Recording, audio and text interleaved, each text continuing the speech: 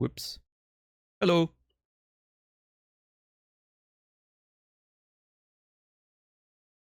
What's up, everybody? Apparently, autoplay was on.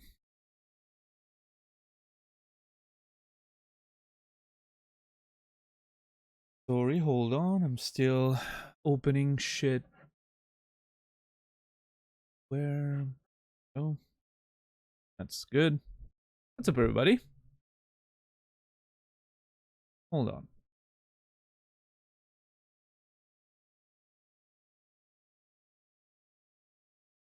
The hell's with my eyebrows? Jesus.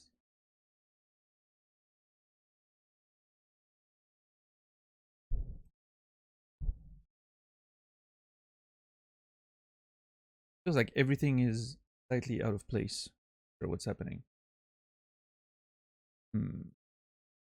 Anyway.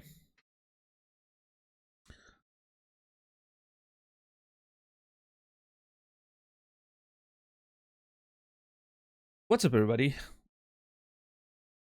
Early crew for today. Rasta, Reki, Naz, Brute, and Garrus. Thank you. Always love the early crew. Actually, very somehow very motivating when you're like, starting up everything and you see people waiting. Always love it. Chipmunk, $10. Mark, Solipsist, BQQ, Sokoman, Fear the Dawn, Noger, Friar. How's everybody doing on this Sunday?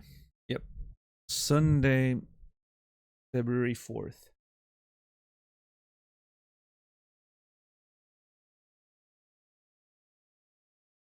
Let's transition. There you go. Is it a good monitor day or a bad monitor day? I think it's a bad one. I can already see it on the black background. Probably bad. Been watching the Hollow Knight VODs. Ooh, that's a long one.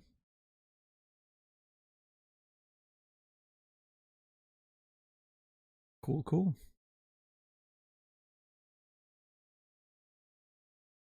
Hope you enjoy it.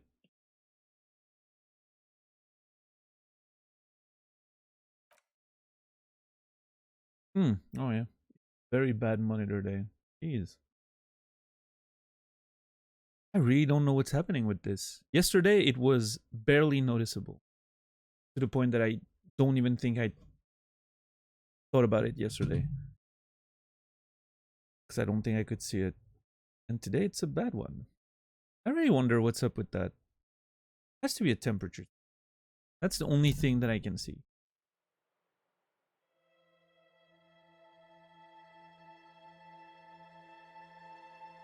I don't know. It's very strange. Anyway, what's up, Chris Link? How are you doing today?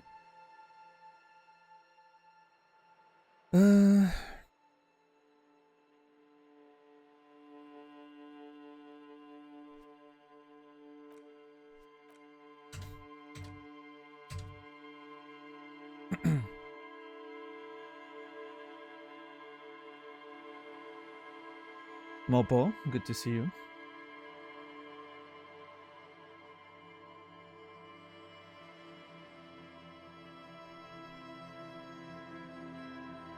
Yeah, bit of a weird day for me so far. It's Sunday, and as many of you know, on Sundays I tend to have dinner with my mom before I stream, because you know we kind of try to see each other once a week, have dinner, you know.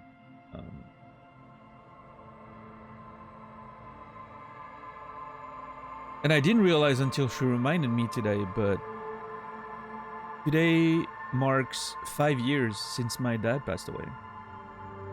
And it was really weird for me to realize that, because it doesn't feel that long ago.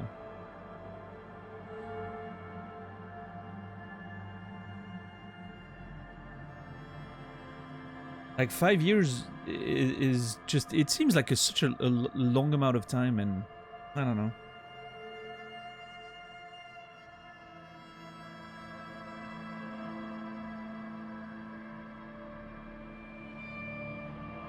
It doesn't feel real to think about like 5 years passing in the blink of an eye like that. I mean, it made me think, like, we kept talking about like the, you know, the passage of time and all that, and it's been 4 years since the pandemic started. Like, what the hell? I lived in the middle of a pandemic for 10% of my life at this point. It's insane to think about that.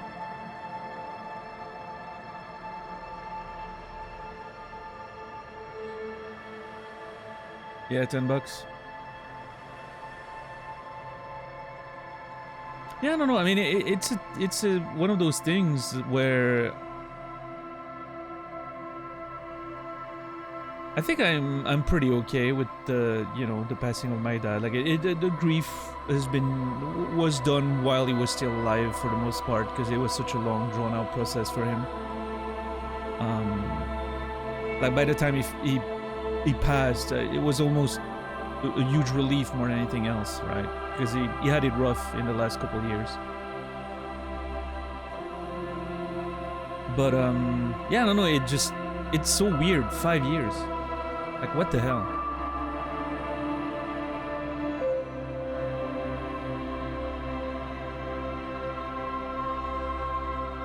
SCD, what's up?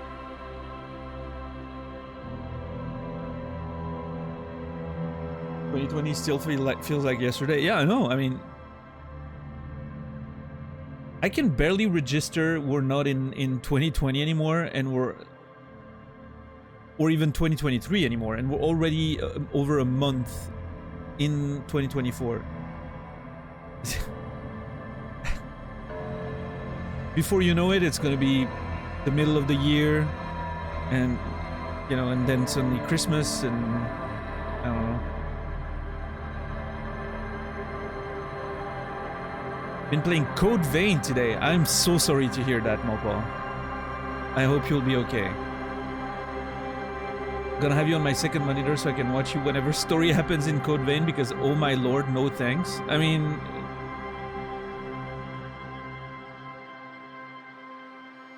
Code Vein's story is pretty bad, but it's one of those games where I'm not sure if the gameplay actually makes up for it. It's just so bad. I'm, you know, if you're enjoying the gameplay, Mopo, so far at least, I'm happy for you. It's just, oh. Yeah, there's nothing in this game. I remember watching Nas playing it, and I remember we were like laughing. Well, I mean, I was laughing so hard at how bad the game was. And then he never finished it. And then when I got the PS5 and PS Plus, I was like, oh, it's free on PS Plus. I'm gonna try, right? I think I was able to play 30 minutes before being like, ugh. I don't know. Maybe gameplay gets better once you upgrade more. I don't know. It just... No, it's not for me. Definitely not for me. Nada. Once 2025 hits, it'll be closer to 2030 than 2020. Yeah, I mean, just... I had this realization today as well, I think. I don't think it's the first time that I've thought about that, but it hadn't hit me in a while.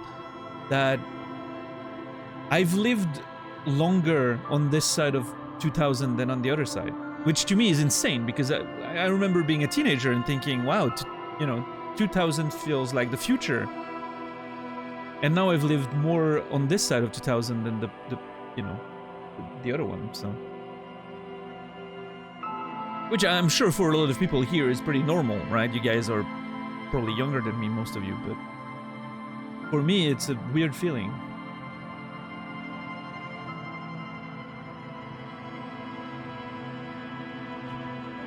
My grandfather with Alzheimer's was a slow death before the death. Same feeling of relief was definitely... Yeah, no, I get it.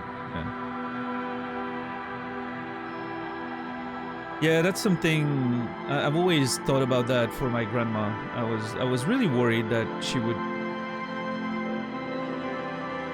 I was really worried to see my grandma go through dementia, and she never did. And, yeah, you know, I'm not saying... I would have loved to have my grandma for another 10, 20 years, but I'm at least glad I didn't have to go through that with her, because yeah, I've seen several people have members of their family go through that, and it really sucks. So.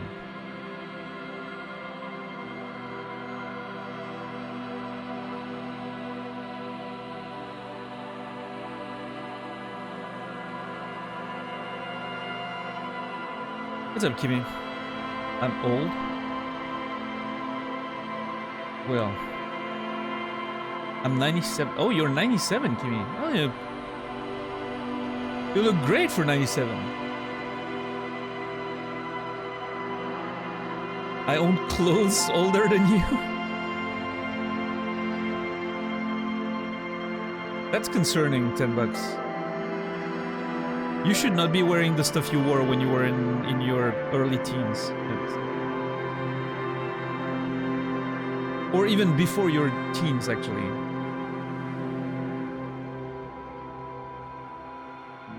Oh, it's from your dad. Oh, okay, well. If it's a code, yeah, I mean, I guess, right.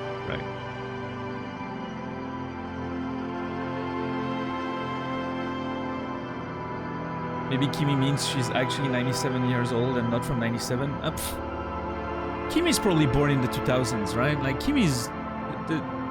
based on her personality, I doubt she's older than 20, right? Let's be real.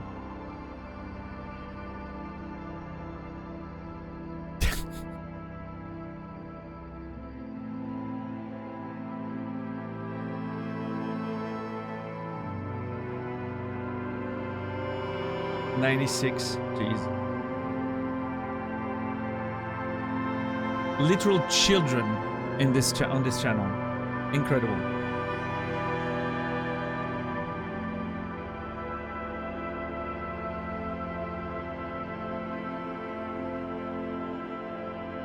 Bought a leather jacket from '87 this week. Nice.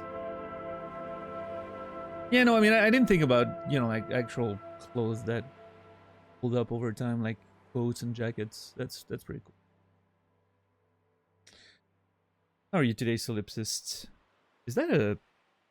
Oh yeah, I was like, is that a JD mode? I wasn't sure. Yeah.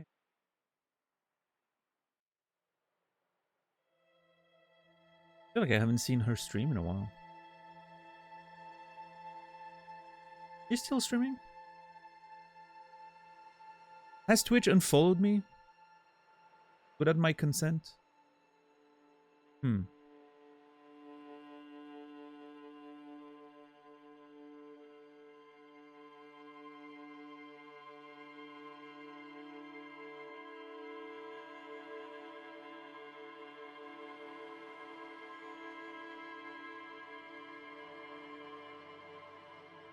Is that still a thing that's happening? I remember people complaining a lot about getting unfollowed from channels, but I don't know if that's still an issue. I know that was an issue at some point, but then I feel like it was fixed and people use that as an excuse for it. And they unfollow someone. But they don't want to admit it. Going to get ready for the day. It's still happening? Wait. Oh, you mean, yeah, two different conversations. Yeah, get ready for your day, and yes, the unfollows are still happening? Okay.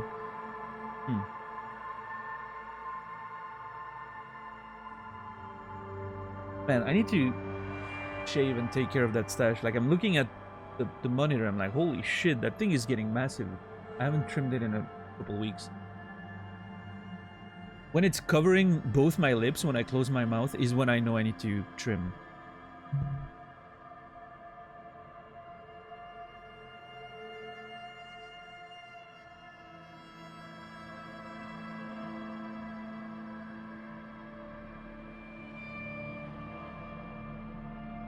I mean, I like it. I like the longer stash, but...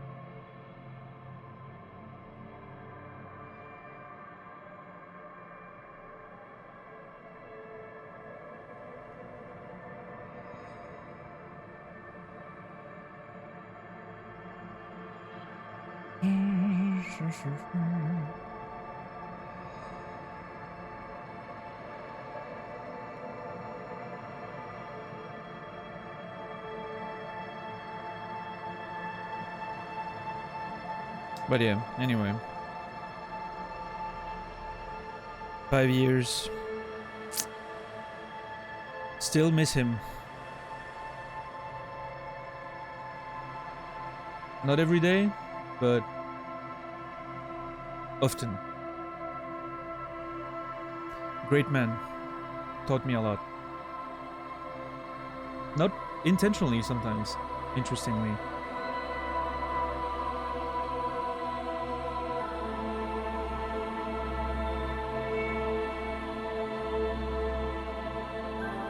My favorite thing about when I'm playing my deck for the kill quest is watching the other player look at my graveyard. yeah, nice. And that's the thing, right? Sometimes you get a win with those shit, like, you literally have no win condition, but sometimes you get a win because the dude's just tired of getting everything, like, seeing everything get killed. He's like, oh, fuck that. It just gets out, right?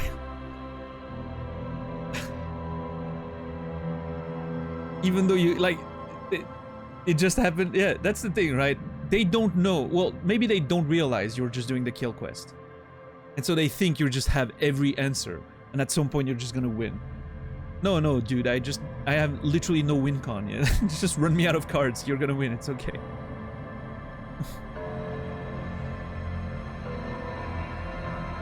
But yeah, sometimes you just give up because they took word, I guess.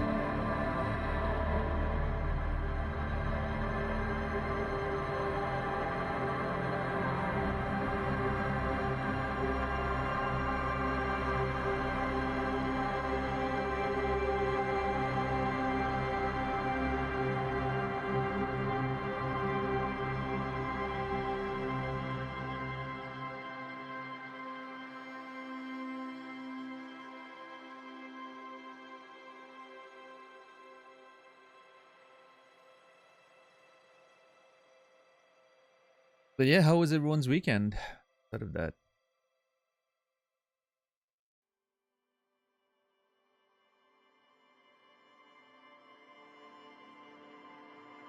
I'm reading my notes again for Disco.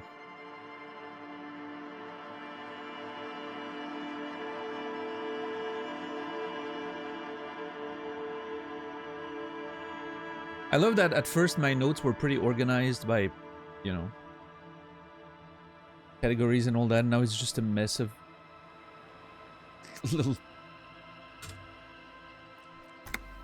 little notes here and there. Pretty boring. Ah, that doesn't sound great.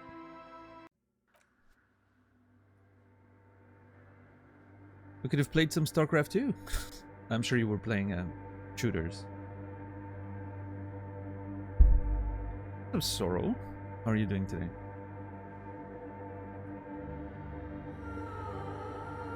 Shooters and WoW.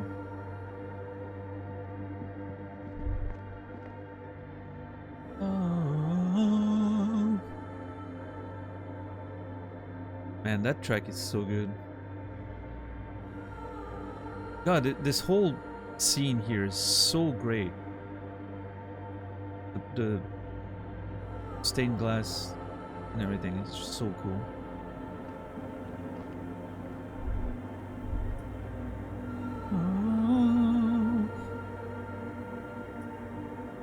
Played some SC2 and CS2.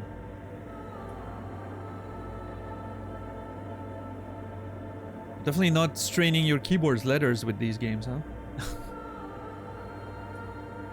How's Counter-Strike 2, by the way?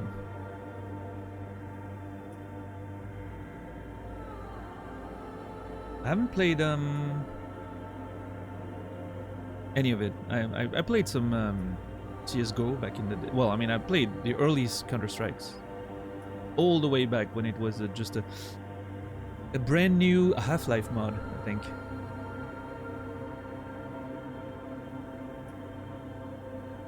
And the only map was, well, one of the only maps was that White House type building. That was funny. Massive hacker problem? It is Chipmunk for sure, yeah. My keyboard hates me. Well, I mean, I was not thinking about actually pressing the keys. I was thinking SC2 and CS2, you know, the same letters.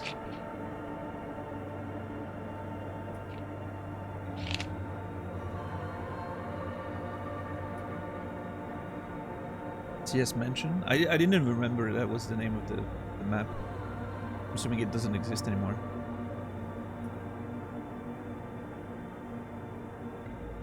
But yeah, we should find some time to play some StarCraft. Or, I don't know when, but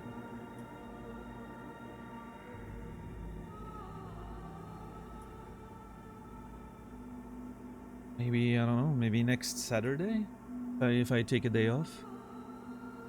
I've been thinking about day offs and I don't know how to do it exactly. I'm not sure. It's always an issue for me. I don't like taking days off, but I realize that I have to. And for some reason, it makes me feel super guilty to take days off. I never noticed that this is playing right now. Are they recording something? There's some real weird background sound here. Which stops if I zoom in. The hell?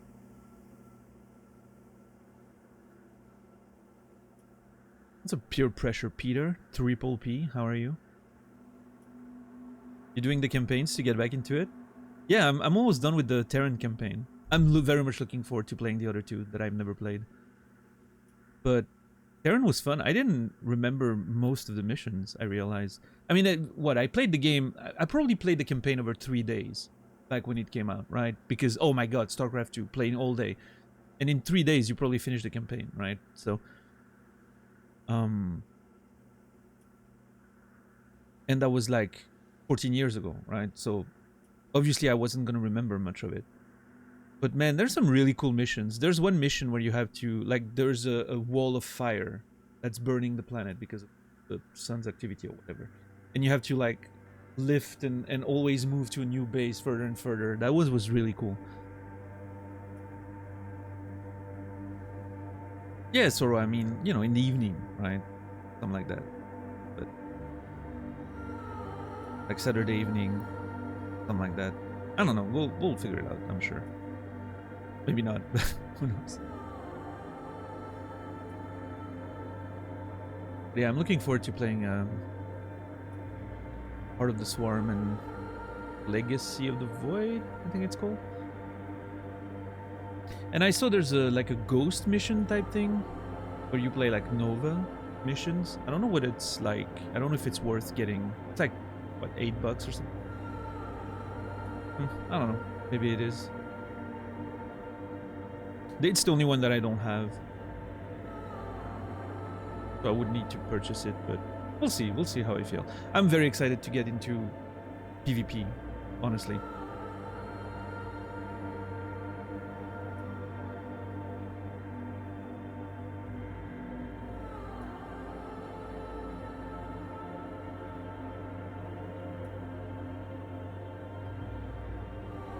I have this weird feeling of wanting to play random. to play all the races, which would be a lot of work, but...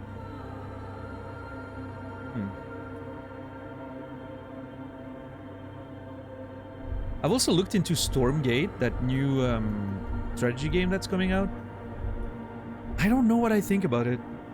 I've watched like a couple of pro matches that were casted by like Orthosis. No, was it Tasteless? I don't know. One of the two. We're casting like some of the Stormgate matches, showcase matches that were done. I don't know how I feel about it. It seems interesting, but it also seems not very polished, which I guess, you know, they're still in beta, right? It can improve a whole lot, but... Like, I was looking at that, and at the same time I had a StarCraft 2 stream on the side. I was watching Pig, and I'm like, StarCraft 2 looks so much better! Like, it looks so much better, and it's a 15-year-old game. It looks more polished. It looks like it plays better. It just like the only issue is you can potentially have is that it's a Blizzard game, right? And I understand that. Like, some people don't want to play Blizzard games. I get it. So you're probably very excited for Stormgate if that's the case.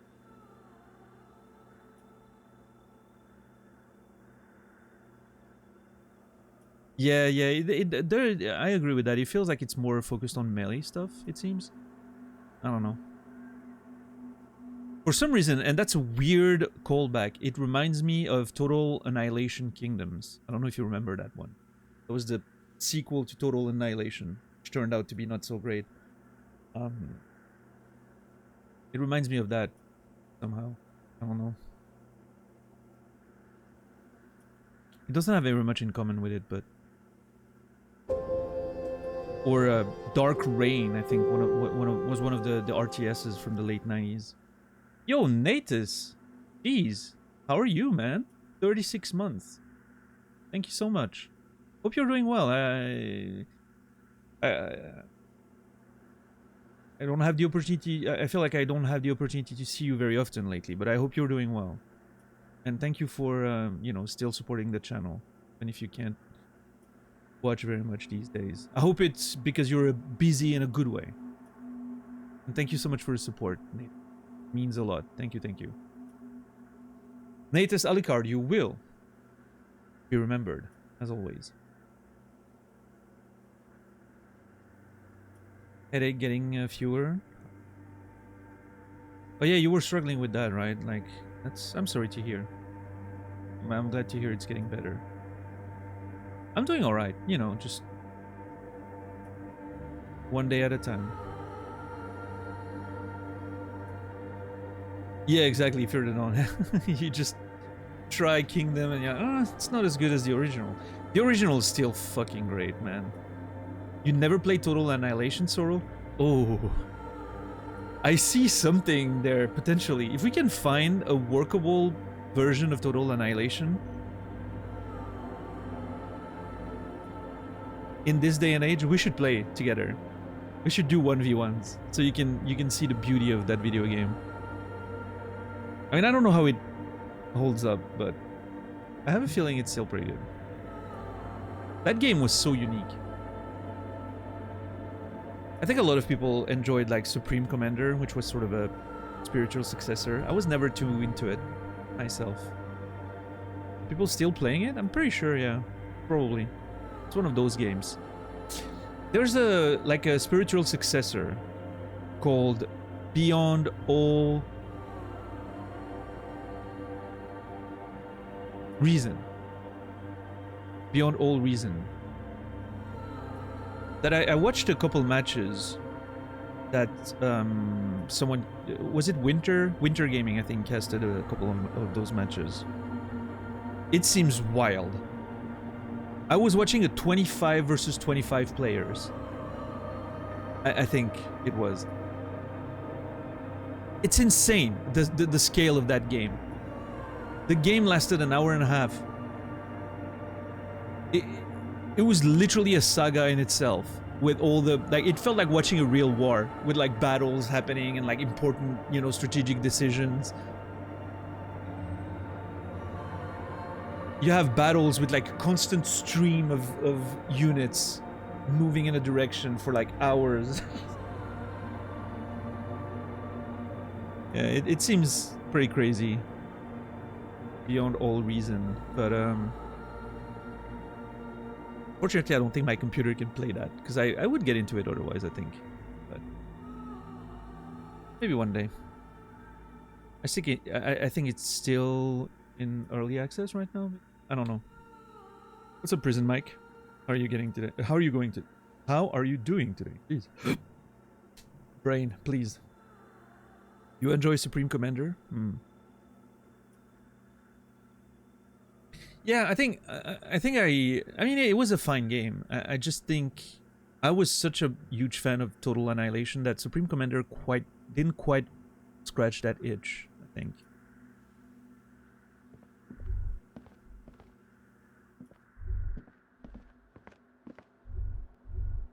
Yeah, Total Annihilation, man. I wonder if I should play the campaign again someday. It probably didn't age very well. Like, maybe it's better kept in my memory. I don't know.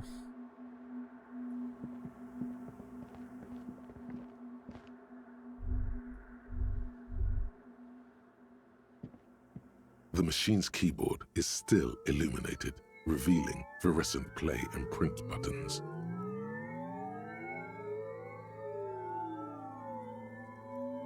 Those sounds are so satisfying.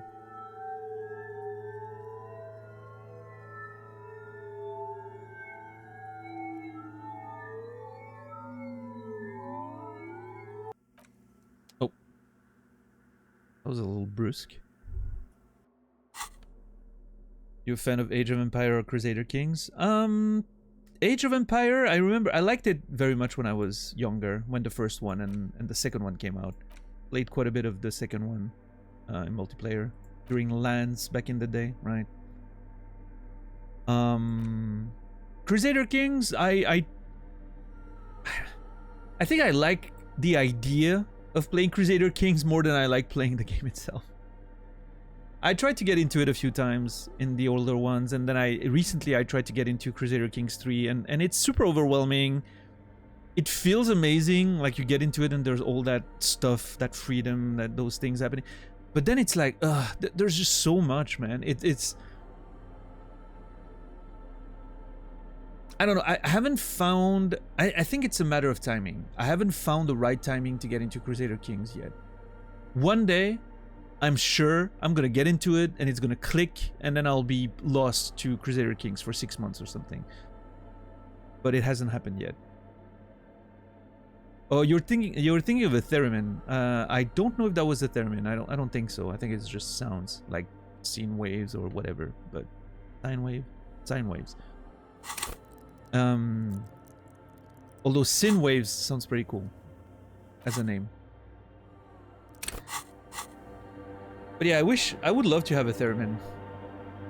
There's multiple points of time, like there were multiple points in my life when I almost ordered one. When I was a teacher and I was, you know, I had a disposable income that I didn't really know what to do with, I almost ordered a theremin at some point. Because I would love to experiment with that. Crusader Kings 2 is better. Yeah, I've heard conflicting opinions about that. There's a lot of people who like 2 better, but there's also a lot of people who think 3 has a lot of, you know, new systems that are pretty cool. But obviously, if you've played 2 for a long period of time, you're gonna probably, you know, there's... It's not like you really need the new graphics or anything. Like, it's not a very visual game, right? But... Man, we have so much stuff to read. Holy crap.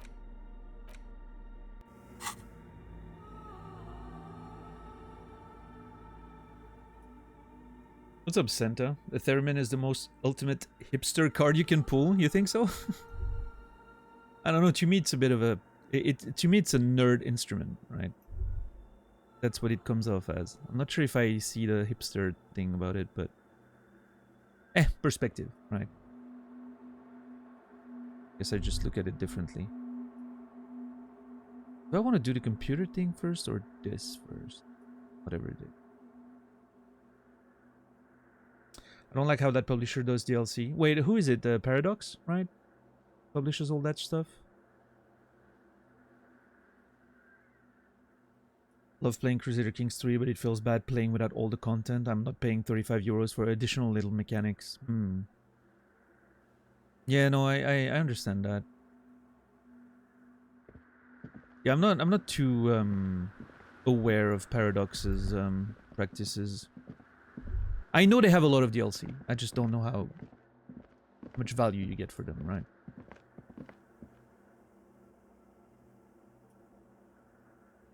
It goes in the same category as the accordion in terms of people that want to play them. Really? You think so? I don't see it that way. I don't know why. For me, like, the accordion is just that instrument that my grandfather's friends would play during parties.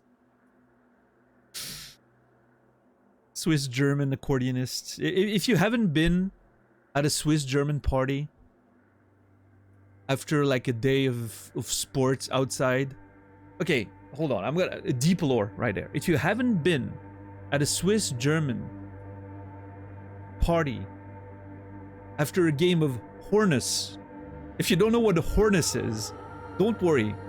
Neither does 99.9% of the rest of mankind. But if you haven't been to a Swiss German party following a game of Hornus with a crazy accordionist in a corner throwing bangers after bangers and, you know, being given food and alcohol as a payment, you really haven't lived, let me tell you. What's up, Credo?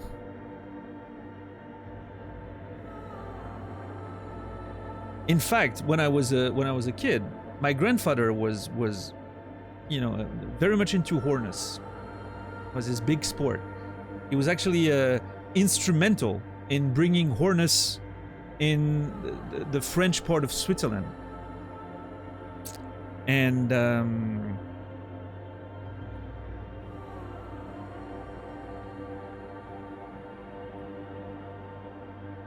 and when I was a kid, I actually trained in Hornus. I was not very good at it, but I liked it very much. It was such a weird sport. Honestly, 2 S's, Noger, but almost, yeah. And I think there's a umlaut over the U. It's very metal.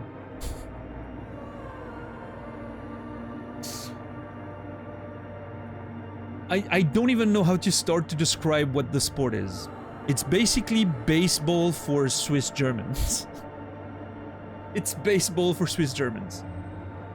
So okay, let me describe it to you. Don't look it up. You can look it up if you want to, but listen to the description first, because it's gonna sound insane. And then you're gonna look at it and you're gonna be like, oh yeah, no, it is insane. So here's the thing. 2 teams. One is in the field as a defensive team, and one is on the ramp as an offensive team. The ramp is like 2 little metallic rails, symmetrical in a sort of pyramid shape like that, but on the ground, right? Like circular, you know, starts very wide and then comes in closer. But it's laid flat on the ground and slightly lifted on the front, right? It's sort of like a launching ramp. It is a launching ramp. And you put a little puck. It's almost like a hockey puck, except round, like a bit more rounded. Like a hockey puck is a very flat tab, right? Round and flat and very... The Hornus puck is a little more rounded in the angles, right? It's I don't know, it's like a tire. Maybe. Like an old school tire, you know, very rounded. Whatever, like it's a small puck. Same material as a hockey puck, mostly. You place it standing on the end of the ramp with a little bit of what's it called? Clay. With a little bit of clay, right? You place it on the end of the ramp with a little bit of clay to hold it. Loved playing with the clay when I was a kid. And then you pick a stick. It's a sort of long stick that you can hold with both hands. You know, like there's a handle. And then there's a long metallic, flexible metallic rod. That's about, I don't know, 2 meters long, roughly, right? Maybe more, depending. Like, people have different sizes that they like to play with, depending on their physical stature and preferences, right? A long, flexible metallic rod with a wooden... there's a wooden... I don't know how to describe it again. Yeah, there's a piece of wood at the end. At the end of the flexible thing, right? Like a baseball, like the tip of a baseball bat at the end of the flexible metallic rod. And so then you put the bat part on the ramp, right? And you stand there like a golfer almost, right? Or a baseball batter. And then you slide it on the ramp. You slide the thing on the ramp, and then you go back behind your back like a golf swing. Then you go again. And, you know, you really get some fucking strength in this. Almost like throwing, you know, like a hammer throw, right? With the chain thing. It's a mix of all kinds of... Anyway. Yeah, we're talking about harness. Sorrow knows. He probably knows, right? Like my grandfather, actually, Sorrow, was very big, instrumental into bringing harness in the French part of Switzerland when he was alive and younger. And anyway, and then you just strike. You let the thing slide on the fucking ramp, and bam! You shoot the puck as far as you can, right? That's the goal. But wait. If you remember, I said there's a defensive team. So there's a team of dudes who are in the fields where you're shooting the puck, right? At, I don't know, 250, 300 kilometers per hour. It's a fucking puck, like a hockey puck, imagine. And there's a field of dudes there. No, the goal is not to hit one of them, as you might think. Because, you know, crazy Swiss German. No. You shoot it in the air, right? It's very up in the air because of the ramp's angle, right? Although... are people getting hurt sometimes? Yes. But anyway. And all those dudes that are on defense have gigantic wooden pans in their hands. Like, almost like... I don't know, it's almost like a gigantic wooden plank that you hold with a, you know, there's a handle and there's a big wooden thing, like a shield almost, that you hand on a thing, and you throw that in the air. And the goal is to throw your pan in the air so that you can stop the puck, right? Like the puck's flying over everyone's head. They throw those fucking gigantic wooden panel in the air, and the goal is to, you know, stop the puck so that it falls and it doesn't go the full distance. Because obviously you get point for distance. I mean, I say obviously as if it's, you know. So you can, like, you see the puck flying, and then you see all those dudes throwing their wooden things, shields in the air, right? Trying to stop the puck. And then those things fall and it's chaos and it's just... And then you score points based on distance, right? And then you exchange defensive and offensive team. There's a couple of rounds, and then at the end of the day you get the most points and nobody cares who wins. Everybody goes to drink and eating sauerkraut and sausages and listening to the accordion, right? That's the pretty much a day of harness. So, it's as slow as baseball, as violent as hockey, put a bit of golf in there. It's a crazy sport. Now, after this description, if you have no idea what the sport looks like, don't worry. It's pretty typical. If you go on the internet and you look up harness, I'm sure you can find some videos. You just YouTubed it. I know my description didn't do it justice, Naz. I realize that. I'm very sorry. It's hard to describe, though. Such a weird sport. So I played that when I was younger. Yeah. Sign me up, I'm down. Hey, I mean, it was really fun, honestly. This is so weird, I know. I mean, it's just weird because it's not very popular, right? If you really think about it, baseball isn't much less weird, right? Oh yeah, no, you're gonna, like, someone's gonna throw a ball at you and you're gonna shoot it back with a bat, and then there's people with gloves trying to catch it, right? You disagree? Okay. I think it's just a matter of being used to it or not, but...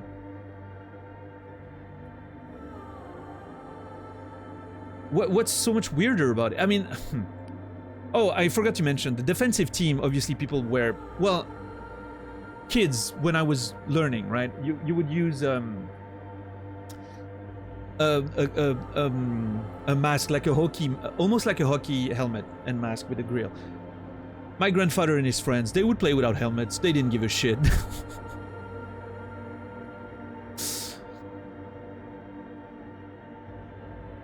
What's up, White Wolf? Oh, peer pressure. I mean, believe me, when I was a younger kid and we were roughhousing amongst with harness players, that those things were sometimes used as weapons.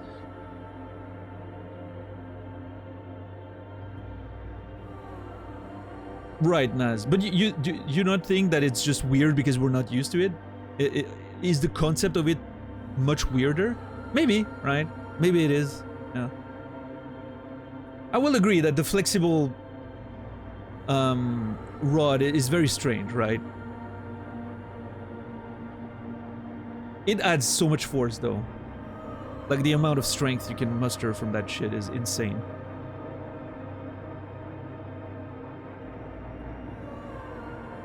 The whip golf club is really odd. Yeah, okay, oh, fair. I mean, I grew up with it, right? So I don't have a very objective perspective on it. I recognize how weird it is. Because I've talked about that sport in my life several times, and every time I try to describe it, people are like...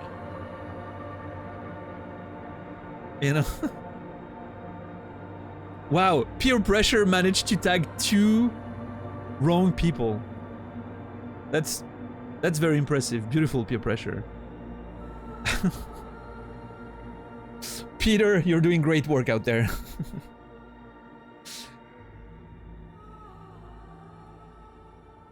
Triple P hitting it out of the park. Yeah, very appropriate for a Hornets conversation. I just YouTubed it. It's literally called Farmer's Golf. Well, nobody calls it that here, but yeah, I get it.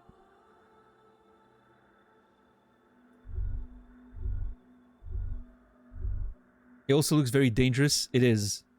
It's a bunch of really old people holding wooden signs. Yeah, nope, that's exactly it. Yeah. Oh yeah, I mean, it wasn't rare that people would, you know, like get hit by the panel, the wooden signs coming back down, right? It wasn't rare.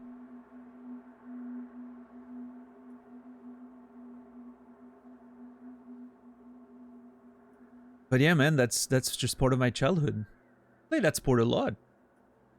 Back in at one point, I was going twice a week to train with my grandfather. First, the kids training was happening, and then the adults training was happening.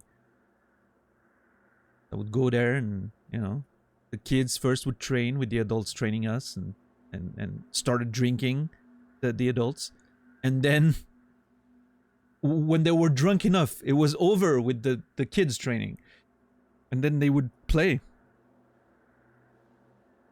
I don't know. It's a sport that no adult ever played sober. I don't think. I've never seen sober people play that sport. And then just the kids, we would just hang out around and just, you know, add to the danger. Oh no, it's a mess, Naz. It is a mess.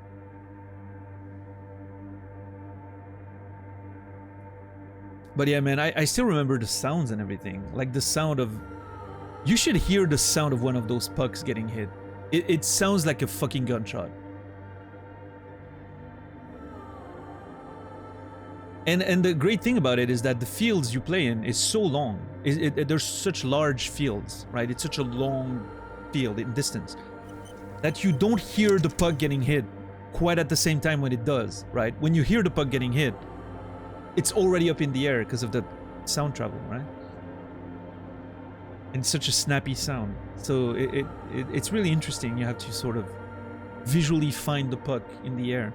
And it's so small and so fast. Like it's a really hard sport, honestly. Do you have other indigenous sports? Not that I'm particularly familiar with, I don't think. Sounds intense. It was, yeah. But yeah, I played that from age 8 to, I don't know, 14 maybe? Yeah.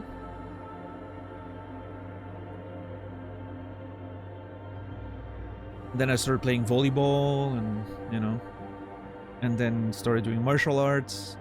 Regional sports are so interesting. Yeah. It does seem really hard for the defense. I mean, these dudes are insane. I don't know, like I remember them being, like there were some really good defensive teams and players. They would always see the fucking thing and they had so much strength, they would throw those signs so high in the air. It was just insane. Hurling? What is hurling? What's up, Timmy? Chukball is another Swiss sport. Yeah, I think it may have been developed by a Swiss doctor, right? I like Chukball. I think Chukball is pretty fun.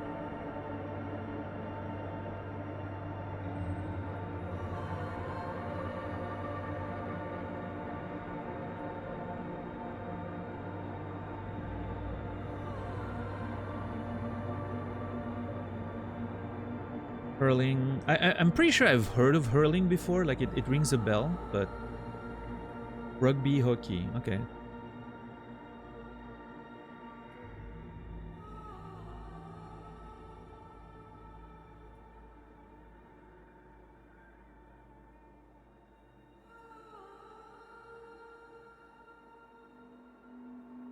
Yeah, Moppa. Yeah, no, you wouldn't. Those Swiss farmers, man, they're very intense about their harness.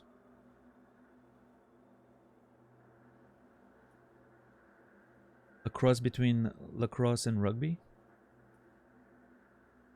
Hmm. Yeah, Swiss wrestling is, I guess, pretty local, right? Cool sport. You wouldn't want to fight with one of those dudes, I tell you. Those Swiss wrestlers are insane. Like they're like those are really strong dudes. Like homegrown strength. Like you know, most of them are farmers, right? Or work in, you know, manual labor professions. Most of them farmers. So they have that farmer strength, you know? Like these dudes are just insane. Mountains of a man.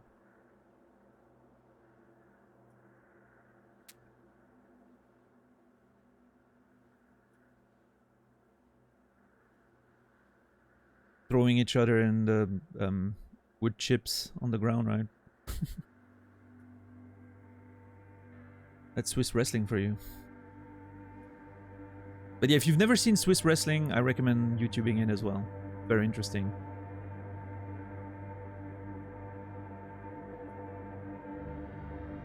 A lot of it is going to remind you of, you know, like more traditional forms of wrestling, right? Like old Greek wrestling and stuff like that. But it's just like the whole visual aspect of it is very unique, I would say. Swiss culture.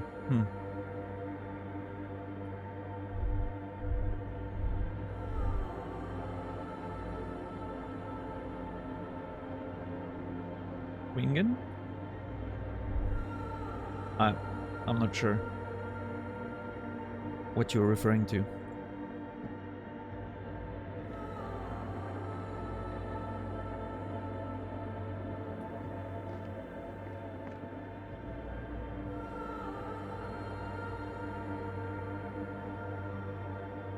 Schwingen to me is a Wayne's World 2 reference.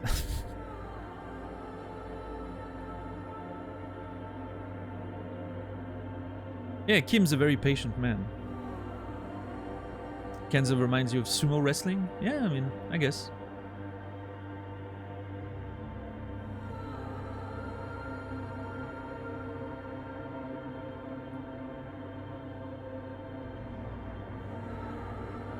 Something in the holes of the cheese must be doing weird thing to a Swiss man. Here's the thing, though. Cheese that has holes is pretty bad. Like, off the top of my head, the only Swiss cheese with holes is Emmentaler, and it's not very good. I don't like it, personally. What's up, Emmy? How are you doing today?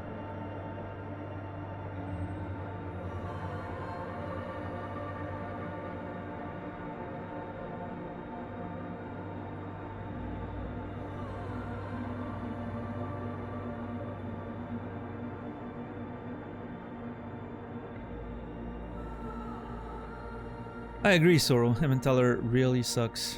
It's just, it feels like eating, I don't know, an eraser. The machine's keyboard is still illuminated, revealing fluorescent play and print buttons.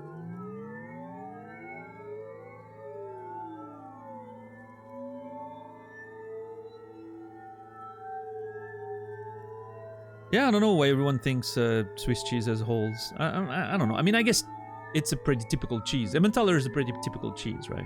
Whether we like it or not, it's a popular one, so.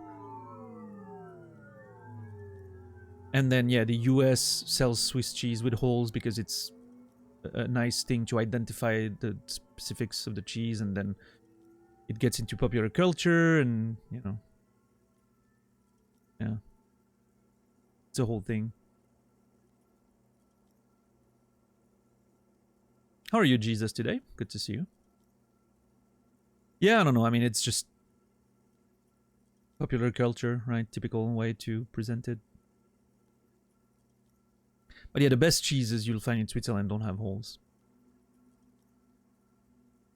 The speaker comes to life. Static seeps through the machine's planar magnetic driver. An old lady greets you. Her voice sounds 100 years old. The holes are marketed. No, I don't think the holes are a side effect of how the cheese is made, right? That's a natural thing. It's not a trick, right? But I'm just saying that maybe they picked that type of cheese because it's, I don't know, it's unique, and so it probably helps with selling it, right?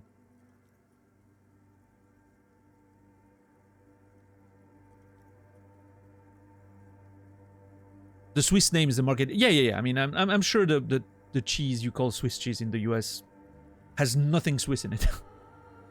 It's probably not as good as actual cheese we get here. So, oh, I didn't actually socialize, Jesus. I just took the day off and played some games and slept very long.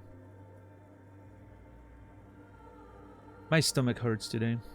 I'm probably gonna have to take a break soon. I'm just warning you already. Everyone. Got my ass ended to me by a couple of friends who are more experienced at Tekken than me. Yeah, it's hard. Playing against people who have the fundamentals down, it's really hard. You can win a lot of games on fundamentals. What did I eat today? Fish sticks, risotto, and a whole bunch of vegetables. It's probably the vegetables.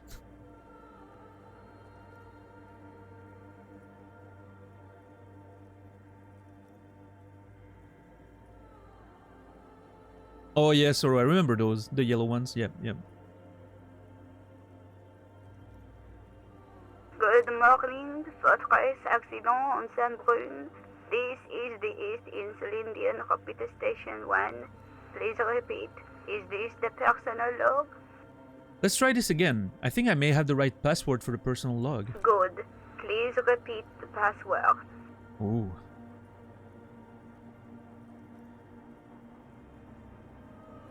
Okay, I think I need to go take a little break for my stomach. I'm sorry.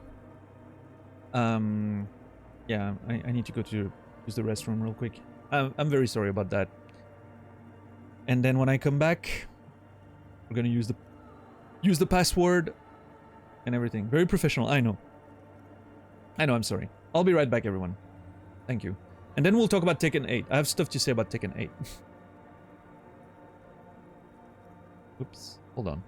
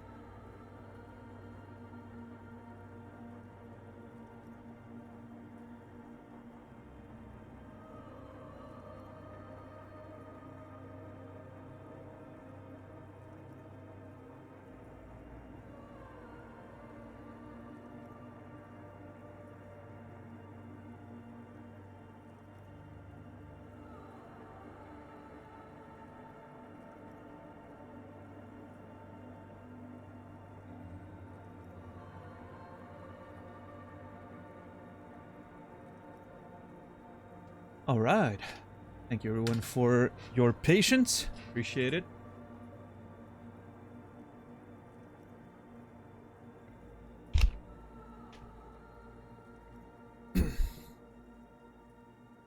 On the traditional Sunday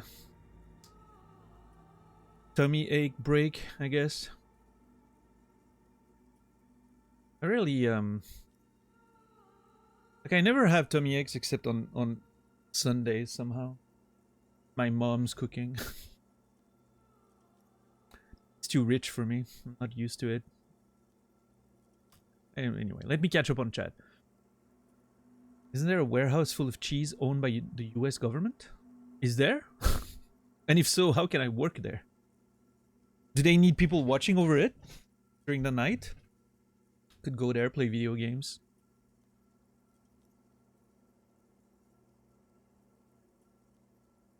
I wish it were easier or even possible to fight competitive games where your friends group is roughly on level with each other. Yeah, I mean, it would imply probably starting a brand new game, right? That doesn't rely on decades of experience in previous versions of the game or something like that. And even then you just have someone who just practices more or is naturally just more gifted. And yeah. That is why sometimes playing online on ladder feels better, right? Because at least you're supposed to be the matchmaking is supposed to put you with players of this level.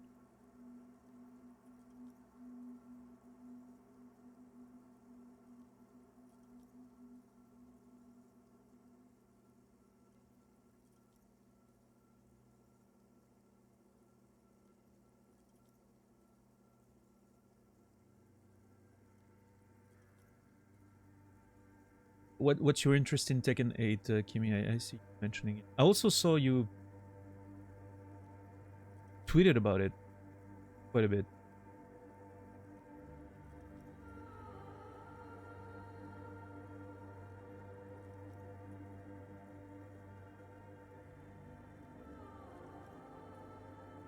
What's up, Rico? How are you doing?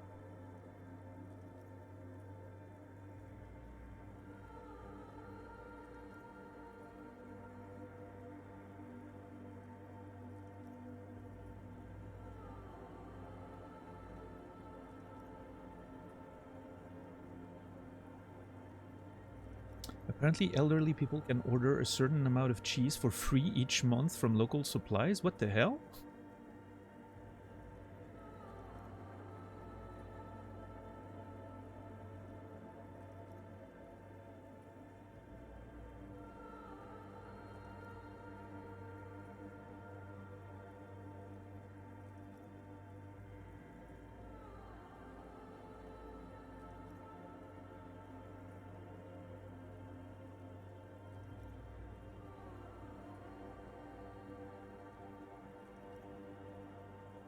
I'm just catching real quick on chat. I'm sorry, everyone. Stop talking.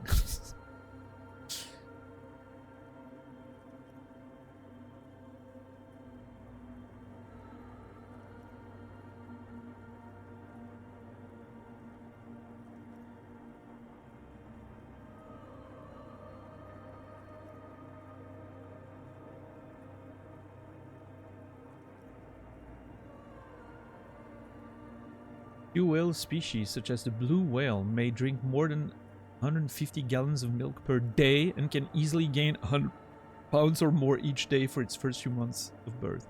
What the fuck? How are they producing that much milk? Yeah, Kimi? Oh, one of mine too. I've been watching a lot of Dude lately because of Tekken 8. Probably lurking on the same channels without even knowing. Watching Dude play fighting games, just chilling. Very cool.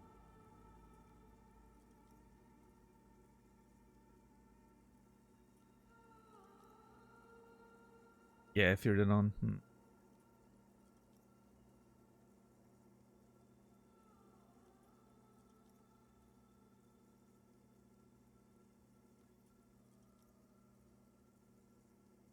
Please ignore me when I don't watch the chat.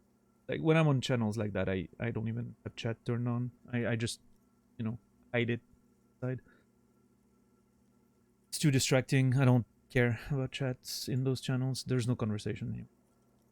Well, I mean, who's Max? Maximilian dude. You don't know who Maximilian dude is? $10? Come on.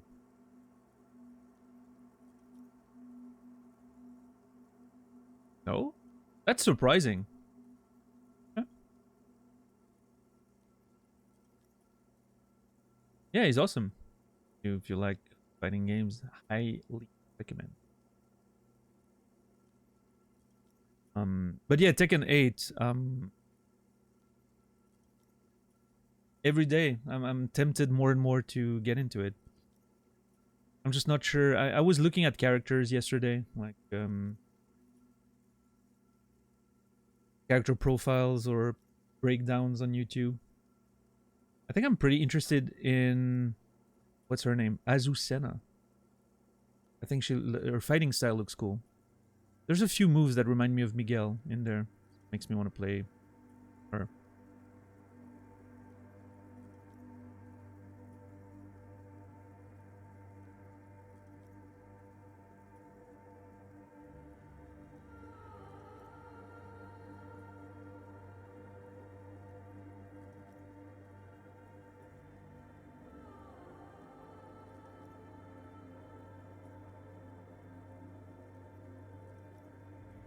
Yeah, Jesus, no, not gonna happen though. I don't think I'm gonna stream Tekken, but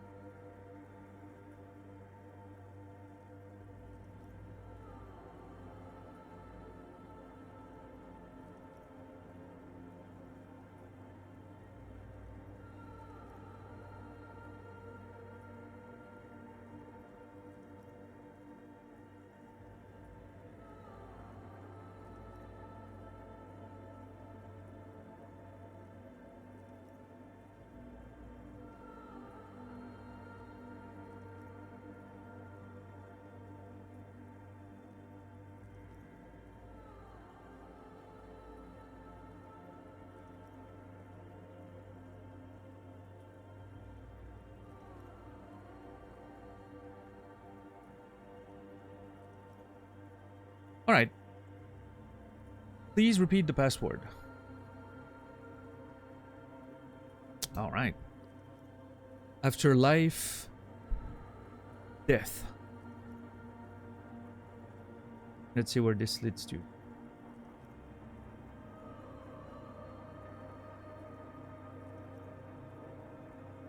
Good. I have unlocked the filament. After ending the call, please press print to access the filament. Fortress Accident, is there anything else I can do for you today? I think I'm done with this call. Goodbye, Fortress Accident. Her voice disappears into a world of static. The machine's keyboard is still illuminated, revealing fluorescent play and print buttons.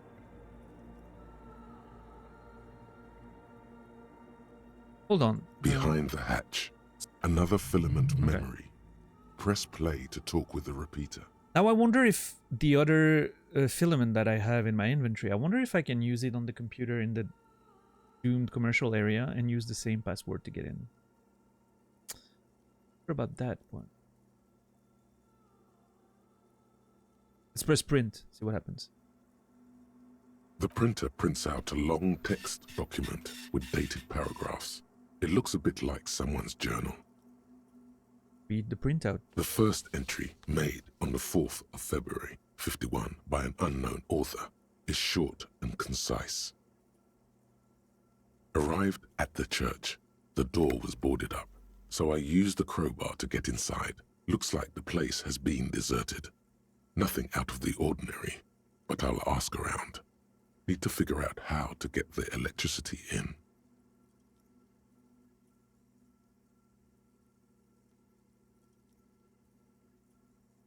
Okay. The lieutenant leans closer, scouring the printout over your shoulder.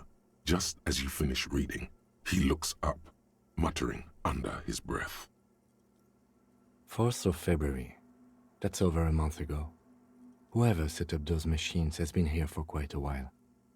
Do you think this log might be connected to the case? Question mark. Our case? No, I don't think so. It must be some local eccentric. His eyes wander to the various machines around him. Read the second entry. 6th of February, 51. Had a little chat with the local fishermen. Said I shouldn't go near that place, that the church was spooky and ridden with narcotics. It's a little spooky, all right. Still haven't figured out the electricity. Electrochemistry? See? No. Even one of the spookers themselves says it's unnerving. Read the third entry. 7th of February, 51. Finally got the electricity in. Next on the agenda, a new antenna. I'm thinking ESCA series, something advanced. Why would she need an antenna?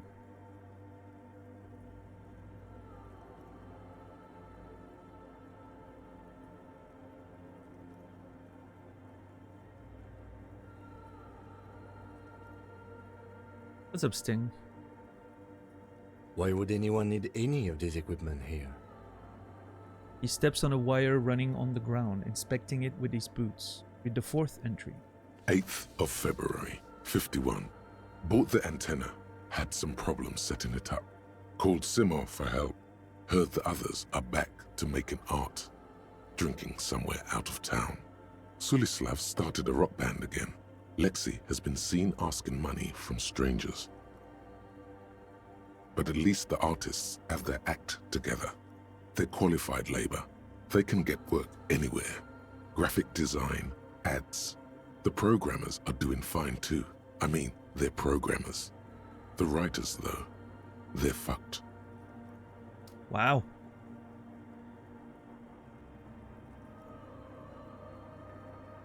Relatable.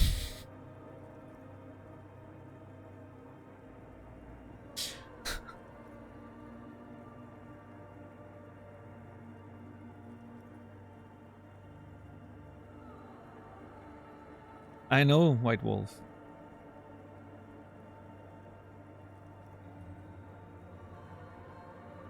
I should have learned programming. I just have to find out what caused that data loss and be done with it. Still don't understand how it managed to wipe out the backup, when the backup wasn't even connected to the front. I know. Everyone thinks it's impossible.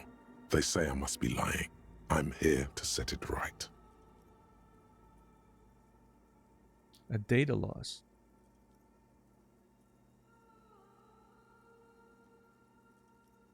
Seems like something to do with radio computers. Unfortunately, I don't know enough about them to understand what the author is saying. It is, Soro, it is. Something about the backup data getting destroyed, and how everyone thought it was the author's fault. Let's just keep reading. I'm a programmer and my job isn't feeling too secure right now. Yeah, I get that. I get that. It's a rough time in the tech industry as a whole, I feel like. Artists, programmers, Lexi, who are all these people? I mean, I'm wondering if they're the same people as the one in the studio in the PA, right? The doomed commercial area. Maybe. I mean, those are the names that I remember, Sulislav and all that. I feel like I've seen these names before. There. They lost the data from their game or something? I don't know what's up, but... I think these people worked in the radio computer games business. Yeah. The one we saw in the Doom commercial area. Right. They must be our former co-workers. Biotech is also in a rut at the moment? Really? That is surprising. Is it in a rut compared to the height of the pandemic, which, you know, obviously saw a wild increase, and now it's going back a little, like it's coming down a little, but it's still much higher than 2019? Or is it an actual rut? Right? It's fine. Just wait for the next pandemic and you'll be okay, right?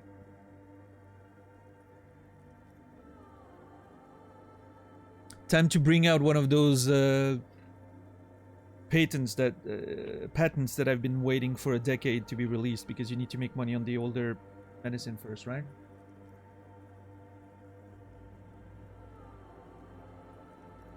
Fundings have been severely cut back.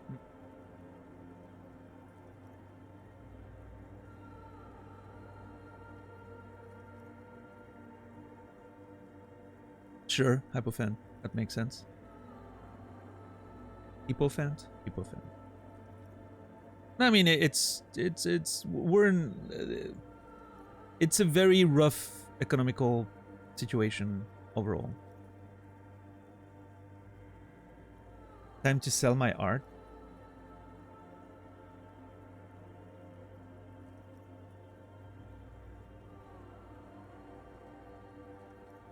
Yeah, I don't know about that, but through DMs on Discord posing as a graphic designer. Ah.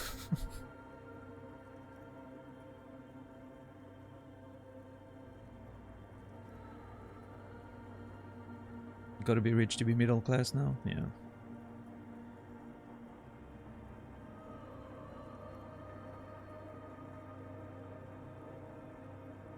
Yeah. It is what it is.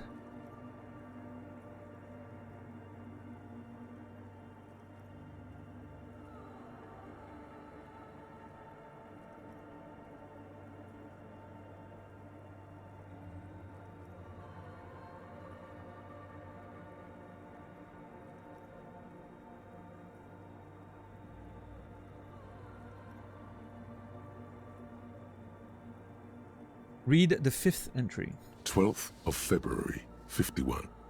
Brought some food from the grocery store. Apparently, there's a strike going on in the harbor. Definitely not happy to see the Martinez people again.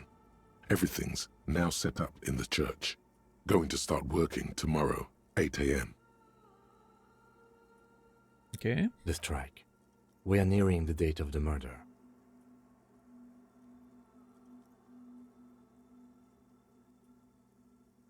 Had a friend telling me the other day that if you make 100k a year, you're lower middle class. I was stunned.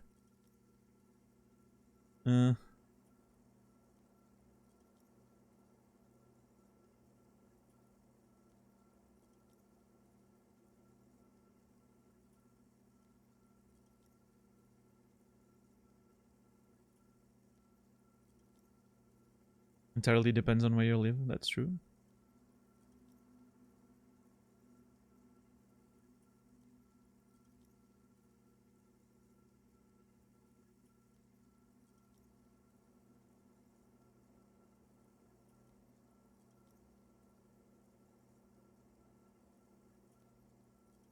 Even here in Switzerland, 100k is a pretty decent salary. Yeah, I think you're. I mean, you're doing all right with 100k a year in Switzerland. I think if you have decent money management, you're probably doing all right.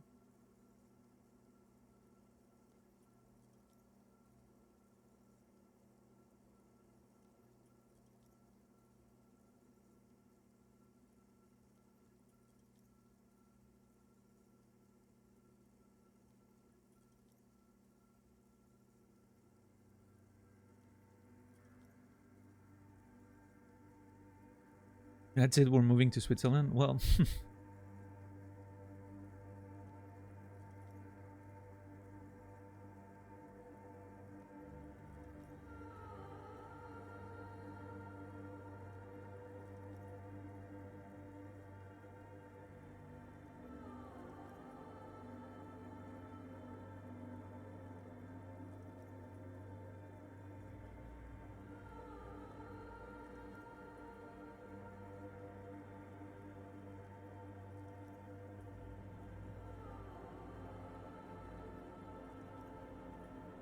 Never made more than 60k a year. Get a PhD is definitely worth it, and I'm doing okay. Dude, you're getting underpaid as fuck. I was making more than that as a teacher.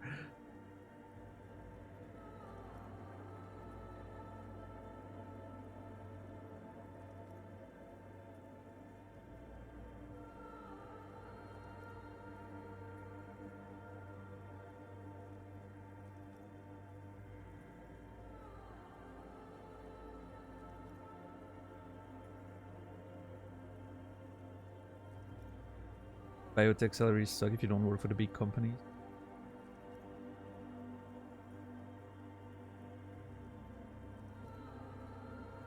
Keep reading. I'm interested now. I want to know what's that radio anomaly that sent this person here in the first place.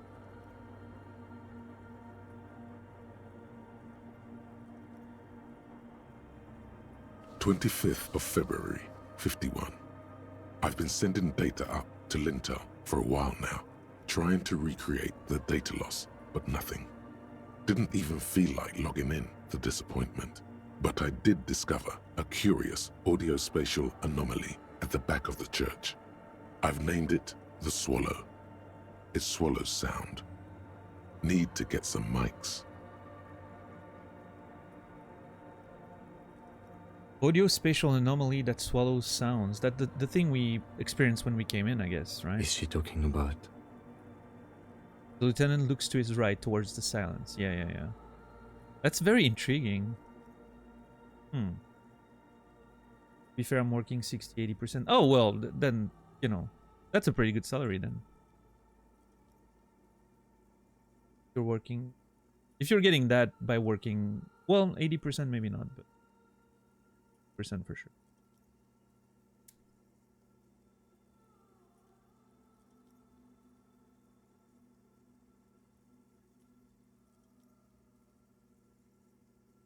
Yeah, I don't know. If I ever get back to teaching, I'll probably be working a small percentage.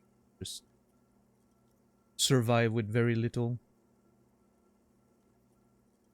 After a few years streaming, even working like 20% as a teacher, like 1 day a week, I'd make more money than streaming. So I would probably be okay, right? I would be so used to living on so little money that... Oh, sorry about that. It didn't break anything. I shook my desk harder than I thought. Yeah, White Wolf. Oh, that sucks.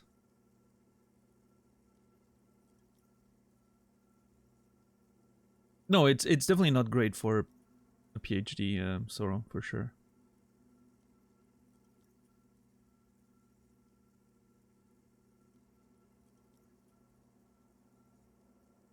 Working in a startup, do you get potential stock options though?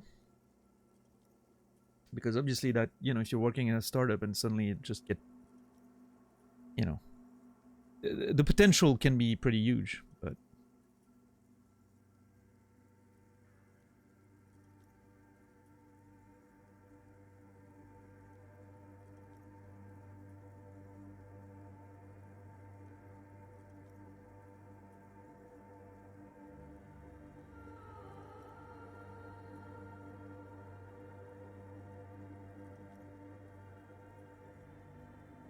Read the 7th entry.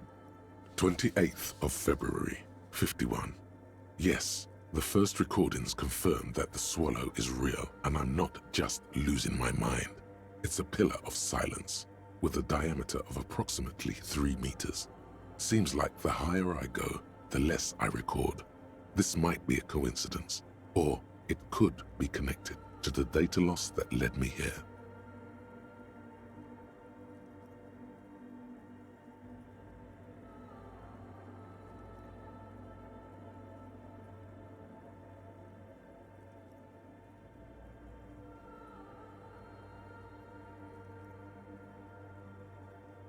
A pillar of silence with a diameter of approximately 3 meters. Seems like the higher I go, the less I record. This might be coincidence, could be connected to the data loss. Let me hear. For now, it's too small to even talk about stocks, but if it works, if maybe I'll be rich someday. Yeah, you never know. You'll get an additional tier 3 sub. Thank you. I appreciate it.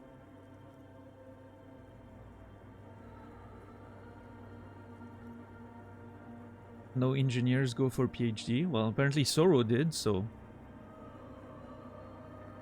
Your statement's already wrong. What's up, J-Bong? How are you doing today?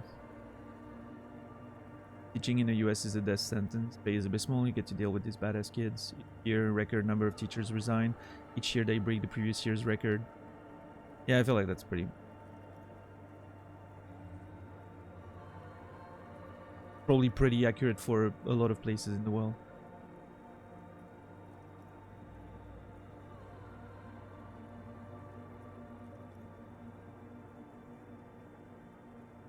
I'm no engineer, but I'm paid as an engineer.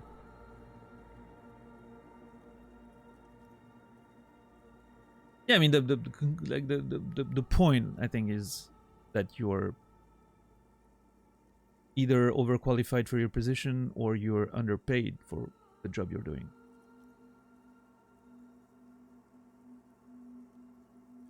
One or the other, probably.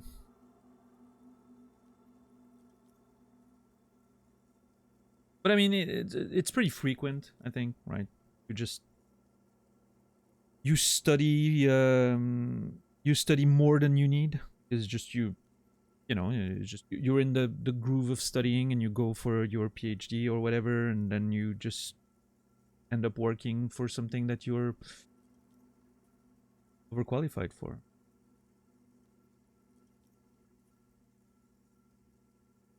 Happens.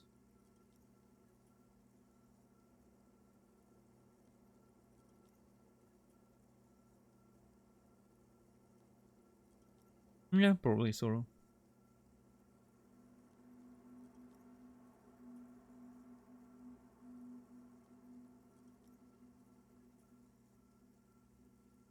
I mean, I'm thinking about all the years I spent studying, and I'm like, I'm using none of that right now.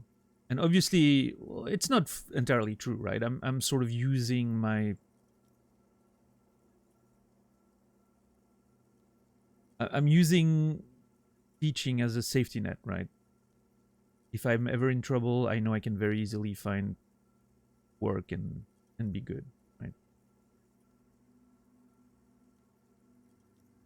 But at the end of the day, nothing that I studied is useful to me right now, so.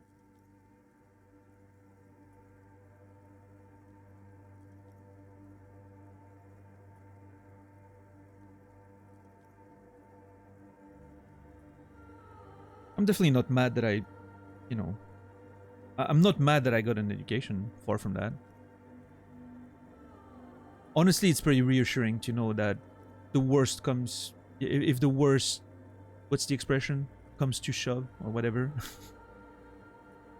I know I have something to lend back on, right? Which is, it's going to be painful and difficult, but at least the worst comes to shove. Is that the expression or not? Or you, worst comes to pass? Push comes to shove. Whatever it is.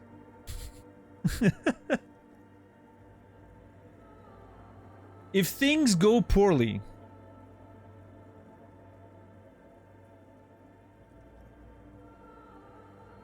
the past comes to push. Yeah, exactly. What's up, Businella? How are you doing? If shit hits the fan, it's reassuring to know that I have something to lend back on. If DS3 becomes DS2.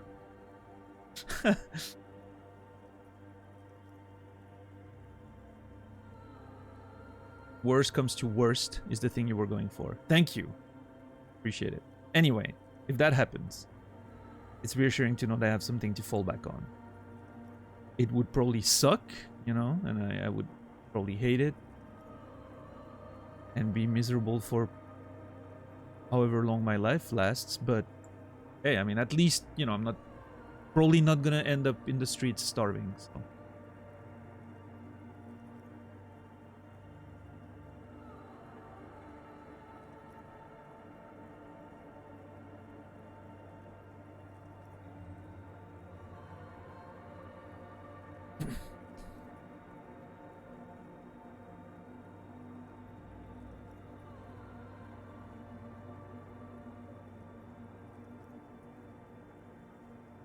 I'm really intrigued by this whole cone of silence thing, pillar of silence thing.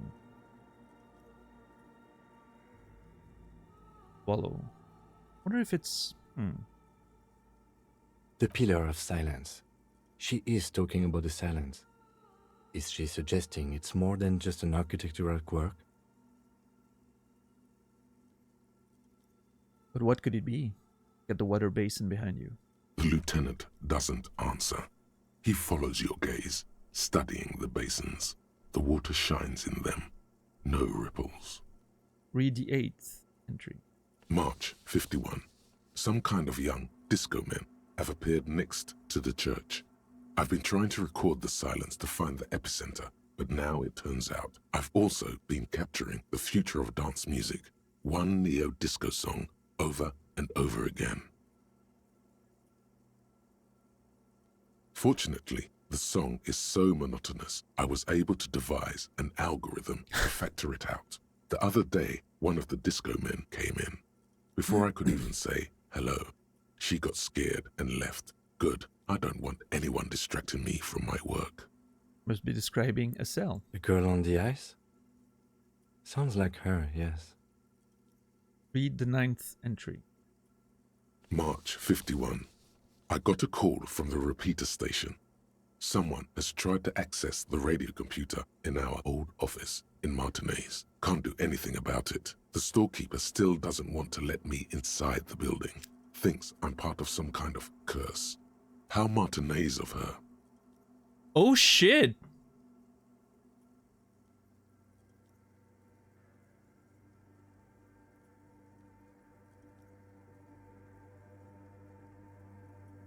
That's me. I'm the one who broke into that radio computer, and the storekeepers must be pleasant.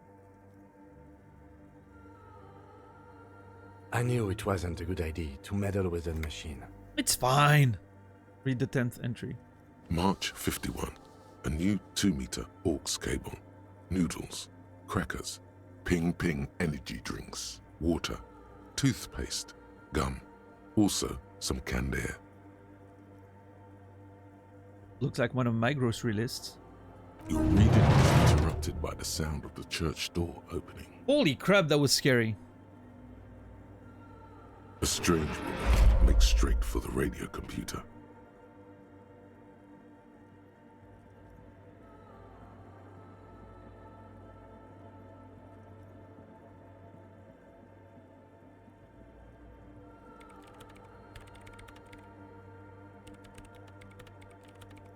What a cool portrait. Suna. Breaking into my radio computer, I see. She glares at you as she holds down the off button for several seconds. The machine reboots. What's up, Greg? I was almost gonna make a joke like, where's Leda? But I knew better. And you should have known better too, Greg. And Sokoman, by the way.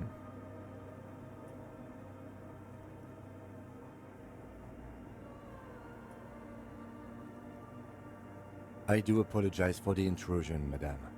We are with the RCM, you see. We're looking for a suspect in a murder investigation. We thought they might be hiding here. We're here on a side case representing a certain music venue organizers. We're not just breaking in, I'm pursuing a mysterious lead, searching for my lost identity.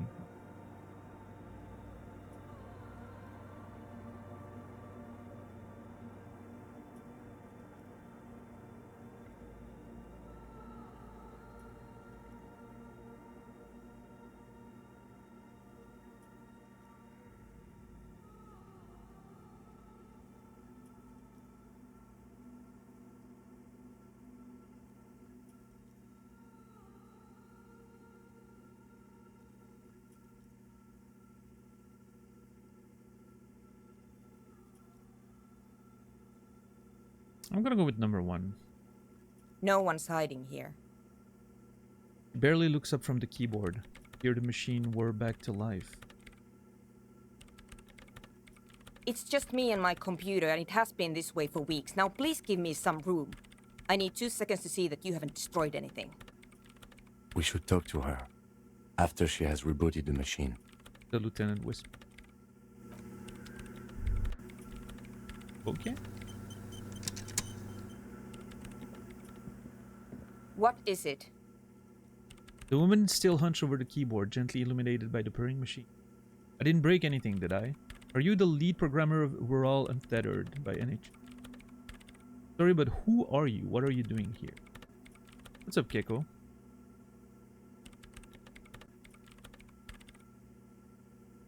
I didn't break anything, did I? No, you just printed out my personal log and wasted some paper. It does not look like a big loss to her. Are you the lead programmer of Whirl Untethered by any chance? Yes. Or no. Not anymore. That project is dead. She doesn't seem surprised to be recognized. Rather sad. Something passes over her face before she straightens her back. Sorry, but who are you? What are you doing here? I am Soona Luukkanen-Kilde, the former lead programmer of Fortress Accident and RSA radios. I have over 16 years of programming experience, and I'm proficient in both Vox and Orbis languages. Alright. Best we can do is a temp position at 30k a year.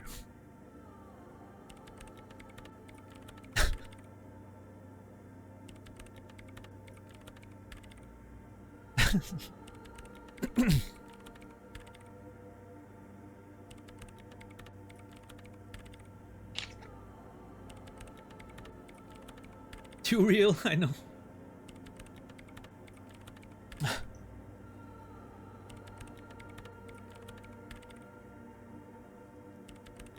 If you're not here to hire me, Oh shit. I don't really know how I can help you. He turns back to the terminal. Have you seen the Crab Man? Nope. But you know he's around. Yes. He's seen you? It sounds like you're not worried about him at all. No. You're right. I'm not. Her voice trails off as she bends over to tinker with the machine's printer. Okay. Have you seen anyone suspicious? Say a woman named Ruby. What? No. No one's suspicious around here. That drama telling me that she's being honest. She has not seen her, sire. 'Tis true. Thank you, drama. Why are there so many machines in this place? I brought them here. These are my machines. Please don't touch anything. My machines. Why do you need an antenna? Point to it. What are you doing with your radio computer? What about those bowls of water over there? Yeah, I'm interested about that. They are connected to my RAIN prefect. Whatever you do, just please don't move them, okay? Thanks.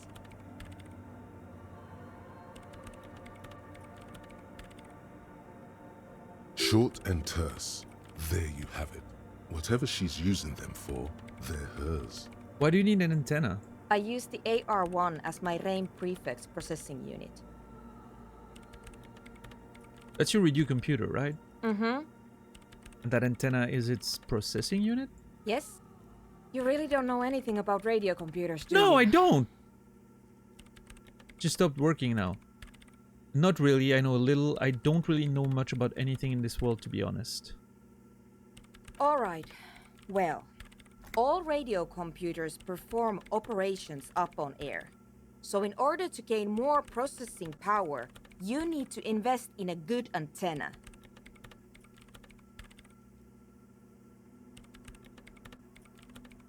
That's an interesting concept. What's on air? On the front, the unified front of radio waves, licensed and controlled by Lintel in the East Insulindic region. It's all around us. That's what on air means. Lintel inside, yeah. I'm not sure I get really how it works, but Like love. it's all around us like love. Aw. Must be nice to be that naive conceptualization. And the AR1, is it a good antenna? I guess it is. So far I've been quite satisfied with it. Martinez is an unstable region with bad coverage and the operation has been surprisingly stable. Okay. But it's not the cheapest one on the market. So I wouldn't recommend it for your regular red tape operations. Fraser 1000 is a foolproof line for civilians. Anyway, you should do some research before you decide to buy anything. I wasn't looking, Ask but around, compare the prices. There are many milieux dedicated to that sort of thing. what's up, Trim? She liked telling me this. It calmed her nerves.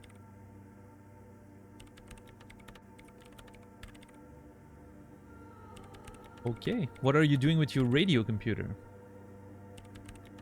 I'm working. The machine seems almost alien with its pulsing core, the light casting her face in a strange shadow.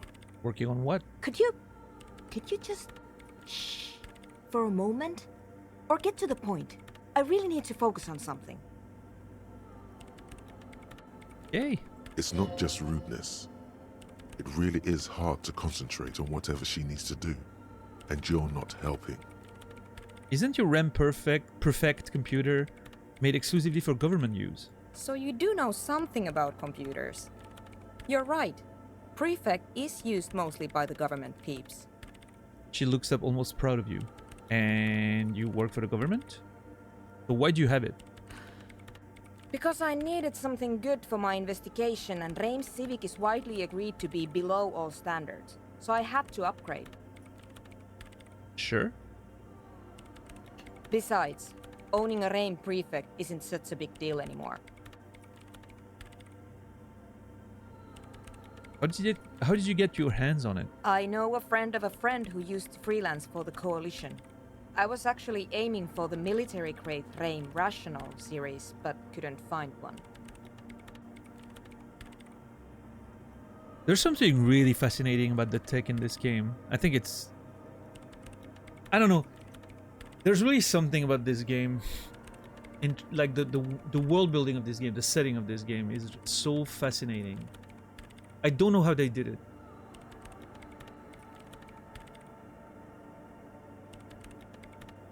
Yeah, but it's that's the thing, Chipmunk. It's not just a retrofuturism. There's a lot of retrofuturistic stuff out there, right? Stuff like even Fallout or I don't know, like even BioShock and stuff like that.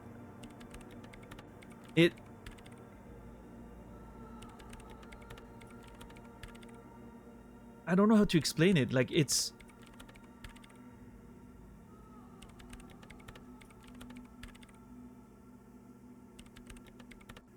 They've absolutely nailed the line between familiar and alien. And so everything feels sort of familiar in the sense that you can understand roughly what it's supposed to be. But it's so weird at the same time. It's completely strange. Like that computer, for instance, is... It blows my mind. It's so strange, but I get that it's a computer. I just don't understand how it works, right?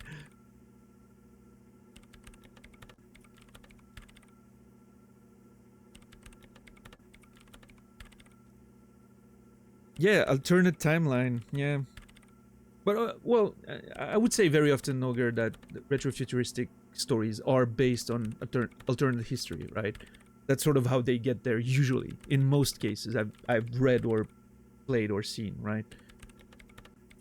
The retrofuturistic settings are usually alternate history stuff, but...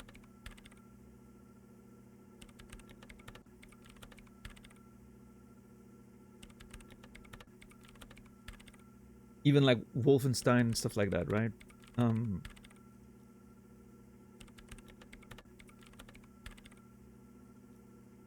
Yeah, it's a computer, but it's not really a computer, right? Like, it's such a strange thing.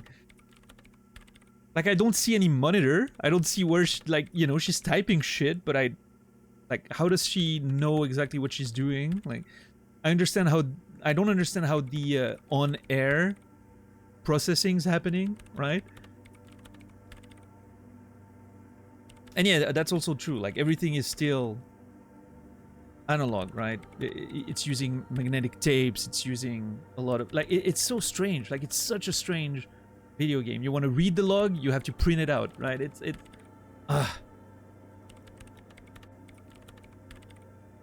What a strange setting. Completely fascinating. And everything, like, even the... like, when you go further, right? Like, the pail, the concept of the pail. It's so strange. You can imagine it, but not really... You don't really have a good sense of what it looks or feels like. And you have all these strange characters. And even, like, the locations, right? The countries and races. They all feel somewhat familiar, but at the same time, a little different. You can tell, like, the masks are very, you know... Iberic inspired, right? Spanish or whatever.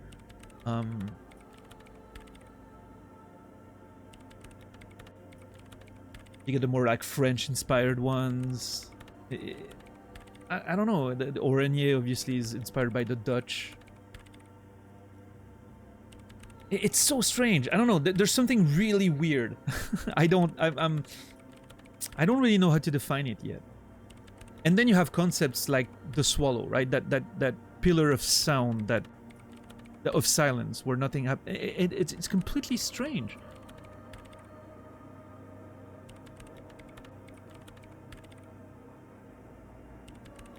It's just all being put together in a way that feels eerie and always a bit destabilizing, right? You never feel completely comfortable in that world.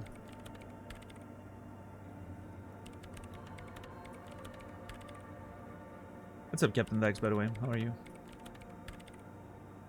The typing is pleasing. Yeah, I love it.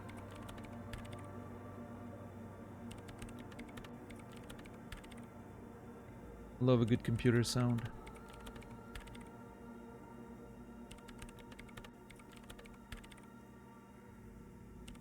What was it the other day? I was watching something and there was a computer board sound.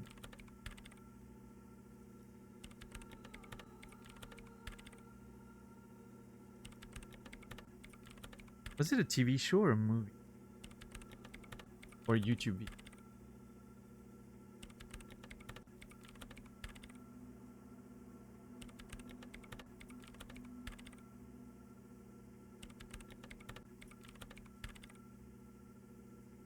Oh, hold on. It's coming back. I can see the keyboard.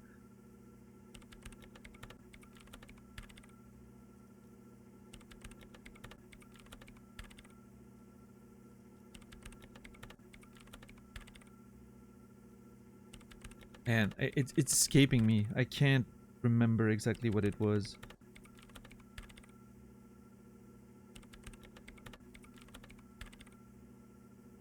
God damn it.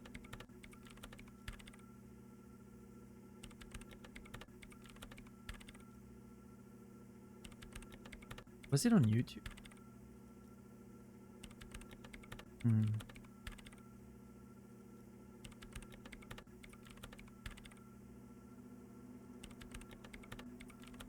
I don't think it was... There's no chance it was a movie. I haven't watched a movie in a while. And I'm only watching a couple of TV shows right now, and I don't think it's possible that it was one of them.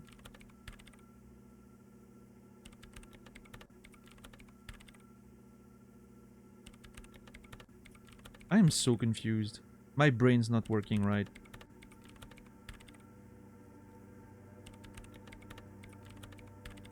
Oh, that's what it is. Yes, never mind.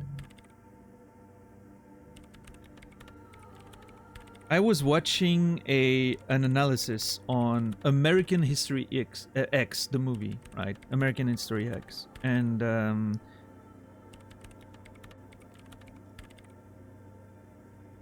the younger brother is writing an essay in the movie, right? And he's typing on one of those keyboards, and the sound of that keyboard, I remember it being like one of those, you know, when I spent a long period of time looking for my perfect keyboard. I've mentioned that in the past, and I had a few inspirations. That one from the American History X movie was one. The Fallout keyboards when you're hacking in Fallout 3 was one of the inspirations as well. The computer in the Lost hatch, you know, the computer where they had to type the numbers on, that was one other inspiration. And this one sort of sounds like that too. It has a bit of that flavor of keyboard that I was looking for.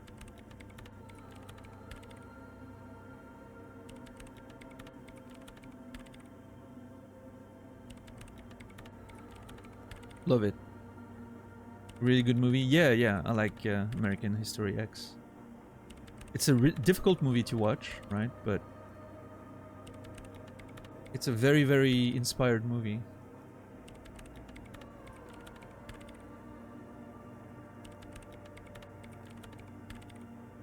I think that director only directed that one too, haven't they?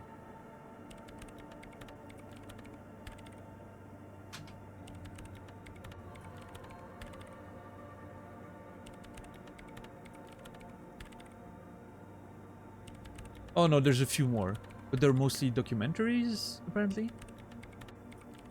Oh no, okay, Detachment. Adrian Brody. I haven't seen that one.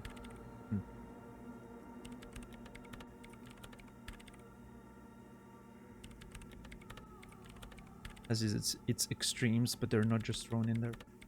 Yeah. They're pretty good. It's a good movie. I like it.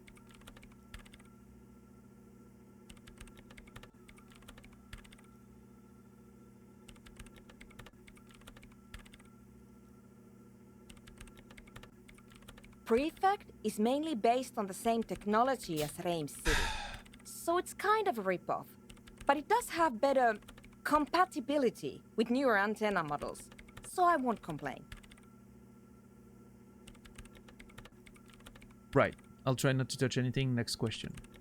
Great. She dwells back into the glowing terminal. What are you doing in an abandoned church? You really like those questions, don't you? Yes. There's a hint of amusement in her tired eyes.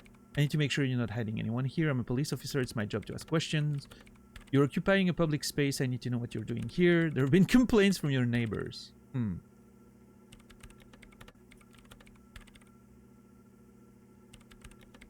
a police officer. It's my job to ask questions.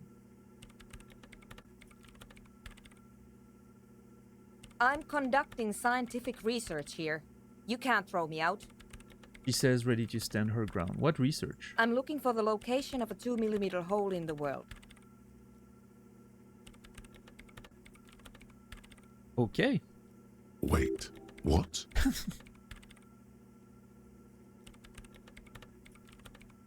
She's looking for a disruption in the radio waves. That's what her personal log said. The lieutenant raises his brows, but doesn't say anything. Is the hole connected to the data loss in the journal? A hole in the world. What does that mean exactly?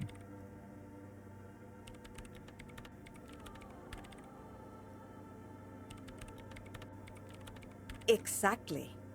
What does it mean? Up to now, it has been impossible to say what it is because it's impossible to measure nothing. There's something frantic about her as she locks her gaze with you, eyes shining like pearls. What do you think it is? What qualities does nothing have? How do you measure something that does not exist? She's suddenly absorbed in the conversation, waiting for you to answer. That's a little above your pay grade at the moment. Hold on a moment. Does it mean we're now living in a world that has holes in it? I can't even understand how we're talking about something that doesn't exist, let alone measure it. I don't know, I'm not here for some science, I just want to solve a murder so I can go home. See, but that's what I mean, like, what a strange... A hole in the world. A 2mm hole in the world. Hold on a moment, does that mean we're now living in a world that has holes in it? I don't know. Are we? That's what I'm trying to figure out here. But how do I figure it out?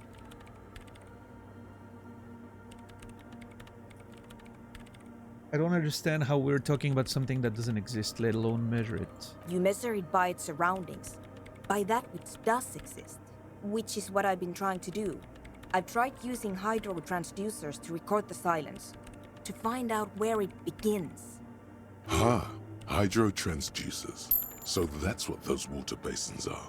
Devices for recording sound through water. Okay. But honestly, it's not progressing very well. She grows silent, staring at her circle of basins. It looks like some ancient ritual. But does it have anything to do with necroplasmic life forms? Ghosts, in everyday parlance. Inland Empire with the inspiration there. I don't know where that's come from. Does it have anything to do with ghosts? Is the hole connected to the data loss? Have you any idea what this hole may be connected? Okay, well, does it have anything to do with ghosts? Let's see. Ghosts?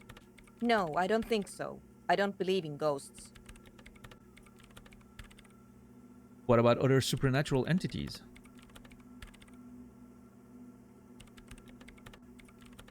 Nice, Emmy. I don't believe in them either.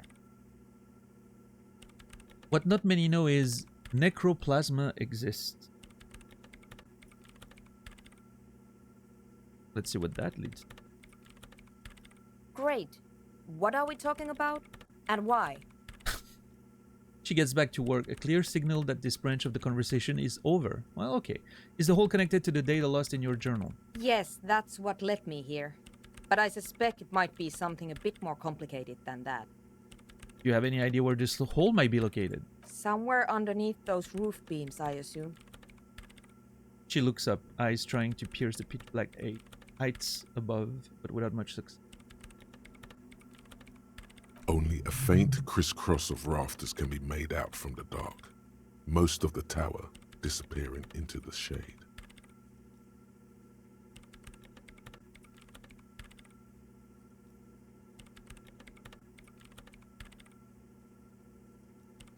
Strange things may flourish in the dark. Why there? There's this place at the back of the church, a place where all audible vibrations seem to cease. I've named it the Swallow, and the higher you go, the less you record. The Pillar of Silence? Are you sure it's not just an architectural quirk? Maybe, but it's oddly close to the physical coordinates of the data loss that led me to this place.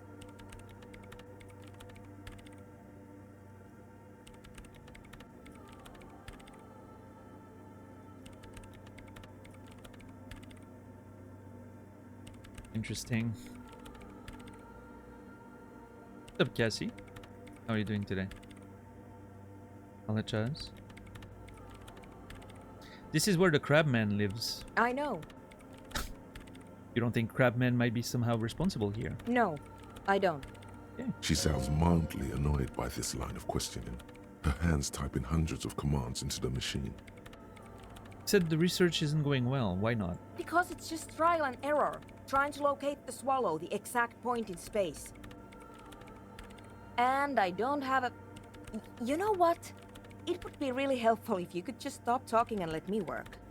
Alright, that's all I wanted to know about the scary 2mm hole in the world for now. Great. Thanks. Oh boy. Hold The on. Swallow, you mean? What about it? Great. Thanks. Okay. How do you feel about hypnotic dance music? What? I hate it. Oh. I bet she hasn't even heard it. Have you even listened to it? Like, actually listened? What are you, 40? It's the future of dance music. Same here, just doesn't connect here. Tap on your heart. Not like disco does anyway. Okay, wow, that was quick. Why'd you hate it? Have you even listened to it? Like, actually listened? The bar cheesy. I don't know. I don't know which...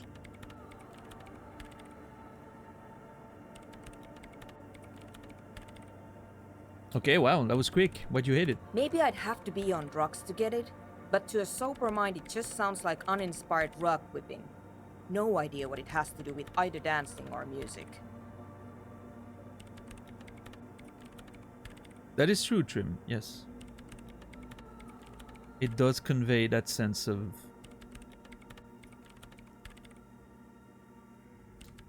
You know... Not knowing the world you live in, not understanding the world you live in. That sense of sort of... aimlessness, I was gonna say, but... Right, but how do you feel about a club for hypnotic dance music? This is about those speed freaks in the tent, isn't it? I've got some news for you. It's not a nightclub they want to build here. What do they want to build then?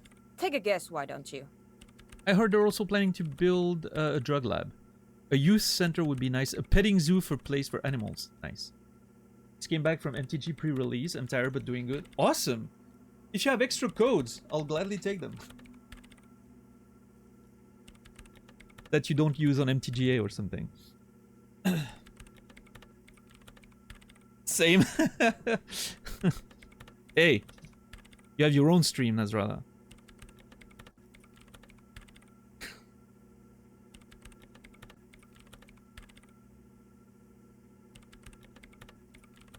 steal from your own damn community. They give out codes at... yeah, I mean, the packs that you open have... all of them have a card in there with a code, yeah. And you can...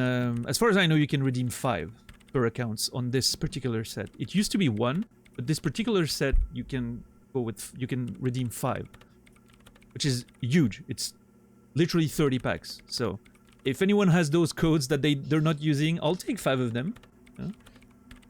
This would save me having to refresh the subreddit every 5 seconds so that I can grab those that are being posted there. From time to time.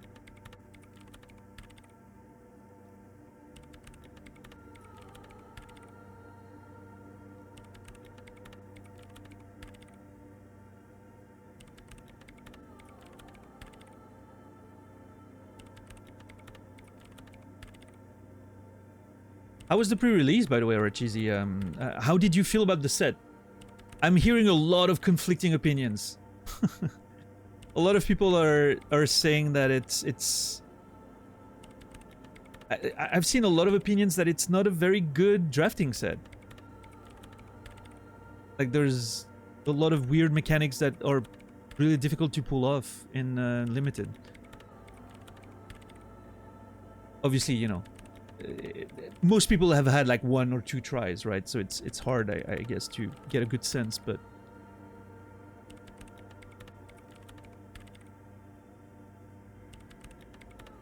I'm not sure how excited I am about, you know, the set coming in terms of someone who plays mostly constructed, right? Obviously the standard block is so large now that it... you know, I'm not sure it's gonna change a lot about the meta, but... like, right now I'm literally playing a deck that doesn't have any of Ixalan's cards in there, and it still works perfectly fine, so... Two-headed giant, a lot of fun. Nice, nice, hey, awesome. Second place, beautiful. Right, you went blind. Yeah, yeah.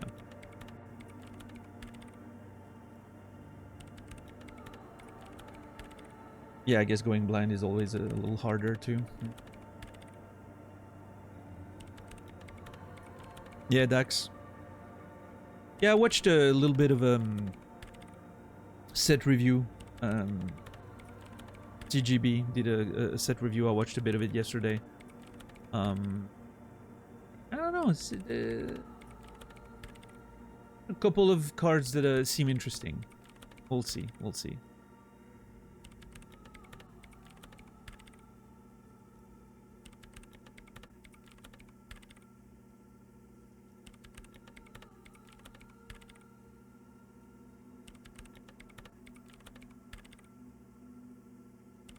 But it's, yeah, I don't know. We'll see. Yeah.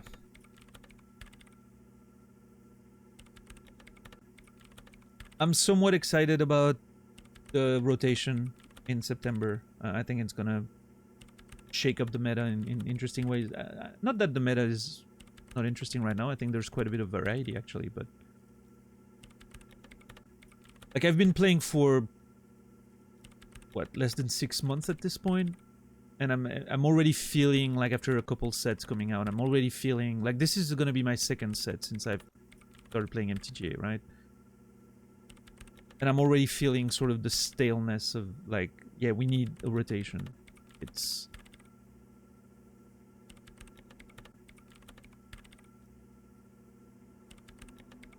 like, even though there's a variation, there's quite a good variation on archetypes, it seems like the basic shells of every archetype is sort of always the same.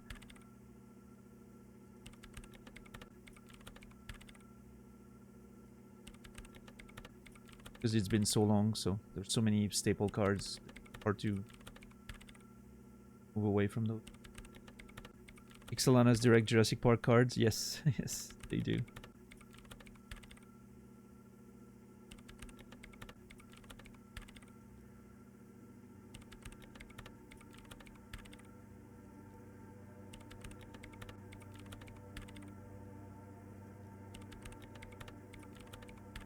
I heard they're also planning on building a drug lab.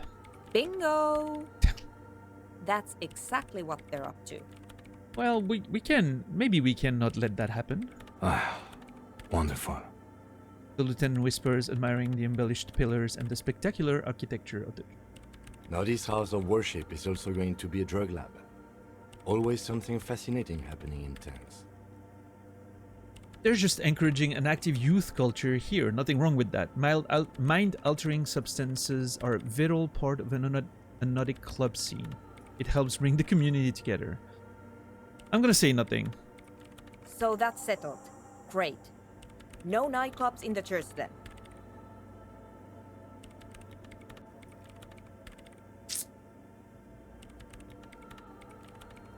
Shit. Tell Andre about Suna's thoughts on the nightclub.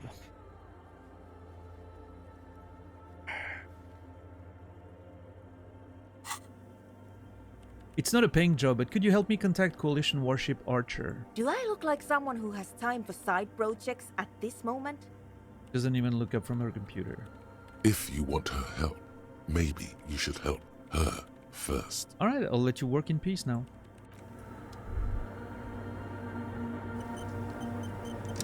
Church nightclub sounds pretty sweet. Yeah, I'm still on board with the idea. Just being a bit... I mean, I get her point of view, but I'm not on board with the drug production stuff. But the nightclub stuff for music, yeah, hell yeah. Look at this place.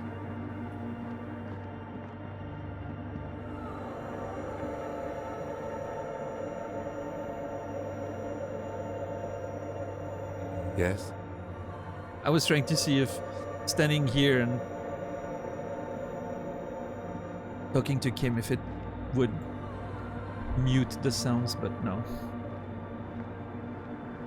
In white, silver, and apricot faience, the young mother of humanism stands above you. A crack runs across her body.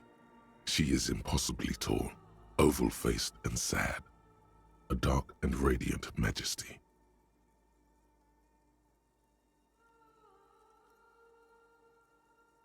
This is her Innocence, Dolores Day. Dolores Day. Yeah, we read a description of her. I don't know if it was in the library or where, but we have read a description of her. With the lungs, like golden lungs and all that, I remember.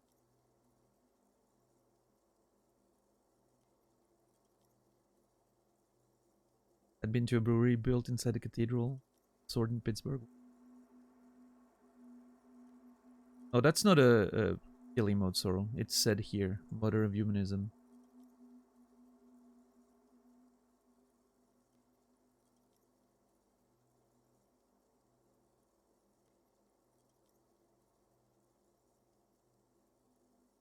Good looking out though, but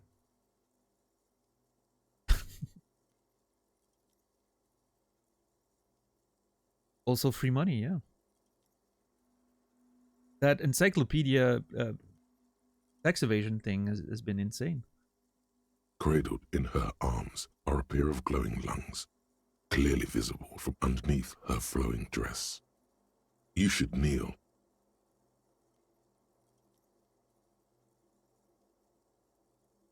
You should kneel.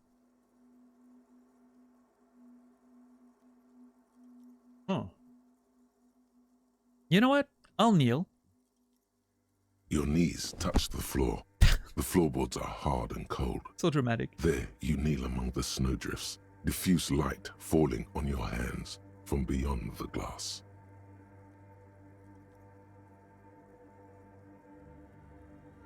Close your eyes first. The world is silent, but for the creaks and cracks of the massive wooden structure behind you, it covers you from the wind outside.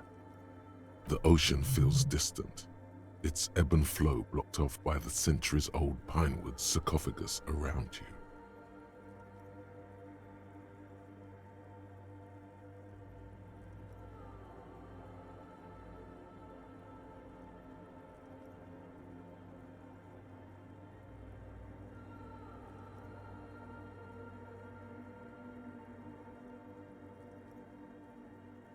Its ebb and flow blocked off by centuries-old pinewood sarcophagus around.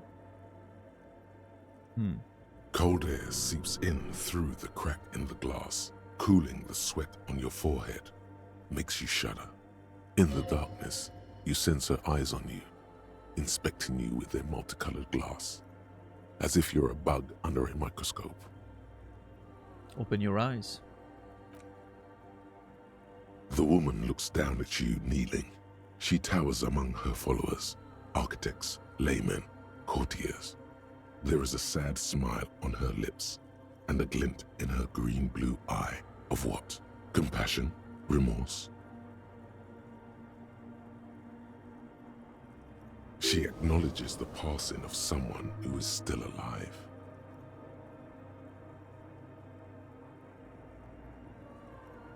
Continue. You. It's compassion, it's remorse, it's mourning, it's not possible to live.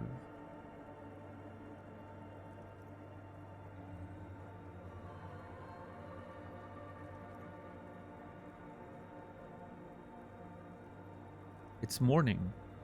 As that terrible word passes through your mind, the lieutenant draws an X-shaped cross from shoulder to shoulder. Do the same as you get up. Your fingertips touch your chest 4 times. Then you rise from your knees into the apricot-colored light of the window. Above you, the woman still smiles her distant smile, sundered by the crack in the glass.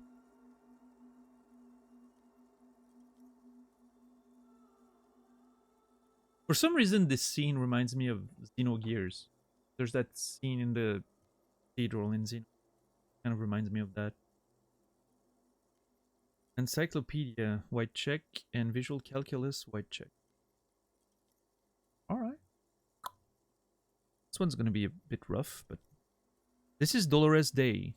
The old woman in the village was right. This must be the Delorean Church of Humanity in Martinez, or the small Pinewood Church in some records. You knew of the place? It's a minor landmark, not easy to find. Most maps misplace it. It was built not long after Ravachol's founding, 300 or so years ago, by first-generation settlers. Continue. On the coast of an uninhabited archipelago where only animals had roamed before, in the wild reeds. What else do you know? There used to be 7 stave churches on the coast. Lesetsa, they call them, the 7 Sisters. Only one remains. The rest were burnt in the revolution or used for building materials. Sure. We should be respectful here, although the building appears to be deserted. I do not believe we'll find the instigator here. Something else, perhaps? He looks at the machinery lying around. Respectful? Is the lieutenant a follower of DeLoreanism? Nice. A pang of guilt. The lieutenant is leaving something out. Do you know why it was abandoned? I have a theory, yes. There was a police raid a while back. I heard the place was shot to pieces. The old woman in the village was being tactful with us when she didn't mention it. She has more respect for the RCM than many around here. Who conducted this raid? Well, your station was involved, I hear. Oh. Although I can't be sure. Uh-oh. How come the lieutenant isn't sure? Is this confidential information? You're not sure? 3 precincts were involved in the raid, and people say Precinct 41 was one of them. I don't remember being here. I guess I could have been here. I don't remember. I am pretty sure it was a clandestine operation. I don't know anything more about it, why it was conducted, or who participated. I try not to pry into extra-district matters. If I was here, I should find out what I was doing. Good luck. You will not get information on a confidential operation from your station secretary just by calling. If you really don't remember, it might be better to keep this one forgotten. Okay. It happened a while ago. It's unimportant to our business in Martinez now. Alright, Encyclopedia. How did I know this is the mother of humanism? Despite the damage you've done to yourself, the title appears lodged in your hippocampus. This is her Innocence, Dolores Day. The innocence of humanism, internationalism, and the welfare state. Perhaps the most famous human being ever to have lived.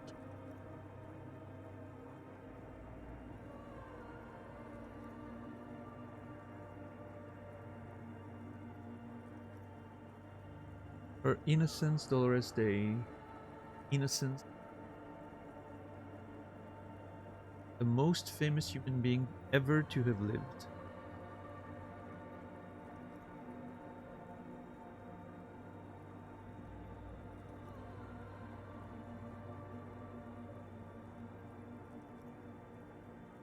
I wonder who would be the most famous human being to have ever lived. In reality.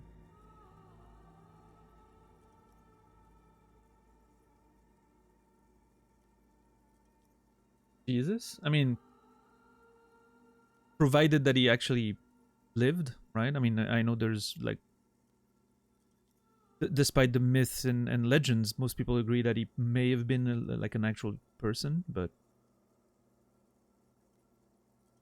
I don't know. It seems. Here's the thing, right? There's a bias there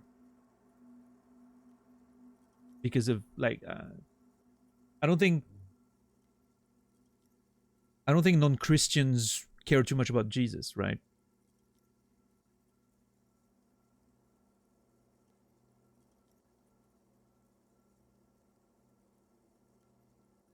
But they know of him, sure.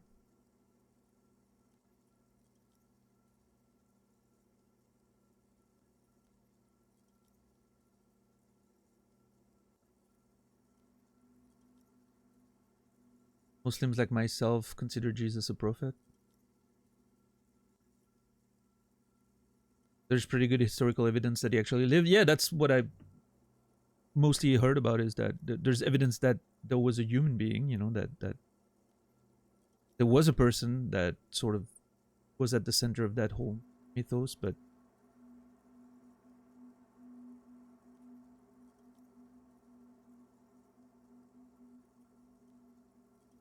everyone cares about Taylor Swift. Yeah, I don't know.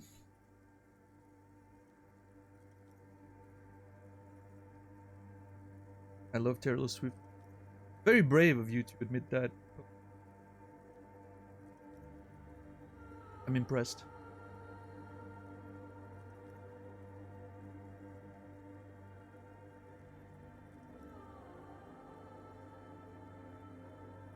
It's either Jesus or Jimin from BTS. Well, certainly not that. I've never heard that name before. I mean, I know of BTS. I don't know of the name. They're sort of a undefined blob of people for me. BTS. Just a band. I wonder if Buddha would rank higher. Yeah, I don't know.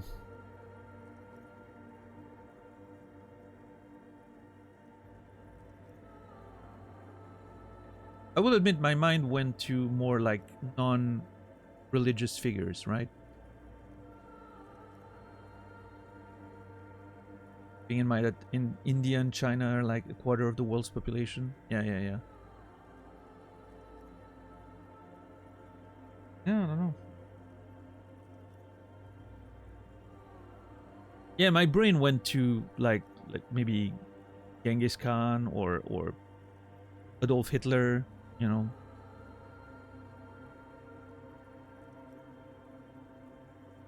Do you think most people are aware of Neil Armstrong?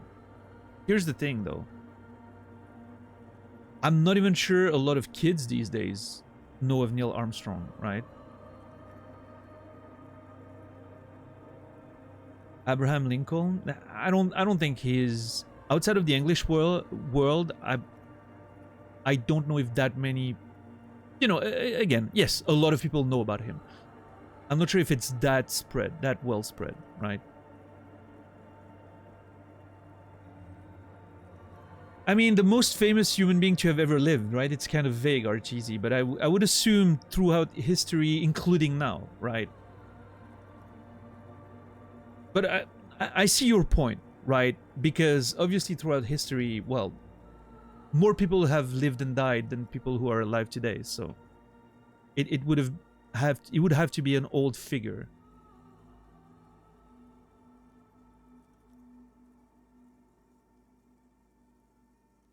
Beethoven? You are insane if you think if you ask a classroom of children, 12 to 16-year-olds today, if you think a quarter of them know Beethoven, you're fooling yourself. A lot of them have no idea who that is.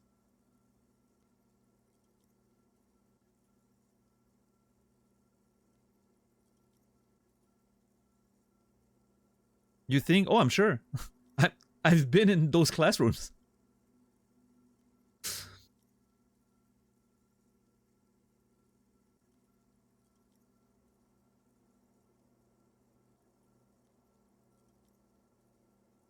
In fact, I would argue that Mozart as a name has more popularity than Beethoven.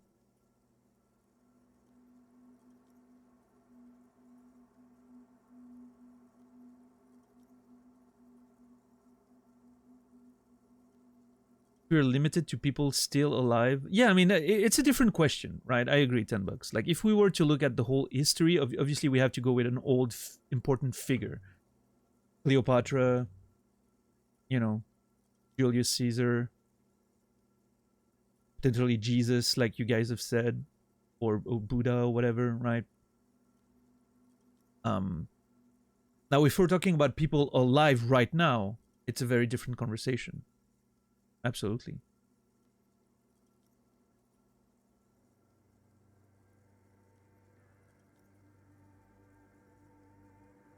I don't know, Jesus. I don't think so. That seems very, very I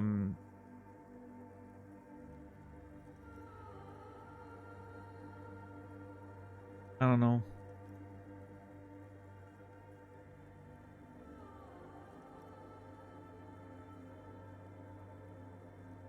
Oh, but okay, no, I misunderstood what $10 said. I don't mean people who are still alive now. Here's the thing. We're talking about most famous human being to have ever lived. I don't mean the person needs to be alive. I mean, are we just looking at humans that are alive right now? Who's the most famous human being, you know, for people who are alive now? Like the current mankind, we'd ask all 8 billion people alive now, and we try to ask them who's the most famous person according to you, right? Or if we're looking at the whole of history, right, throughout time, because obviously if you're looking through time, it needs to be an older figure, right? Because most people who have ever lived have died already.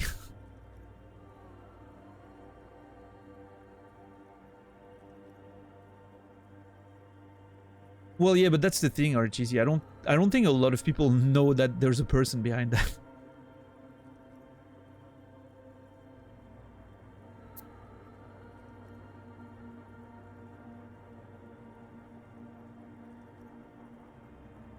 The person who had the largest number of people who knew their name, not at some point, but throughout history, right? I think it would have to be a very old, probably religious figure. I think you guys are right on that. Probably Jesus, right? I would assume. Because it probably spread pretty well in areas where most humans used to live at one point in history, right? And even to this day, it is still extremely widespread, right? So I think it would probably win on that account. Yeah, Jesus, probably. I think Jesus gets it just for the fact that historically he used to be in area, like the name used to be in areas where most people lived, right? Like I think for a long time, if I'm not mistaken, historically speaking, most people lived in Europe, right? So I would think, and now even to this day, like most of the culture that spreads the most widely over the world is the Western culture, right? Just by virtue of the power of the media there. I feel like a lot of Asian countries are exposed to Western media. The opposite is not necessarily true as much.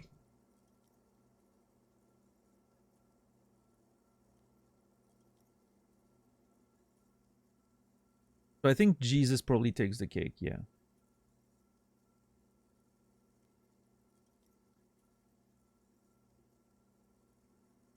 I want to say Rumi, but most people don't know Rumi, which by default makes it like a bad guess, isn't it? Like Kimi, you're you're killing your own assumption. I would say the most well-known person is this person, but nobody knows about them. Like, you know yourself you're wrong. Why are you even mentioning it?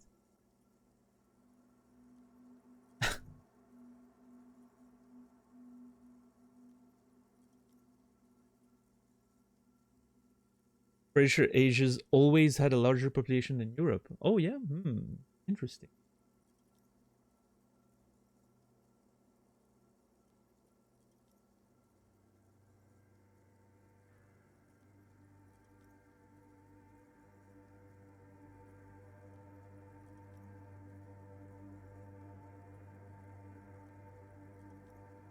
I assume that you know, like back in the antiquity, I would have assumed that Europe had more people, like that sort of central part of, including a bit of the Middle Eastern, right? Obviously, but that sort of central old continent area, right? It doesn't, Kimi, no.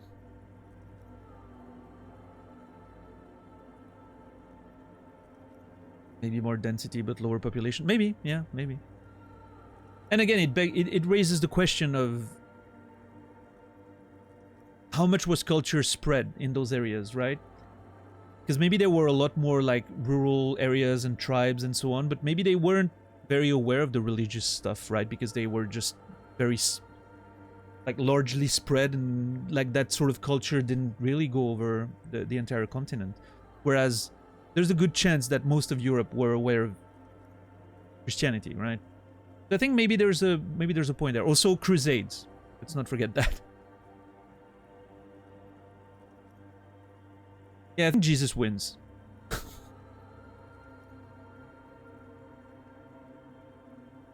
Europe was very intense about spreading the name at some point. There's a chance Jesus wins. I mean, there's probably a study on that, right? We're here trying to guess like idiots. There has to be a study on that.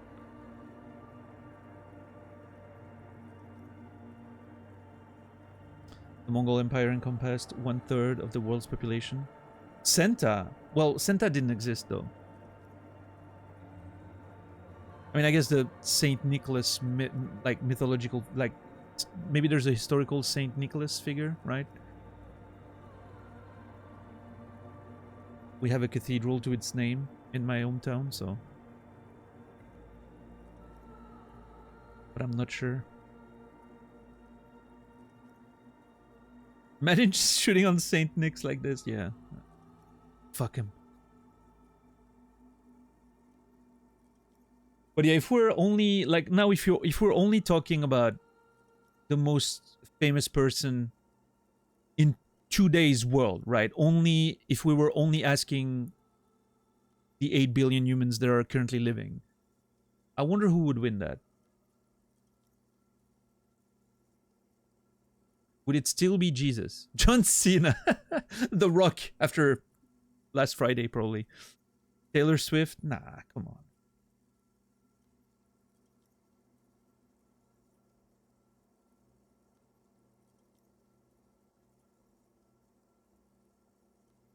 All right, Noger.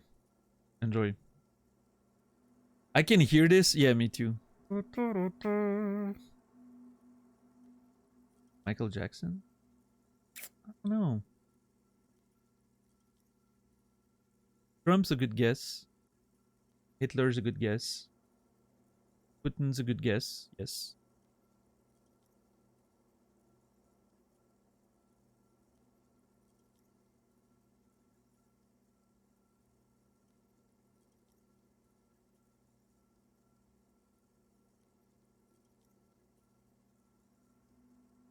Yeah, I don't know. Mao, by population of...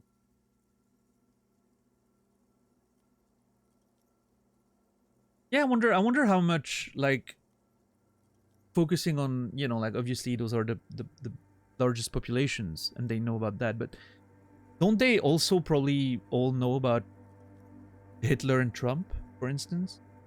Or the Queen of England and all that? Yeah, exactly. Like those figures. They probably know about it as well, right?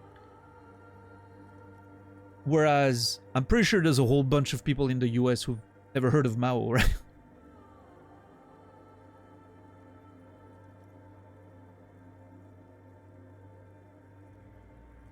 If you're not following the US news, you might not know about Trump. I'd argue the opposite. I think world history, culture, penetration role China is probably a lot lower than the US. Yeah, no, that's a good argument too. That's what I'm wondering, right, Hippofant? I'm not saying it's one way or the other. I'm just wondering. It's hard to measure, right?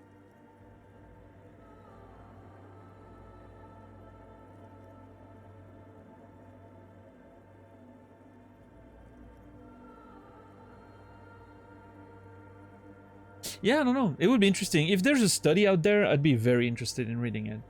Like, I'm very curious. It's Trump, just ask him. Oh, God.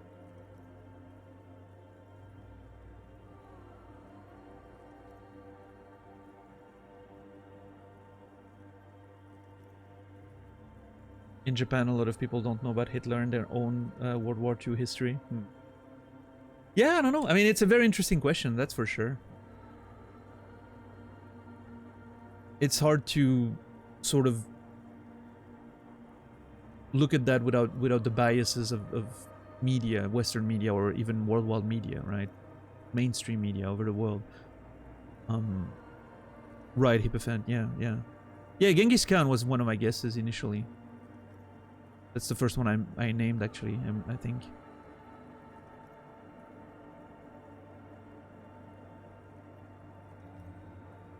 A lot of people are. Yeah, I agree with Archeesy there. I think a lot of people... It's hard for us to imagine, probably in Europe, but... in those areas, like... yeah, rural China is gigantic. It's insanely big. And a lot of people live in those conditions. And they're not very connected to the world whatsoever, right?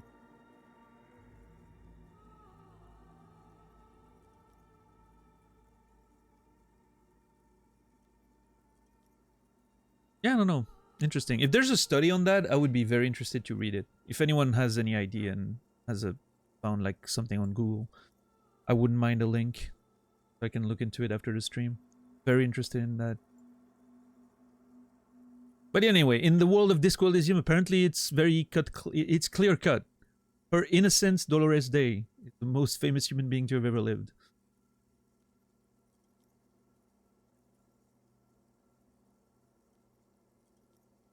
Entertainment. The most famous person. I cannot believe that Kylie Jenner is on that picture.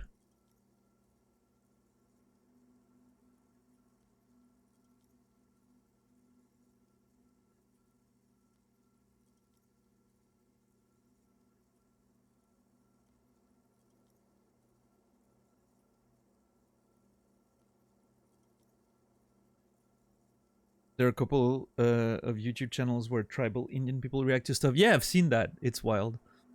It's very interesting.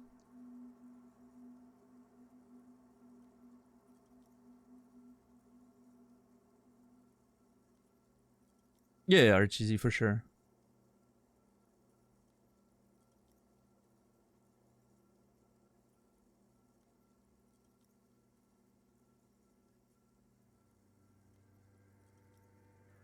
Yeah, I don't know.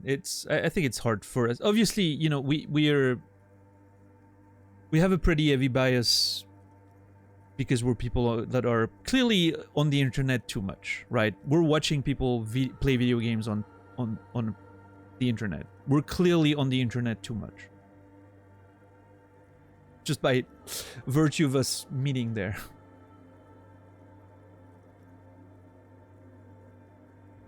So it's one of those things where it's hard to understand how completely cut from the world some people can be. And that's a good example, actually, 10 bucks. You mentioned T-Series, right? Which is such a huge... It's the most followed YouTube channel. right? How many of us watching right now have actually watched a T-series video ever? I would argue that a lot of the Western world have never even been on the T-series channel. And it's the most subscribed YouTube channel in the world. It's very easy to forget that the Eastern world has a lot of people there that have a very different culture than we have. Yeah.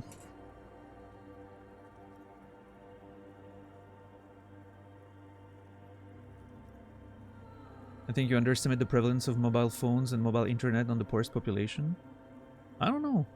I'm not sure if we do. Having a mobile phone and access to the internet doesn't mean you're connected and you're actually getting that culture exposure, right? I know a hell of a lot of farmers out there who have internet and a mobile phone and everything, and yet they're absolutely not exposed to that because that's not why they use it for, right? They use it for very specific things. None of them involve getting exposed to worldwide culture or even popular culture, right?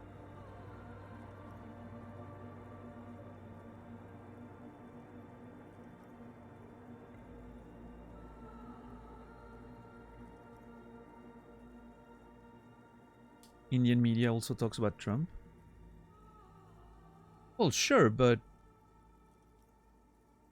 do you think there's a lot of Indian farmers lost in the middle of nowhere that care about Indian media? You can find Swiss farmers who don't even watch TV. Even though they live literally 2 minutes away from a city.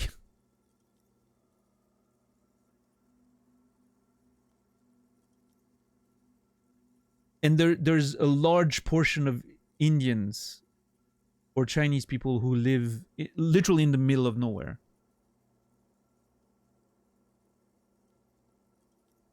I don't know. I mean, again, I'm not an expert or anything, but it doesn't seem that unlikely for me to imagine a lot of rural populations down there being sort of cut from. One of the most famous celebrities in the world is a guy named Shah Rukh Khan. Any of you ever heard of him? Nope. That's a passerby. How are you doing today?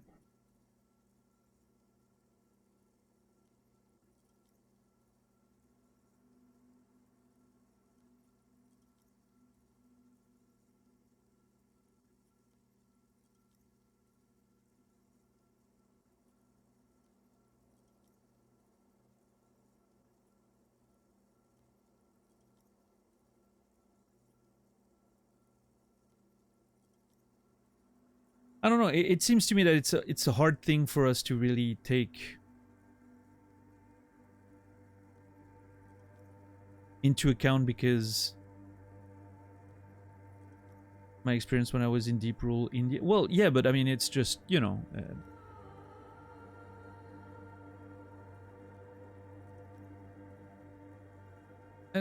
You know, I'm not going to say you're wrong because you have your experience and your experience is what it is, right? But I'm more curious about the experience in itself. How deep are we talking, right? Were you literally like living on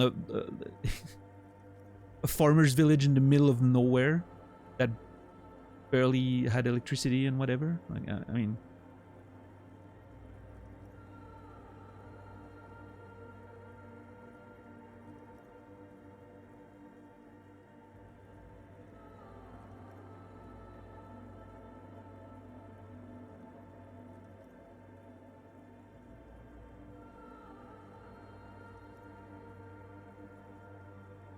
I don't know. I remember being when I was teaching, we had a couple that was doing the rounds in different schools because they traveled through India on their bikes with their kids, and they were sort of doing a report on that. They were going in classrooms to show pictures and movies and you know, basically share their experience doing that for like a year. And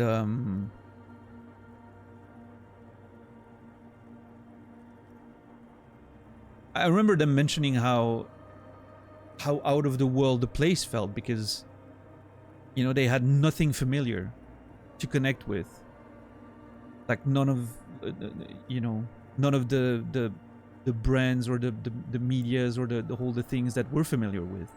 It was completely alien as for an experience. And then you get into the cities, for instance, and it's just another big city, right?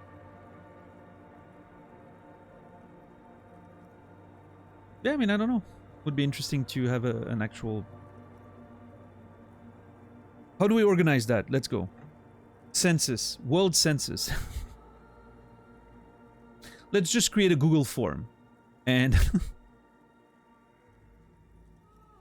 let's just do a Google form and send it to everyone, right? 8 billion people.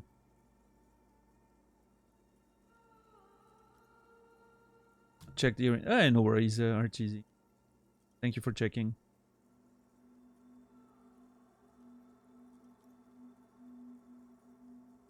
Appreciate it. I'm sure I'll eventually manage to grab some of them on like the subreddit and so on.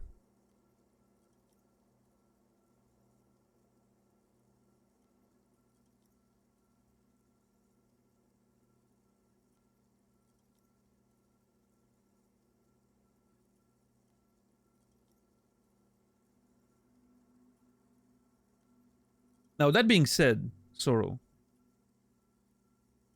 the idea of people out there living in villages with no roads and houses made of iron sheets, and yet they still have mobile phones connected to the internet, blows my mind. It makes me think about, like, prioritizing, you know, like...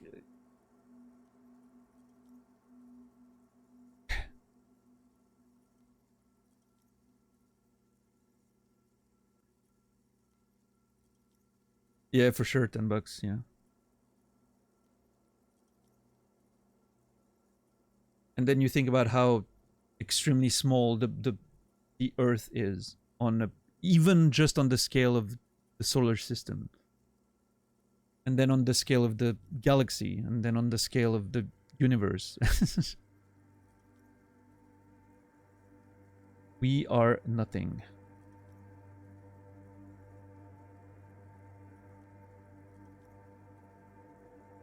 You're welcome for the existential crisis, everyone.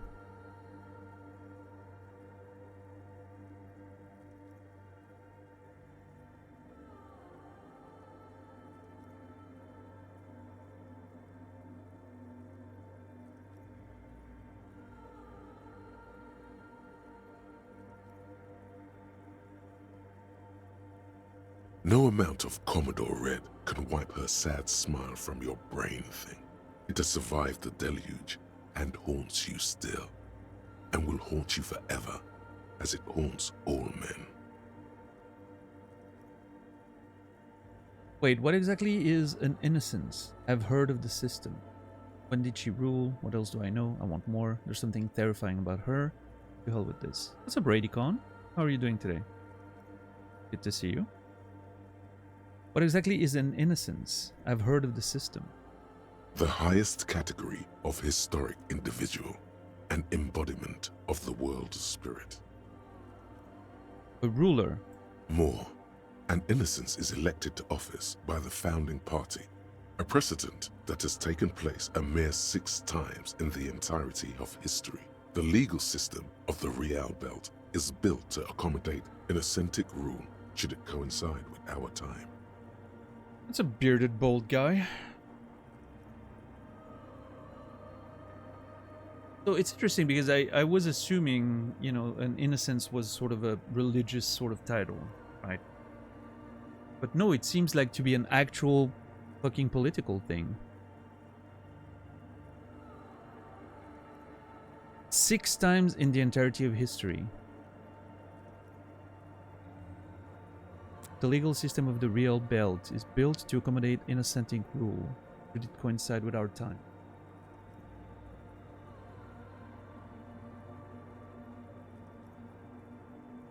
An Innocence is infallible. The decisions made by one are not decisions. They are inevitabilities. What would have happened anyway? only accelerated, packed into decades instead of centuries. And innocence is a continuous, compressed event, a sacred human being. It is an honor and a glory to live when one is in office. That is such a fucking fascinating concept.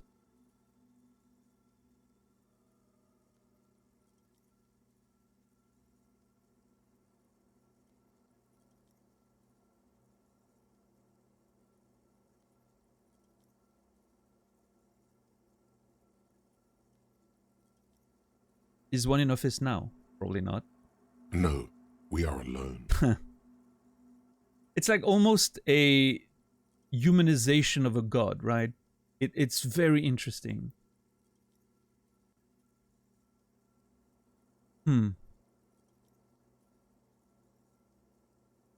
This is so interesting.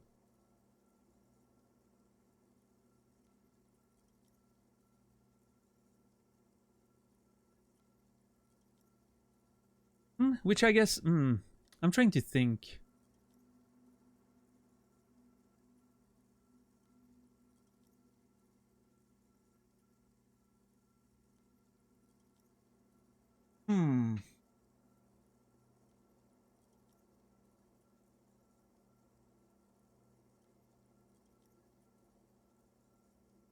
Trying to find a real world comparison of sorts, but I mean, I guess something like the Dalai Lama, right? It feels like something similar for their culture. The Pope, I guess, right? Even though, here's the thing, like, the difference I feel is there's more permanence. Like, the Pope is always a thing, for instance. I don't know exactly how the Dalai Lama stuff works. Not too informed on that. But like the Pope, for instance, there's always one, right? Except during the very short periods of transition. So it doesn't feel that big, if that makes sense.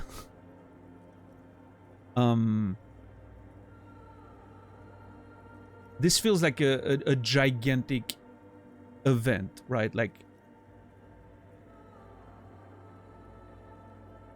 something that's a bit more concentrated in time for a period of time, and then it just disappears for a while. The Dalai Lama declares who the next reincarnation of the Dalai Lama is. Okay. Who's the current? Hold on. Is it still the same that I think it is? Oh yeah. I thought he was dead. He's not dead. Who's dead? That's a vague question. I thought he was dead. Who am I mixing it with? Someone else is dead.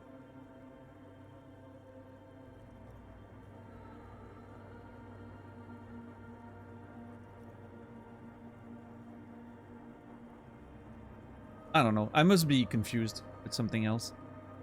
Someone else is certainly dead. Yeah, no, a lot of people are. Tenzin Gyatso. Most people are. Yeah, that is true. That is accurate. Queen Elizabeth, no. I mean, she is, but that's not what I had in mind. I don't know. I had a feeling. I don't know why. Like when I thought about the Dalai Lama, I was like, huh? Didn't he die recently? But no, I must be confused. I must be thinking of something else. Maybe I'm conflating it with the Pope or whatever. It doesn't matter. Carl Weathers, yep, rip. That's unfortunate. Not what I was thinking about, but yeah. But anyway, it feels like, you know, the Innocence kind of like gives me that vibe, sort of. Except the impermanence of it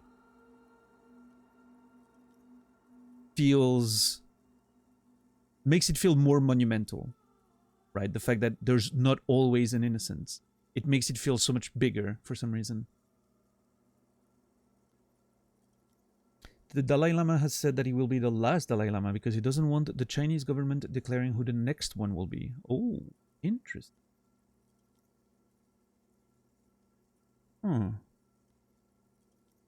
Basically a prophet. Yeah. there's a bit of a prophetic nature to it, right? Infallible, like the decisions made are not decisions, they're inevitability. To me, it's more like, again, it's like a personification of a god, like an actual god personified. But yeah. Even as viewers on Twitch, we're aware of a tiny slice of it, the map of the two largest... oh yeah, that like sort of map that we see with the colors is very interesting. It's interesting to see those like communities and how those sections of Twitch are very sort of separate from one another, yet slightly linked. You know, there's a few links here and there. There's those gigantic portions of Twitch that I'm never... Like, it's always something that has fascinated me with Twitch is sort of like the sub-communities, right? And how you can spend your entire time on Twitch in a sub-community and never really go out of it. And all those sub-communities have their own culture, their own sort of memes, their whole like identities, and it's such a wild thing, really. And that's not even scratching the surface of different languages. As soon as you go into the French Twitch or the Spanish Twitch, it's completely wild how huge those spaces are, with no links to ours whatsoever.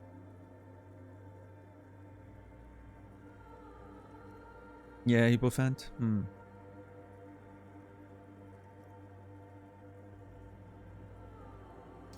The Dalai Lama goes to a hot dog stand and asks the guy running the hot dog stand to make him one with everything.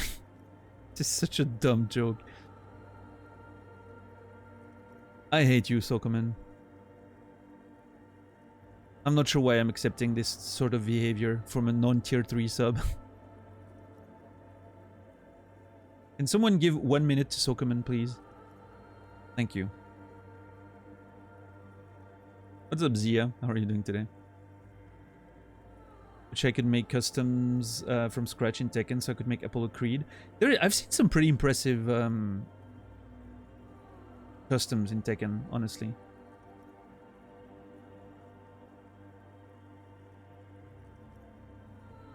But yeah, I wish it was longer, but I'm happy I was able to do it. You're welcome, Naz. Yeah, anxious. I wonder if Facebook already has more dead than alive people's accounts. That's an interesting question. I don't think so. I feel like the you know, I would assume that the majority of Facebook accounts were not the active ones now, right? But the most creation of Facebook accounts used to be probably in the late 2000s, right? 2010, like that turn of the decade. And it was mostly 20-somethings, right? So I'm assuming the majority of them are people that are still alive.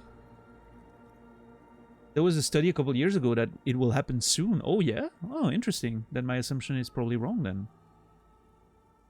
Are we counting bots as dead or alive? Good question. Yeah, I don't know. I would have assumed... Oh, no, that's interesting, Archeesy. I would have assumed the majority of people... Like the average age of the Facebook user to be in the late 30s at this point. Like early 40s, something like that, but... Maybe not.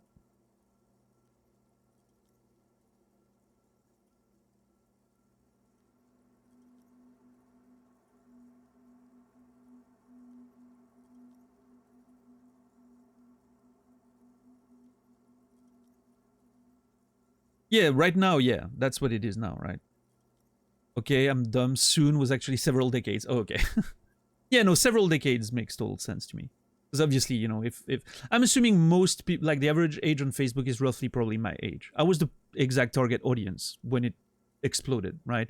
Mid-20s, you know, sort of, that was exactly the population that I was. So, yeah, a couple decades, obviously, we're getting close to, well, a lot of people passing.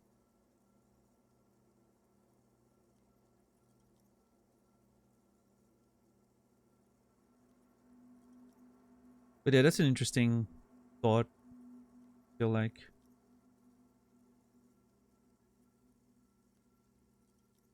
Social media accounts of people who are no longer with us, right?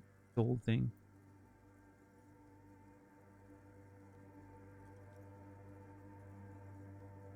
I sometimes wonder, and I know it's pretty dark, right? But I sometimes wonder, how many people have I seen in my chat over, you know, either back when I was streaming or now that I'm streaming again, or people that have followed me? How many of these people, like, how many of these people have passed? There have to be several of them, right? Maybe there's someone, you know, I'm like, oh, I haven't seen this person in a long time. Maybe they just passed away, unfortunately, right? Yeah, Naz?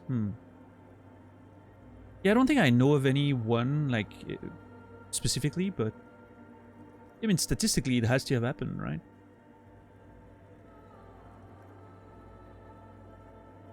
Also, different take, but statistically speaking, some of them have to be murderers.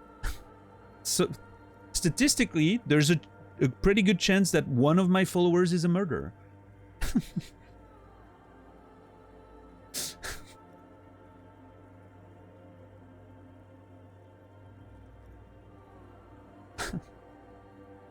Statistics lie. Oop, Redbeard feeling threatened suddenly.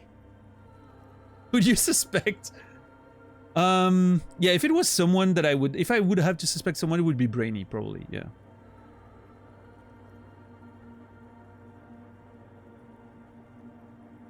I wonder what Brainy is doing these days. I hope he's well.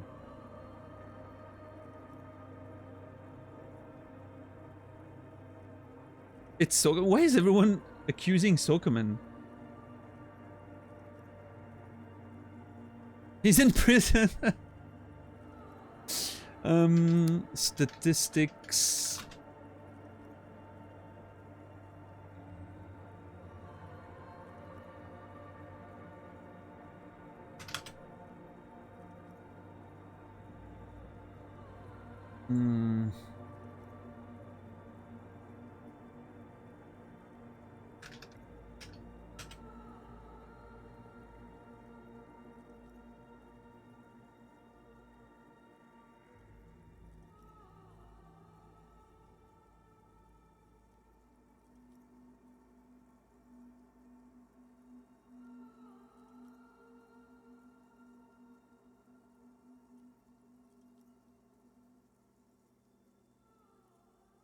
Actually, I might have overestimated the amount of people that are murderers.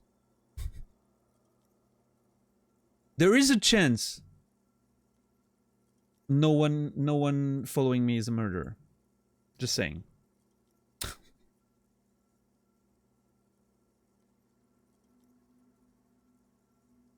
Although, I mean, isn't there... okay, we're like, you know, nerds spending all their time on the internet. Mostly male, right? Probably struggling with mental health, a lot of them. I think there's maybe there's probably a bias, right?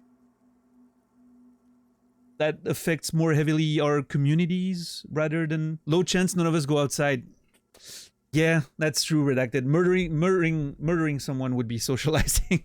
Too much socializing for most of us. So yeah, no, I see, yeah.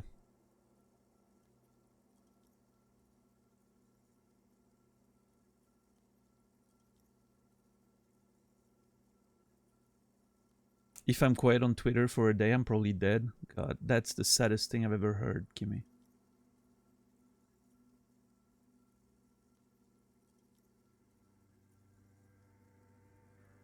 "50-50, you are or you aren't." That's accurate, yeah.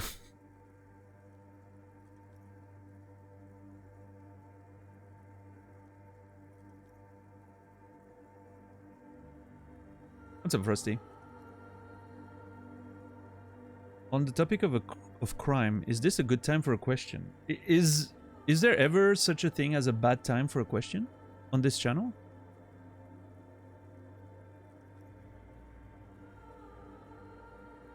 Naz's community has no murders, but many people buying bus tickets up to a farm up north.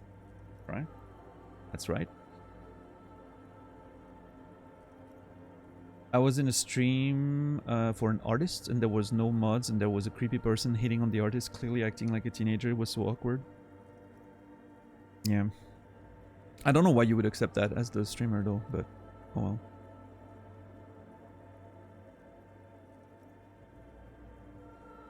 I'm not blaming the streamer, I'm just saying, like, it's wild that that streamer hasn't banned them immediately.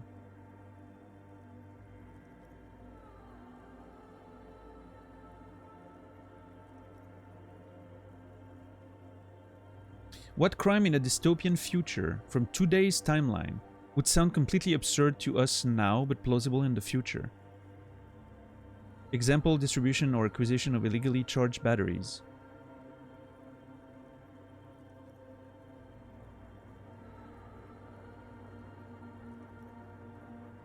Yeah, no, genetic fraud. Yeah, I was thinking of that, like hacking your, you know, the attributed genetics of your baby that you were attributed, cloning someone without their consent.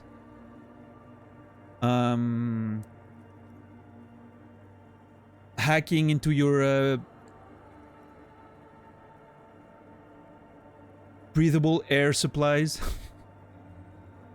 Stealing your neighbor's breathable air supply.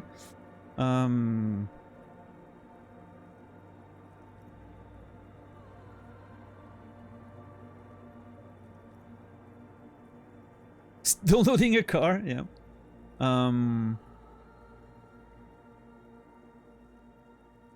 Here's one.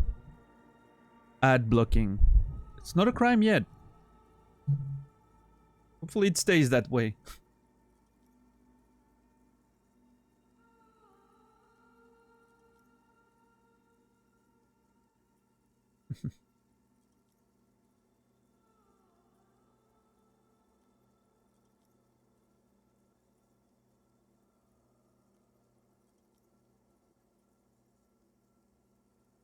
There's both a chance that each person has a 50-50 chance of being a murderer, 50-50 chance of murder being present in the statistics are weird.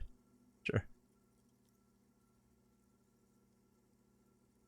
In fact, Naz, statistically, I should have a lot more viewers because there's a 50-50 chance that anyone is watching my stream or they're not, right? 50-50.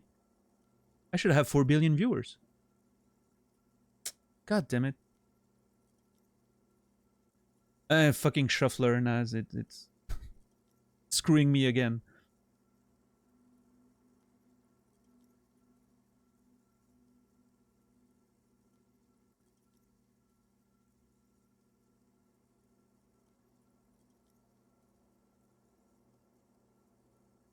Saying anything mean about God Emperor for life, Trump.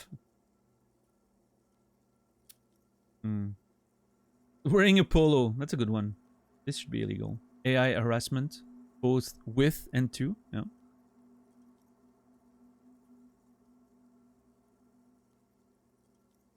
Oh, I have one. Ripping off AI produced art.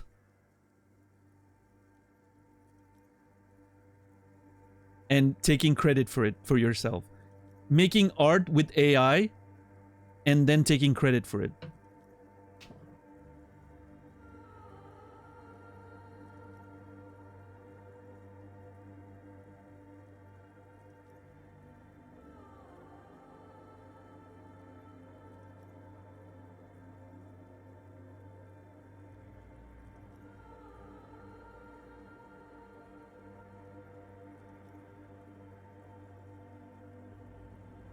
Impersonation of a search engine. Yeah.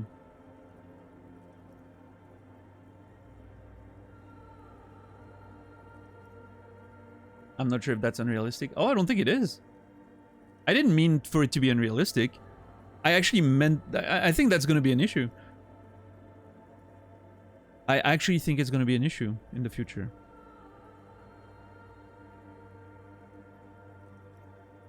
Quite honestly, most of those that I've mentioned, I don't think are that out there. I mean, it's the question, right? That is the question, right? What seems absurd right now, but in the future is like, yo, no, yeah, that's not totally gonna happen.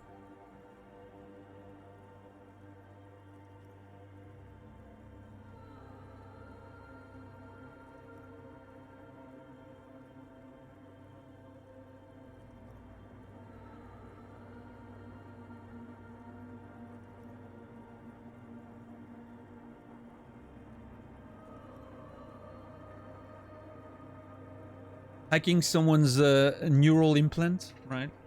Probably gonna be a thing.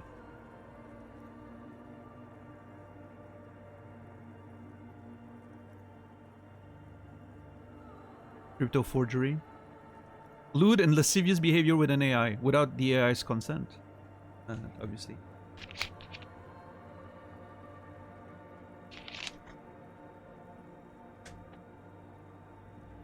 That's wild, Hippofant. Right-clicking NFTs.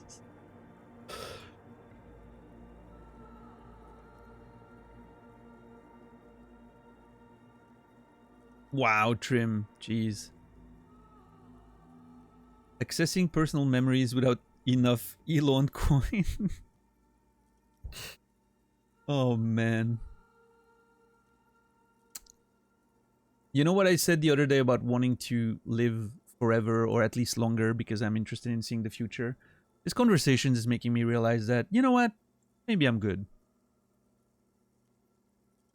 Yeah, I don't know, SCD. It's interesting, right? We'd have to establish how much free will or at least, you know, autonomy is a better word than free will.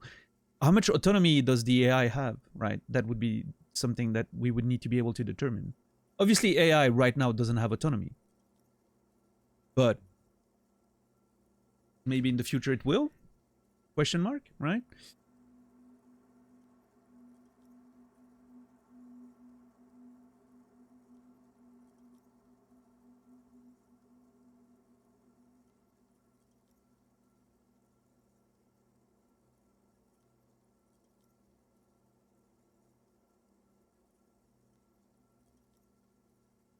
Yeah, exactly, RGZ. What we're calling AI now is not really intelligence, whatever.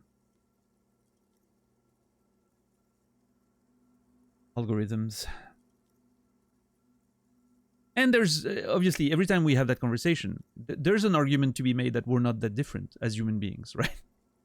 We're absorbing information and we are regurgitating it in different ways, but it's just a bit more complex, right? But it definitely raises questions about what is human autonomy, right?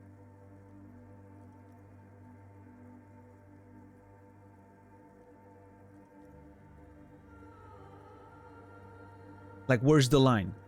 That's an interesting question, I think. One that we're probably going to have to answer in the next few decades. So, look forward to that.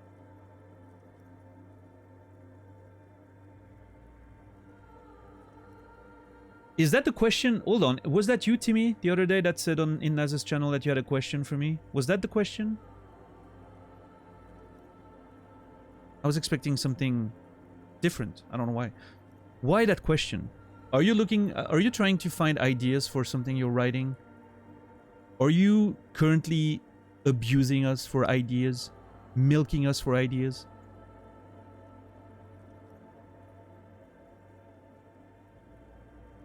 And then the Emperor of Mankind will create a bunch of sons and clones. God, now I want to dive into 40k universe again. We're doing a dystopian game? Oh, so you are milking us for ideas.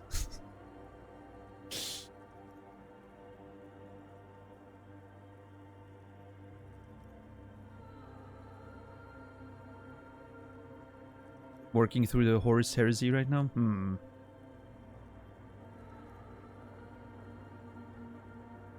I wonder if I should play that 40k role-playing game at some point. Seems cool.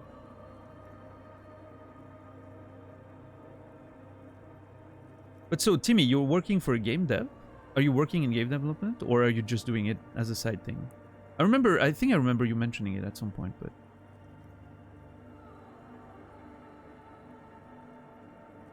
Prospero Burns.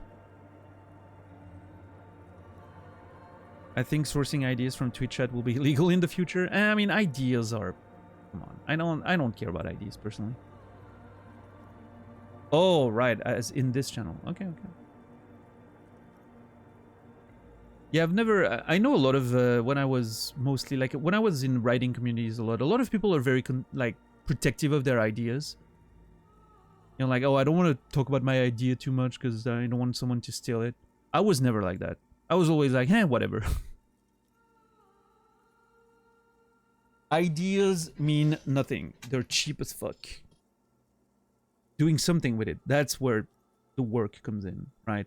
If someone can take an idea that I've shared with them and write a book and get it published and make money off of it, they deserve all of that money. They've done the hard work. The idea was definitely not the important part. In fact, I will go as far as to say I would have literally zero issues giving my first draft to someone and be like, there, do whatever you want. If that person can manage to turn that first draft into a readable manuscript, find an editor, do the work with the editor that gets it into a publishable book, and then get it published and then make money off of it, they've done the hard work. They deserve it. The first draft was definitely the shortest part of all that. And again, if they can do that before I can finish it myself, right? And even then, I think we would end up with very different products. Even based on a first draft, I think it could end up being pretty different, but...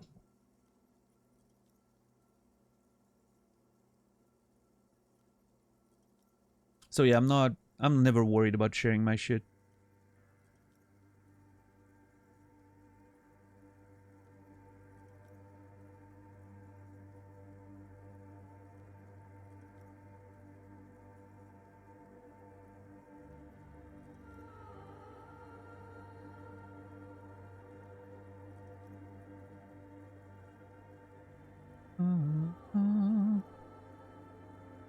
The value of getting feedback and other perspective is better too when sharing. Oh yeah, absolutely. Absolutely agreed. That's why I know when I was on like writing discords and whatever, when you had people that were, working on stuff and they were like, oh, I would like to find help, but I don't want to share my manuscript or my first draft or whatever because I don't want people to steal my ideas. I always had a feeling these people would not make it very far. Because it's like... You gotta get feedback. You gotta, you can't just... At some point, you're gonna have to put it out there, right? And if you're not gonna share it with people and get feedback and then improve your shit, there's only a very small chance that you're gonna send it to a publisher and they're gonna be like, oh yeah, that's great.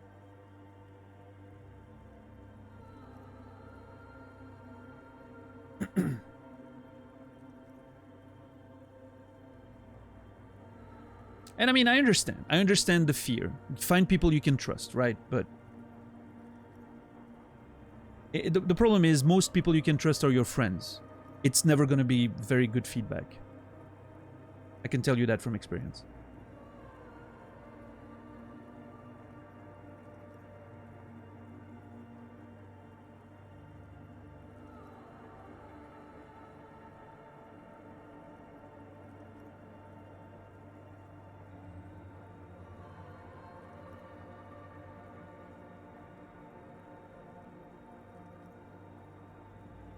Yeah, $10.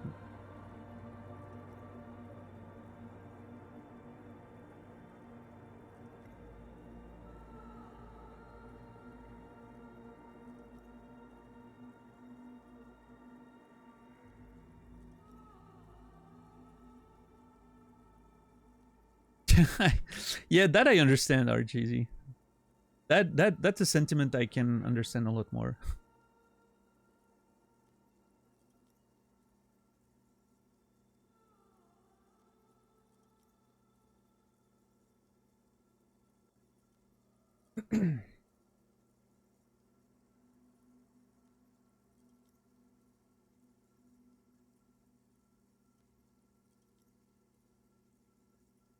So there's no innocence in office right now. We are alone. That's an interesting way of putting it. We are alone, right?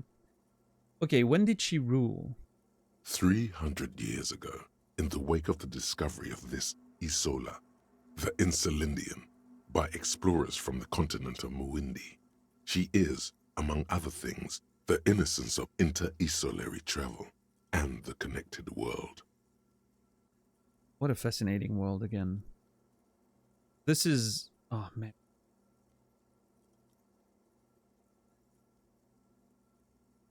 There's so much in this world. So much stuff that I feel like the game's barely gonna scratch. I need more.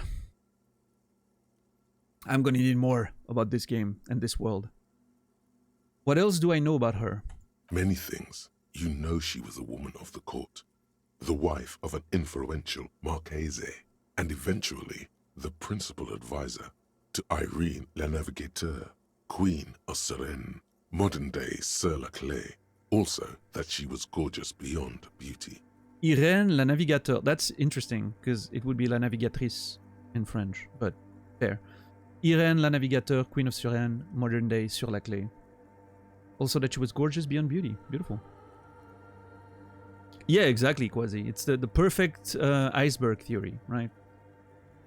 You're on top of the iceberg, and what's above water is the story you're actually experiencing. And when you look down, you can see that there's something down there, right? And it's huge. And a lot of it's probably hollow, right? A lot of it's probably, you know, it's more of an illusion that there's something. I'm sure they haven't filled all the details, right? They left a lot of empty space to be filled later.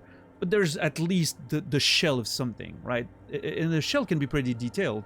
And then there's a whole that space in there that is free for you to explore if you ever write more stories and go in there, right? Which is fascinating. I love that approach to writing.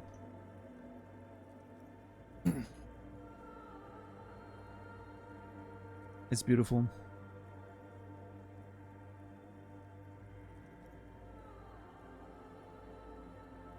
Draped in ancient sadness. Are you sure you want to remember this bit of historic trivia? Standing under a long, slender form like this, dwarfed? Where's this coming from?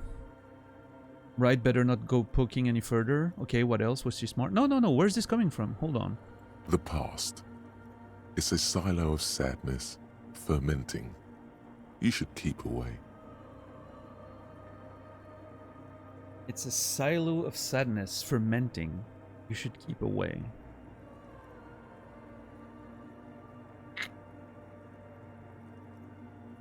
Interesting.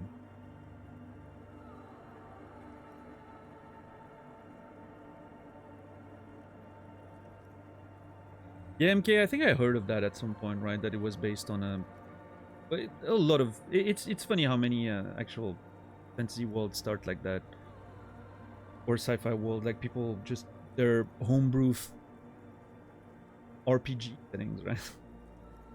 An interesting one. It's a good way to get creative, right? Especially because if you play in there, you create stories like organically, and it gives you ideas, and yeah.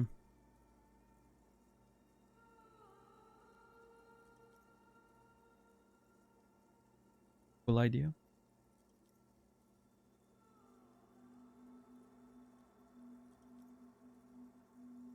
I think it definitely not always translates well to like telling a norm, like a sort of more constructed story, but with adaptations, it's always a pretty great, at least groundwork, right?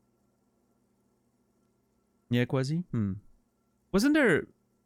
The main writer wrote a novel before the game, right?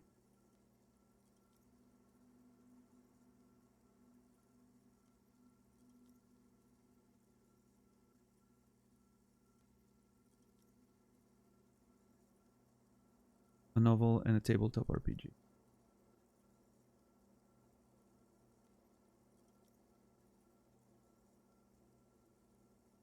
None of it being successful for Disco. Right.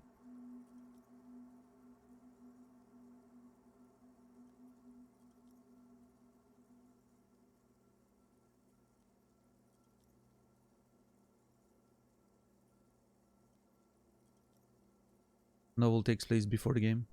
After the game. Okay. Interesting.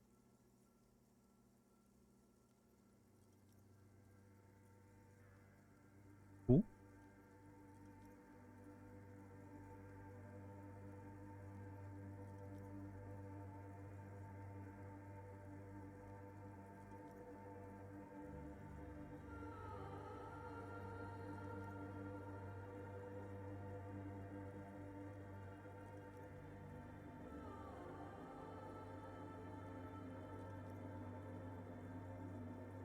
You should keep away from the silo of sadness. No, you must know.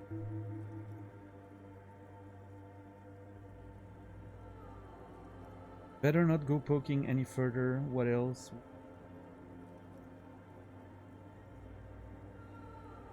Okay, what else? Was she smart? Terribly, women of the court were expected to play both contract bridge and chess sufficiently well to prove an interesting challenge to a man. A simple grasp in matters of philosophy, theology, and science was encouraged. She was, by all means, a kept woman.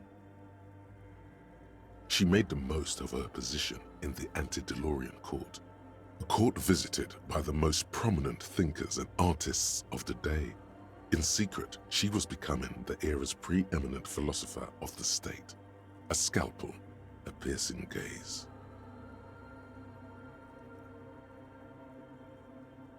She was an almost preternaturally magnetic and intelligent individual. To her contemporaries, she appeared out of time, a messenger from the future of the species. We all fell in love with her, head over heels. Even before she was declared an innocence, her influence was tremendous. That is such an insane description.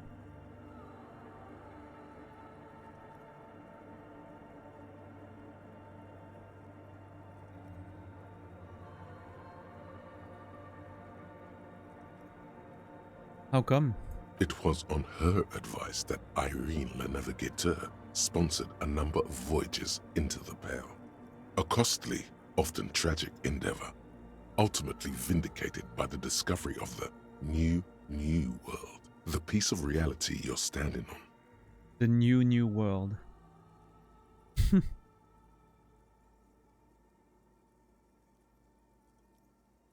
I want to play a video game that plays like sort of like Sunless Sea, except it involves traveling through the Pale. That'd be wild. Actually, in fact, this whole thing makes me want to play Sunless Sea. I haven't played Sunless Sea remotely enough. I barely scratched the surface of Sunless Sea. I think I played until I died once, and then I was like, you know what, I'll continue later, and then I never returned to it, which was maybe what, a couple hours of gameplay. It's sort of giving me that same vibe for some reason. Man, Sunless Sea was such an interesting world. Really want to dive back in there.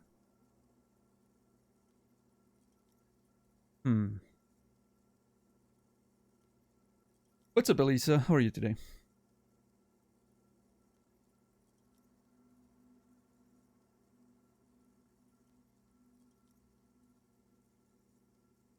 Have you recovered from your death at the hands of Gideon?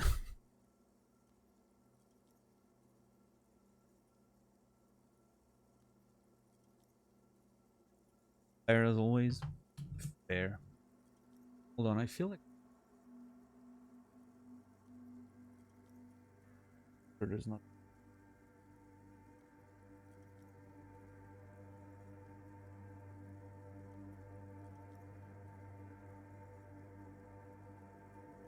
Show thyself.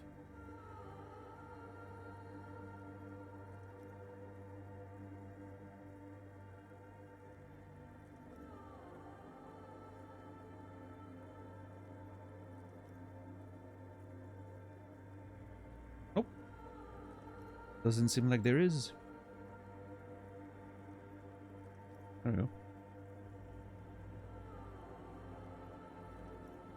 You got a mosquito? No. I think it was. I think I'm not sure. I think I've seen something pass in front of the screen, but I'm not sure. Could have been something in the game, but I don't think so. Which I'm afraid would be like a sting bug or something.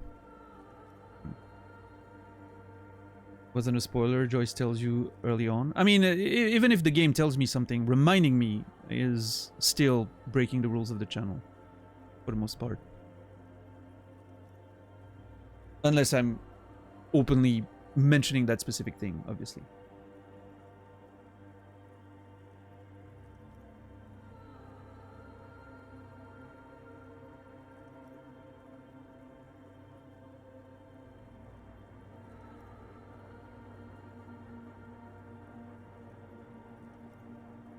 No, if I had a mosquito right now, Elisa, I would probably just cry and scream and, you know.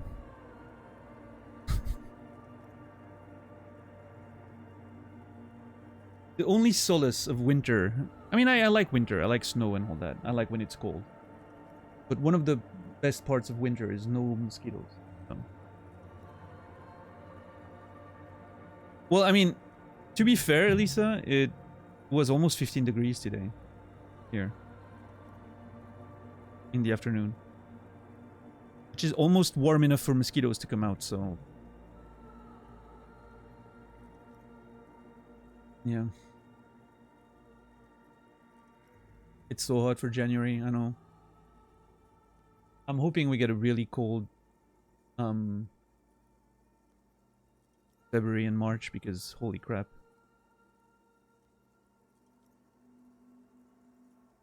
To be fair, it's not... Well...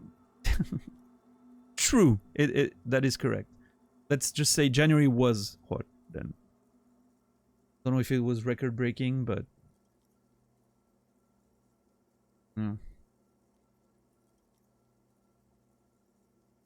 She was crowned 2 years after the first expedition returned, setting in motion what is widely considered the greatest era in history. The DeLorean era.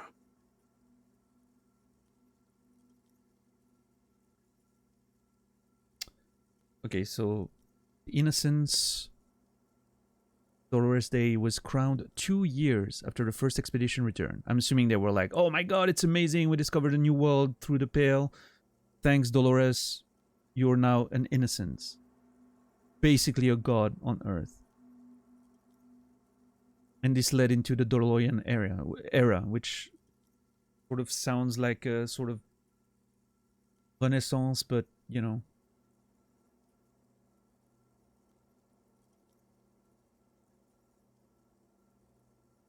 Something like that, yeah. The Renaissance period.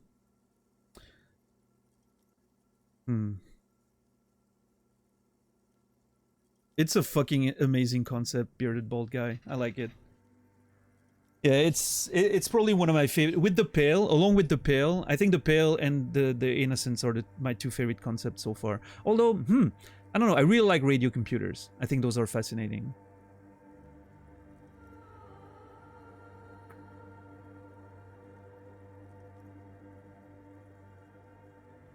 But yeah, I think Innocence and the Pale both take the cake in terms of like my favorite concepts.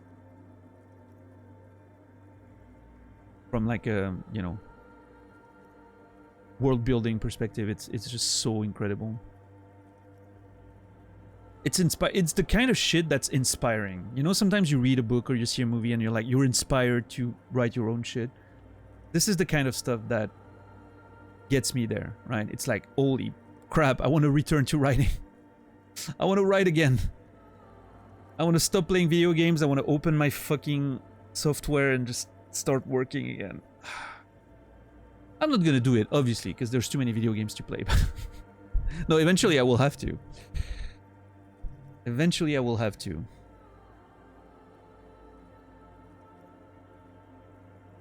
Yeah. I think my publisher has given up hope of getting something else from me. Although my main editor right now, she's on maternity leave, so at least there's that. She's on a maternity leave anyway, so it's not like we would work right now. This gives me a bit of time. But yeah, at this point, they've been waiting for 2 years for me to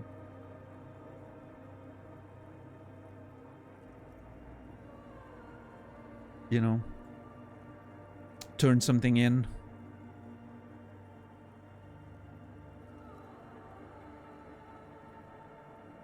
We've already mostly agreed on like the pitch.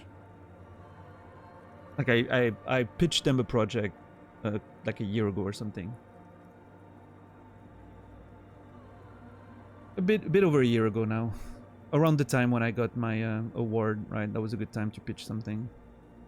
We pretty much agreed on it, like in theory. Now I just need to turn in a first draft or something. But yeah. My books so far are in French, yes. And I am considering writing something in English in the future, yes, as well. I don't know. I'm these days, honestly, I'm thinking so hard about trying to get into other industries. I would love to write for, obviously, the gaming industry. I would love to write for movies or TV shows as well, but those are very hard to get in. I mean, traditional publishing is pretty hard too, but yeah, I don't know.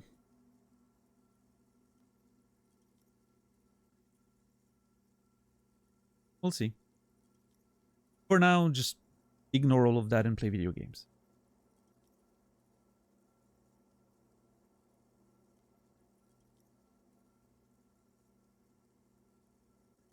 I was trying the new Portal mod. I think I lost half my IQ since Portal came out. It seemed reasonably straightforward back then, but now I'm struggling on easy puzzles. I'm thinking the mod was intentionally, pretty difficult, right? Because it's assuming that you've already completed the other Portal games. So you want to make it a bit more complicated. And also, it's not a game that you're trying to sell since it's free, so you can afford for it to be less accessible.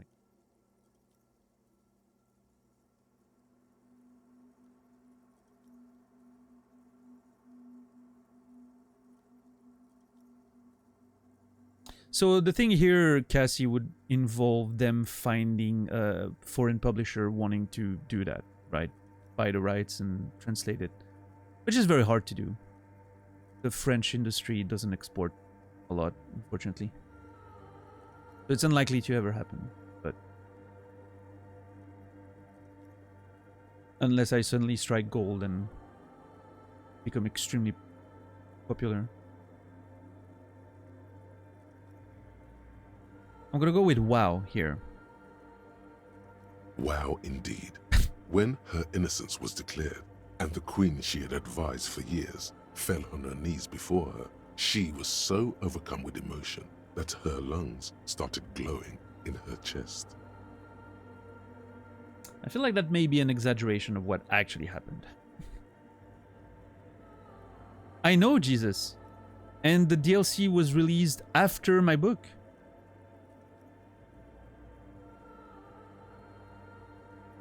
I should have, should probably have sued them or something. You get royalties, right? I wish. That'd be probably more money than my books have made.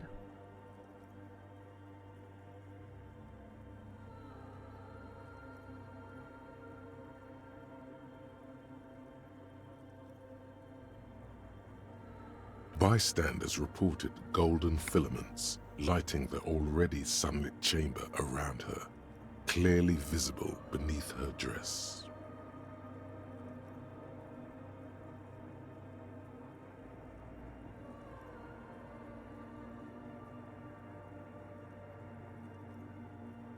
Okay, she had a, I don't know, a metallic thing on her or reflective fabrics on her, clothing that reflected the sunlight. I'm trying to be rational about this.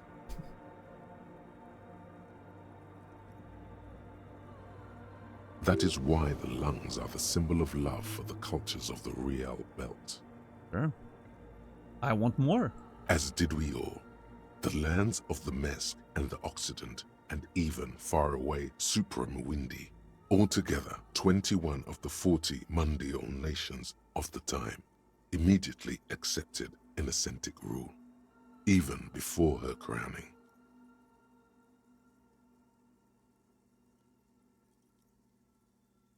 Right, her crowning? In a city called Advesperaskit in Vesper Messina, her homeland, the name of the city means evening comes, but it happened on a winter's morning, with the canals frozen and slush falling out of the sky. Vesper acid. Vesper Messina. Evening.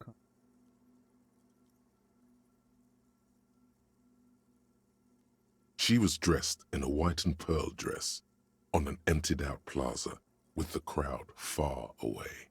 Already, her Theriers, the secret servicemen of the Innocence, were worried about an assassination attempt.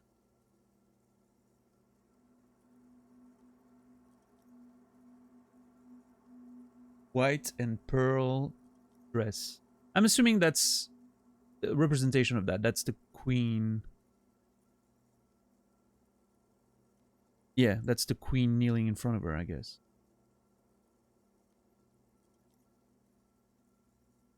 She must have been beautiful. I don't care how she looked. I don't care. It doesn't hurt me. Why are you being weird about that? She must have been beautiful.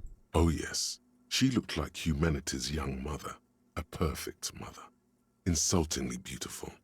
It was as if her face and shoulders and hands were covered in a soft down of underfeathers. You know this well, very well. Insultingly beautiful is some. I need to remember that one. One day I will call someone insultingly beautiful, and it's gonna work out just fine. I'm gonna try. I'm gonna try one day to call someone insultingly beautiful. I'll let you guys know how it works if that ever happens.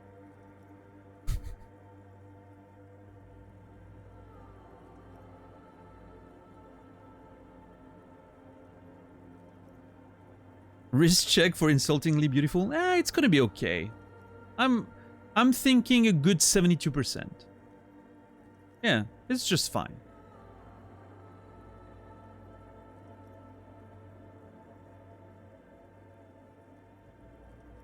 Your beauty is an insult. Yeah. Fuck your beauty.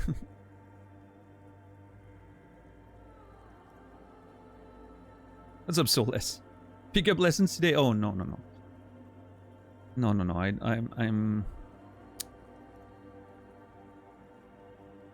I am not a Riz master.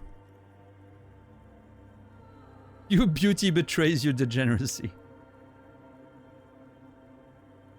Your beauty, what would be the opposite of that? Your beauty, testifies of your lineage's purity or something like that.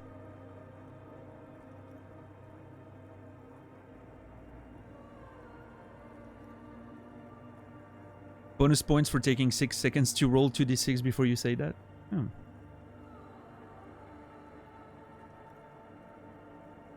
Midwinter snow was beating the cobblestones around her. A small attaché of officials stood by as her Theriers placed a white gold wreath on her head.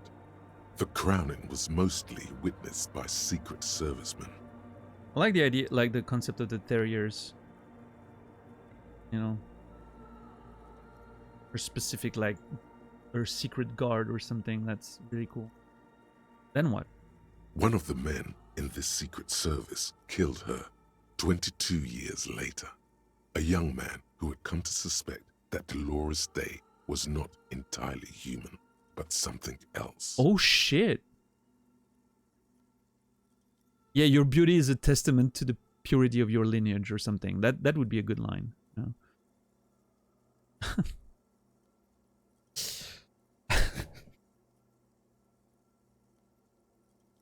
That's how Measurehead does it, right?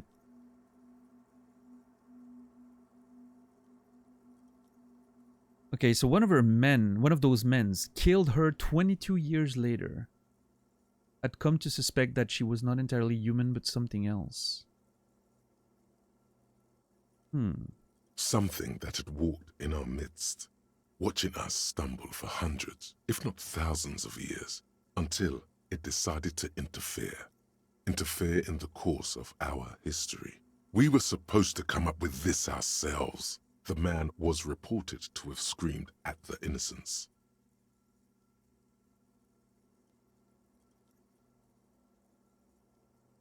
God, this is interesting.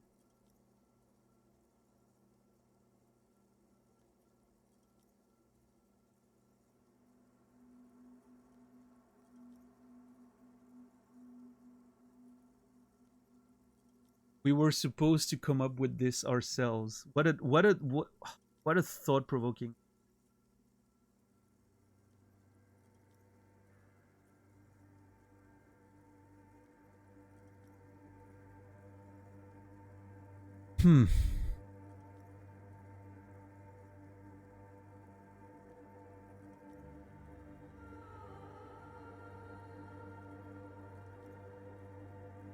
Also, I'm very sad that each of these isn't a check that gives me $2 every time.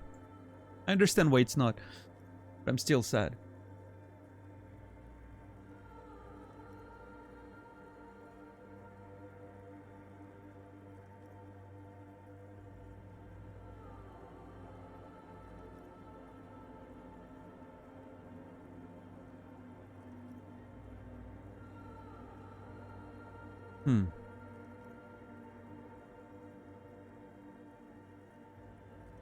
Dolores Day was shot in the chest with a fowling piece 8 times.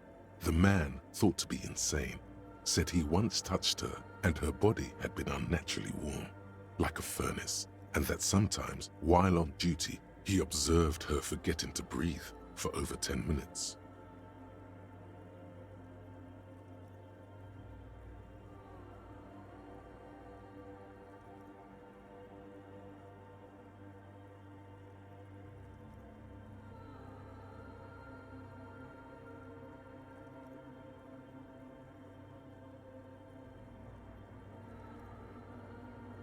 This inhuman quality was witnessed by many others as well, glowing lungs and all.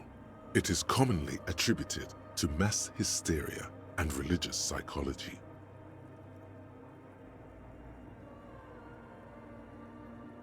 Yeah, you know what? Bearded bald guy, not wrong. I mean, it fits the whole picture, right? But yeah, that's one of the great thing the game does, is that it always sort of skirts the line between this could be completely supernatural, or this could be just there's another logical explanation for most things in the game, if not all, right? And I think this is fascinating. I really like that the way they're presenting all of those things. It's really cool.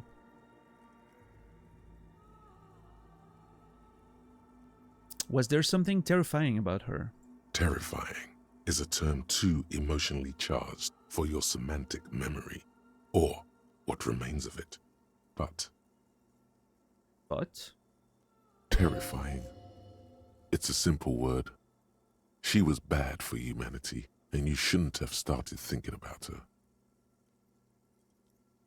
You're right, time to heed the warning. No. Was there something bad about her? I want to know. Okay. Ooh. Yeah, let's get in. You already do. Although she is often considered to be the greatest human being to ever live, there was something ominous about Dolores Day, constantly surrounded by her terriers. Go on. She was the most socially secluded and least self-aware of all the Innocences. Some modern thinkers would consider her a war criminal for the campaigns she waged against the Mesk state. And then there were the resettlement programs. What happened? The Mesk state tried to detach itself from Innocentic rule. Parts of the world were experiencing whiplash, from accelerating into secularism. Her mandatory education programs and mass resettlement of upstream Marguerite were problematic as well. Dissenters were suppressed by a military force she called the Army of Humanity. Oh, dear God. Well, that's a turn.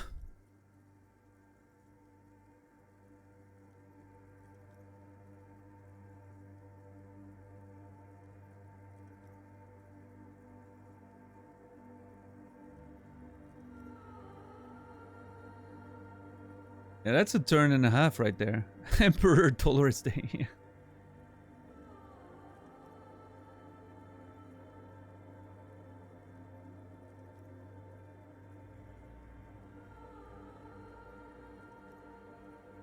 Mandatory education programs. Suppression of dissent. Not great. Not great. Suggesting those who fight against it are not part of humanity.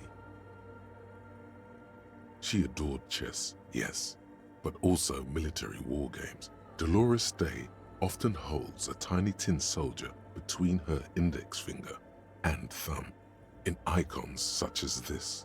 She was also blonde, the blondest woman you have ever seen, with green eyes the color of the Pacentic, mare interregnum.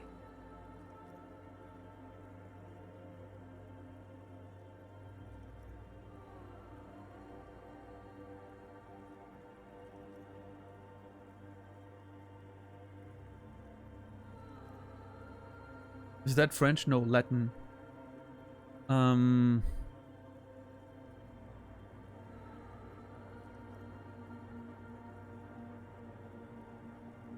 The blondest of the blonde, yep. He wasn't very goth, that's for sure. Even though, you know, the whole suppressing dissent with an army and all that, that's pretty metal right there, but she doesn't sound very punk rock. I don't know. She still sound pretty cool to me, but then again, I do like strong women. Not very disco. I don't know. She sounds hardcore. Yes, yes. That is true. Mare interregnum.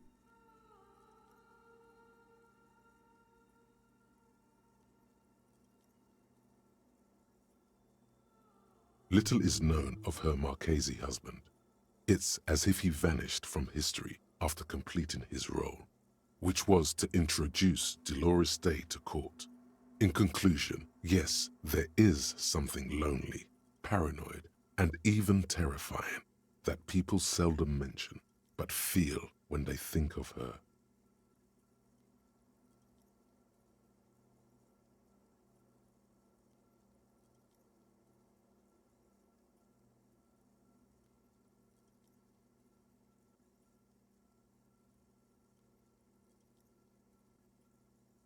This subtle terror is part of her iconography. Lieutenant Yefrater, you've stood there for over 5 minutes. You're right. An hour and a half is over 5 minutes. Why is this healing me? Actual art degree. Conceptualization. Heals 1 morale and gives 10 XP.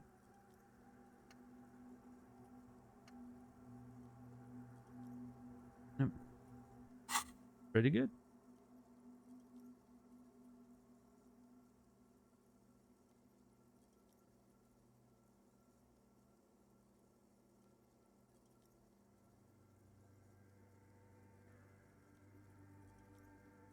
The lieutenant's calm voice echoes in the cold air of the... What are you thinking of, if I may ask? She's somehow connected to the case. Glowing lungs? That's fucked up. I love that this whole conclusion is like, oh, glowing lungs. That's fucked up. Nothing, just looking around. She's beautiful. She's not human. Yell, war criminal. Oh, boy.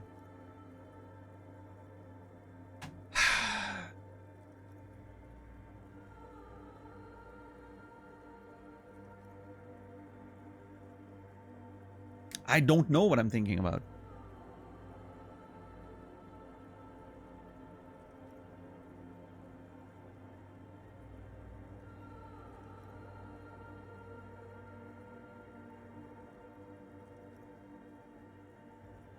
I don't think she's necessarily connected to the case. I think that's foolish.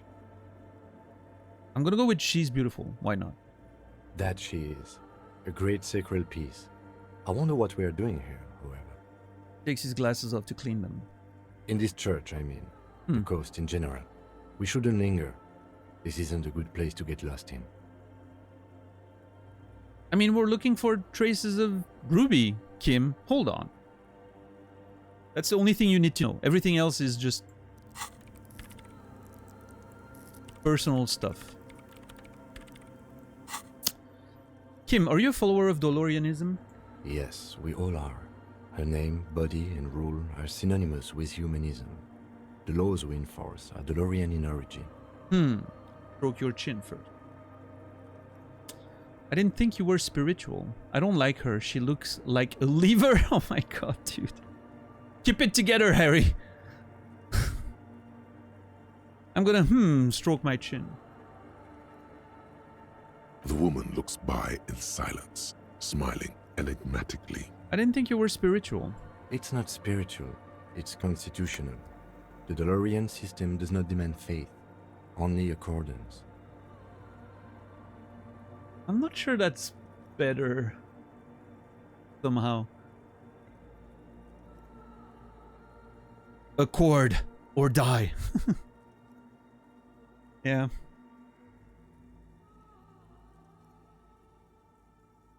Alright, I'm gonna check if I have some visual calculus checks. The mother of humanism stands up. Yeah, visual calculus. Let's see. How much visual calculus do I have? 5. Okay. Let's see. Probably some glasses, right? Yeah, hell yeah.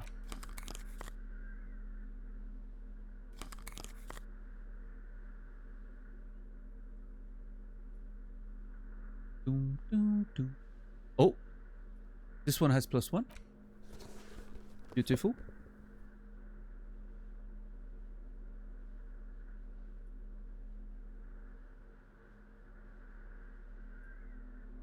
Don't worry, Kim. I'm just dressing for the job.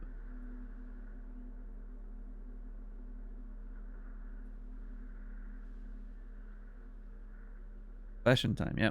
I don't know how my code is. Why is my code sharp eye? Well, okay. There. Good. Alright, let's do it. The mother of humanism stands 83. above you, a precious and complex wax painting on a single pane of glass. A crack runs across the length of her body, her face oval and sad.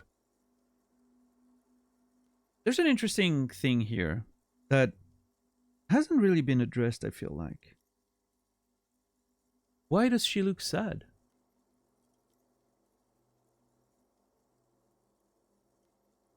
Why is she represented as looking sad? That's a very interesting question.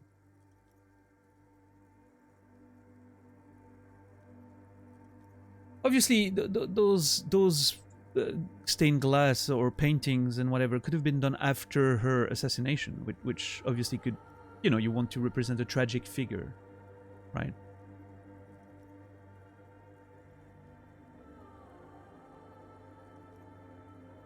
Maybe that's it?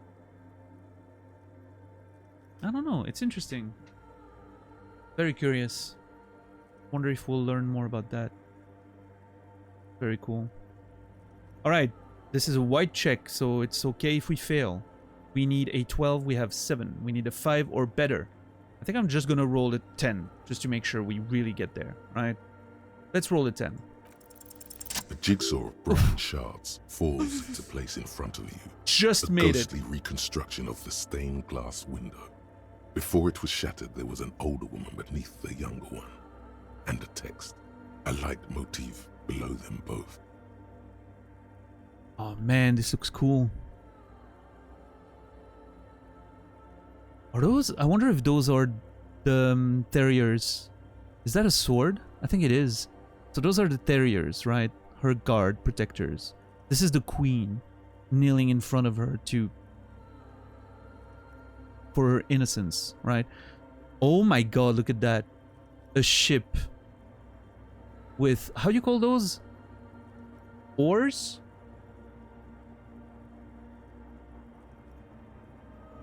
Is that the term? I'm not sure. She reminds you of Mona Lisa? Yeah. Yeah, maybe like the sort of, I don't know. Not sure if I see it. It feels a lot like Mona Lisa feels very subdued to me, very quiet. This feels monumental, right? Sort of oars. That's the thing, right? Oars. So it's interesting because I wonder if that represents a boat going through the Pale, as you know, that is why she was innocented. Yeah, innocented.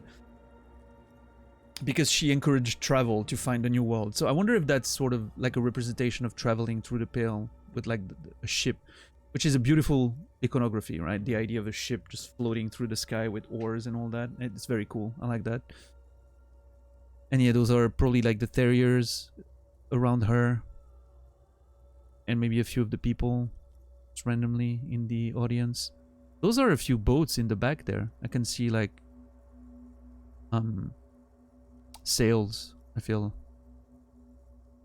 The ocean. And this looks like a throne of some kind? Maybe? It looks like half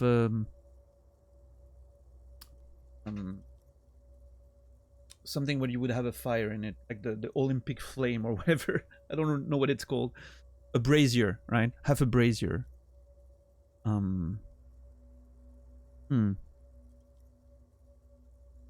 Interesting.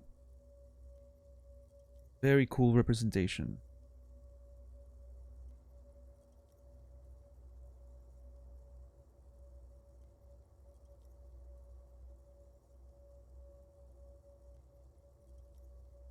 And there's a bit of text somewhere. What shattered this mosaic? Who is the older woman? The motto, what does it say? Alright, hopefully I can do all three. Who is the older woman? The queen.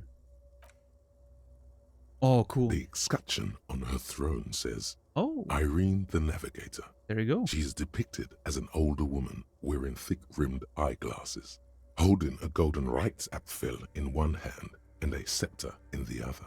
This is the queen her innocence day advised. Nice. Above, she herself is whole. The Reichsapfel. So it's an apple for the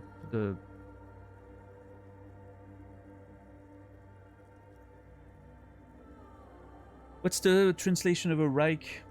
A kingdom, I guess.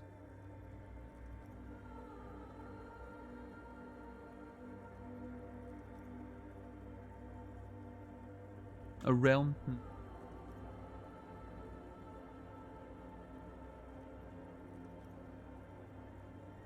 Yeah, I was thinking royaume in French, which can translate to kingdom or realm.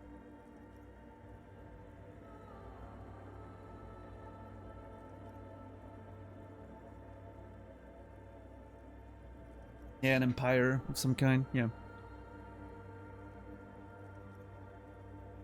I'm assuming it's a symbol of her reign somehow, right?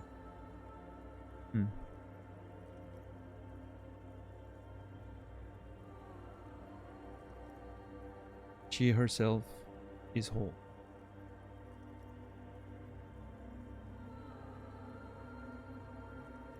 Yeah, it's an interesting detail, bearded guy.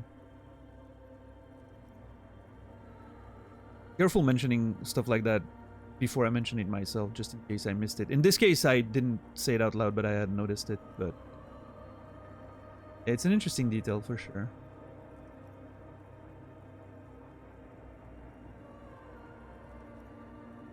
In fact, they look a bit like the glasses I just removed. Oh, I mean, it's mentioned here. Never mind. My bad. I actually already forgot that it was mentioned in the text. You're good.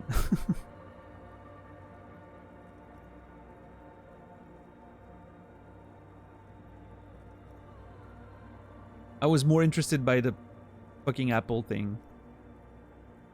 Distracted me from the glasses. Small figures of wise men, common men, worshippers walk up the stairs to stand at her feet. Secret servicemen, Theriers, stand in a row guarding her. It must have taken years to produce this work in all its dizzying detail. Cool. I always like in a game like that when you can put together things based on the stuff you've read or heard about, and you can like you see the picture and you're like, oh, those are these guys, and this is this, and this is this, and it just all connects perfectly. I love that. It's always satisfying. The motto, what does it say? Below both women, in luminous black letters, après la vie, mort. Après la mort, la vie de nouveau. Après la vie, mort. Après la mort, vie de nouveau. Okay, this is pretty interesting because after life, death was the password, right? And this is exactly what it says. Après la vie. Well, it should be la mort, but it's fine. So this is the password that was used by Suna. Après la mort, la vie de nouveau. So, sort of the idea of either some sort of cycle, reincarnation, or just at least a sort of afterlife, right? Afterlife, death, after death, life again. Life once again, so, And then, along the left side, après le monde, la gré. Après le gris, le monde de nouveau. Après le monde, le gris. Après le gris, le monde de nouveau. Okay, that's it. Really intriguing. After the world, the gray, which I'm assuming here is sort of means the pale somehow. I'm connecting that to the pale. And after the pale, the world again. That idea of, you know, she was the one who encouraged people to traverse the pale and found the new world.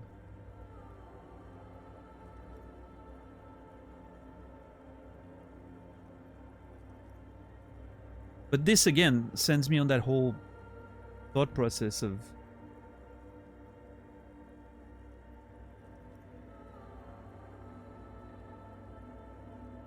I've had that sort of idea since the beginning of the game that this world felt like a sort of afterlife, right?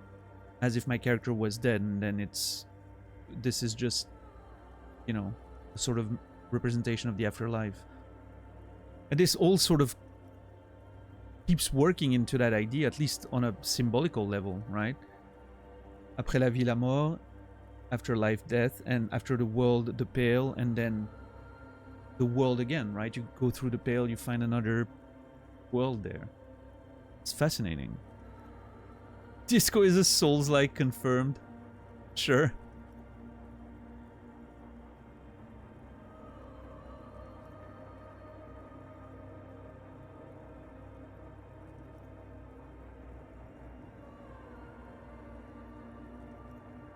Doesn't check out Disco Elysium is good. Yeah, the lore is actually good.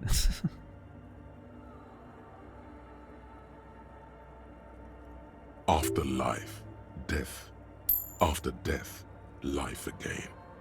After the world, the pale. Okay, so they translated the After pale the into pale, Le Gris, which the world I don't like, again. This is the great leitmotif of humanism, a summary of the effect of the discovery of this Isola, the Insulindian, on human thinking. A tremendous sea change akin to finding life after death. I mean, hell, I get it. If your world is surrounded by a gigantic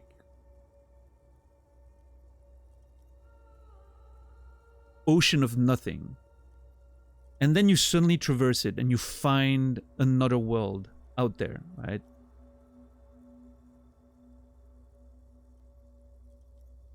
It is probably pretty insane. Like, for us, it's sort of like we don't get that feeling really because we you know, there's science out there explaining the universe and the world and so on. But imagine if you thought the Earth was all there was, and you can see space and all of that, but it's this great black thing, and you don't know what's out there, and then suddenly you're like, oh, there's a whole other galaxies and worlds out there, right? And it's like, oh my god, what the hell, right? Yeah, the discovery of America, but like time, yeah, but no, yeah. Except there's this added notion of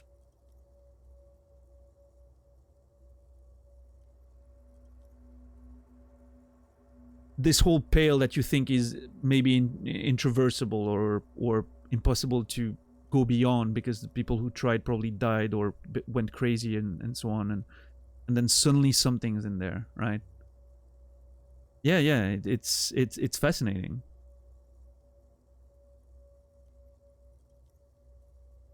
Because like the discovery of America was like, oh well, we expected to find land and we found land.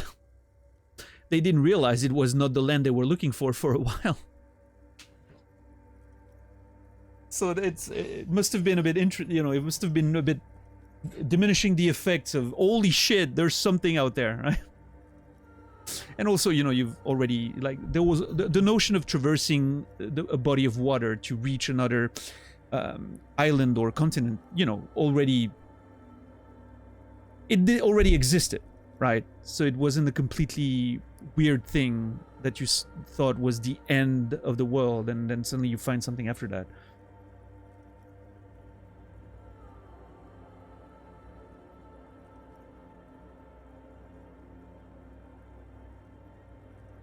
This feels so very Indiana Jones. Yeah, I mean, it's interesting that I'm, you know, obviously knowing French, I'm able to like look at those things, and then you get the actual game translating for you. But what are my thoughts on GIFs? Love them. Yeah, GIFs are great. Are we talking the technology, or what are we talking about? You mean, or just the usage of GIFs? I love using GIFs in conversations. I don't do it nearly as often as I should. Doesn't say anything about getting back to the point where you die to get your currency back, so I'm not convinced. Yeah, that's true, Goose. That's true.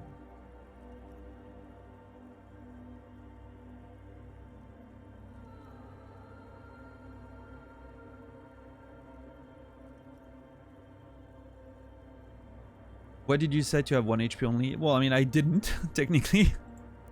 I just spread my stats the way I wanted, and then realized that I was only gonna have 1 HP. It wasn't a conscious decision. I didn't set out being like, oh, I absolutely want 1 HP. I was like, oh, I only have 1 HP. Yikes. And then proceeded to die 6 times. I died 6 times to the fucking fan at the beginning of the game, even though I had 72% of getting it, I think. Because obviously at the time I didn't have healing items. And then I realized that, oh shit, I can actually use my healing items to not die, even with 1 HP. So that was fun.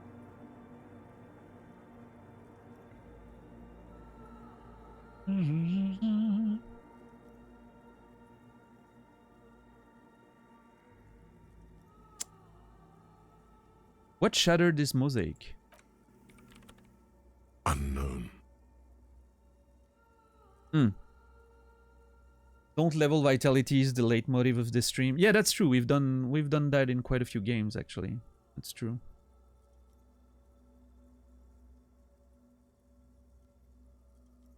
I'm not sure why. It's just the thing. Something during the raid the lieutenant mentioned. Oh, true.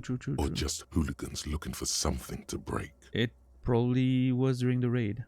Lieutenant, this used to say after life, death. After... Is he gonna finish it? Death, life again. Yeah.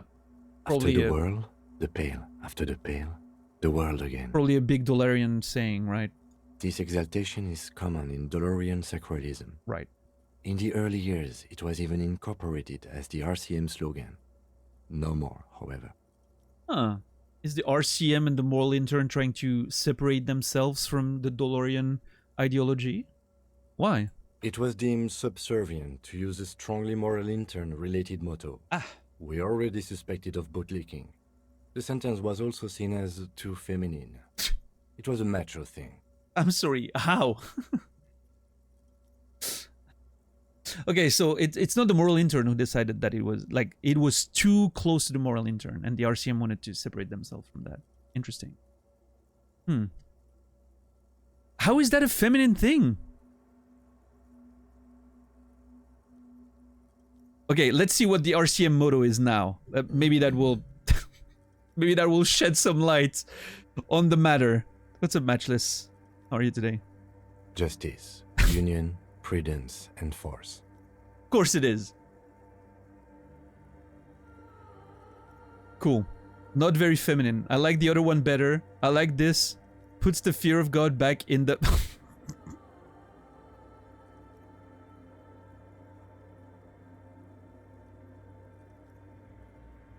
Jump. Yeah.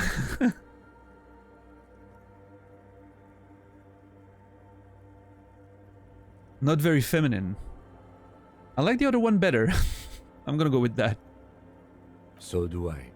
Well, at least we agree on that. Step back. The mother of humanism towers above you, a wax painting on a cracked pane of glass. Nothing has changed in her expression. Turn away. God, what a game. The mother. What a game. Holy shit.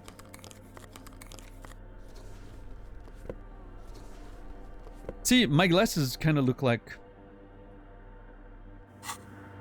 hers. Discover... Wait, hold on. What? Discover your inner bino? Have we ever read that? Discover your inner bino. Oh, baby. That's what we're all about here. Discovering our inner binoculars.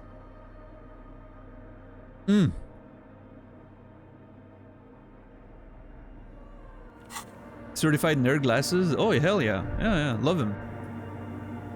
70s style nerd glasses. Yes, what is it? Alright, I'll leave you work. Okay, so now, what I really want to do is go back to the DCA to see if I can access the filament on the other computer. Production schedule. And learn more about maybe Suna, and then come back here and talk to her again. I think that's what I want to do. Man, the church, what a vibe. We spent the whole day here. Just realized. But what a beautiful place. I think this is my favorite location in the game so far. By a pretty big margin. I mean, there's a lot of places I've enjoyed, don't get me wrong. I love the Doom commercial center. This was the whole vibe. The tent was very cool. There's a whole lot of really cool places in the game, but this place was just... This is exactly the kind of vibe I enjoy in stories and games and all that. I don't know what it is. Every time a story has some like religious undertones and symbolism and all that, I'm all in. I love it.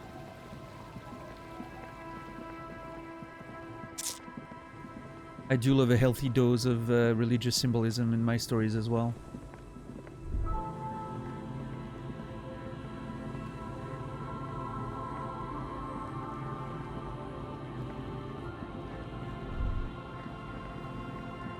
Yeah, I think I'm gonna go to the DCA, try to see what there is, and then... Well, tomorrow I'll have to take some time to actually look at all my tasks and sort of organize them. Because it's a bit all over the place right now. What do I have to do with the fast mid? I need to report to Lena anyway. Okay, so yeah, good. Let's go back to the center of the city. That's a good idea. Just a typical Christian streamer. Yeah, I mean... Maybe I'm... Maybe that Christian streaming team idea that Elisa had the other day, maybe I'm not that far removed from that.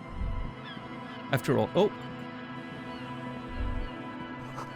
A faint smell of soldering, melted insulation, nylon, and ozone. Okay.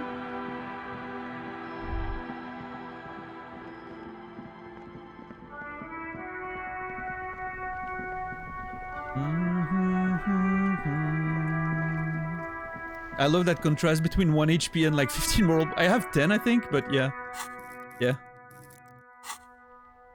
I did not start with that many though, but it's pretty funny for sure. And thank God I have that much morale, because I got annihilated on morale, like for most of the game. I did take a lot of HP damage too. Now I'm a little bit more protected because I have anti-object task force. But still. But yeah, my morale was... I got absolutely shredded several times. It's rough out there.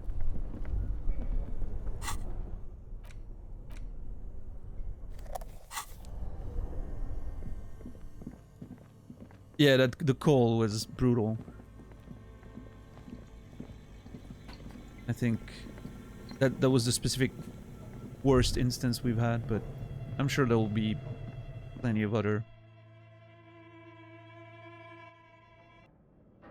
But yeah, I don't suffer from it too much because of the healing that I'm getting with conceptualization. And I have a lot of conceptualization as well, so.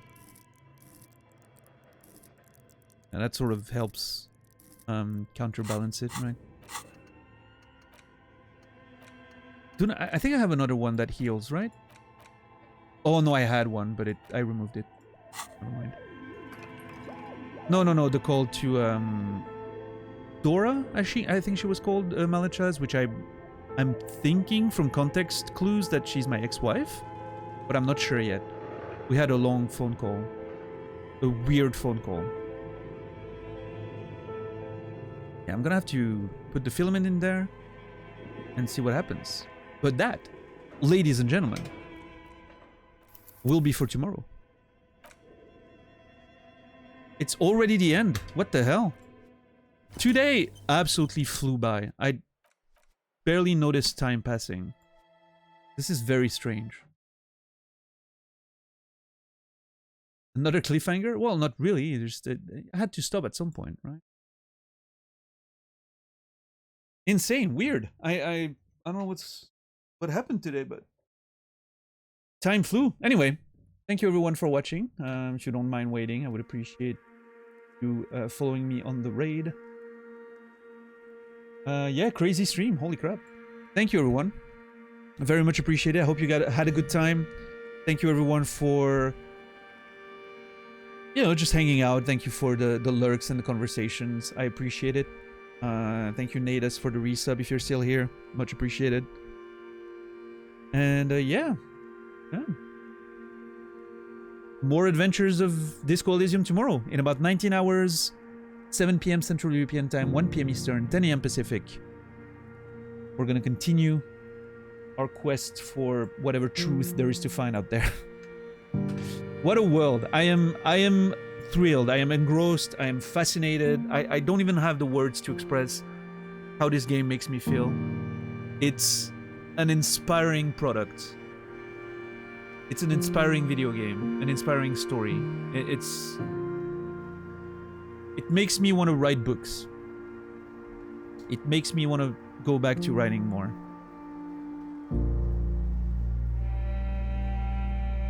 It makes me want to write video games. It makes me want to write movies and TV shows. It's one of those things. It's one of those really truly inspiring works that I will remember for the rest of my life. However it ends. I mean, at this point, obviously, I hope it sticks the landing, right? But even if it doesn't, I'm gonna always remember some of those things. What a crazy game. Beautiful. Anyway. I wish you all a beautiful rest of your day, evening, or night. I will see you guys tomorrow. And until then, remember me, and I will remember you.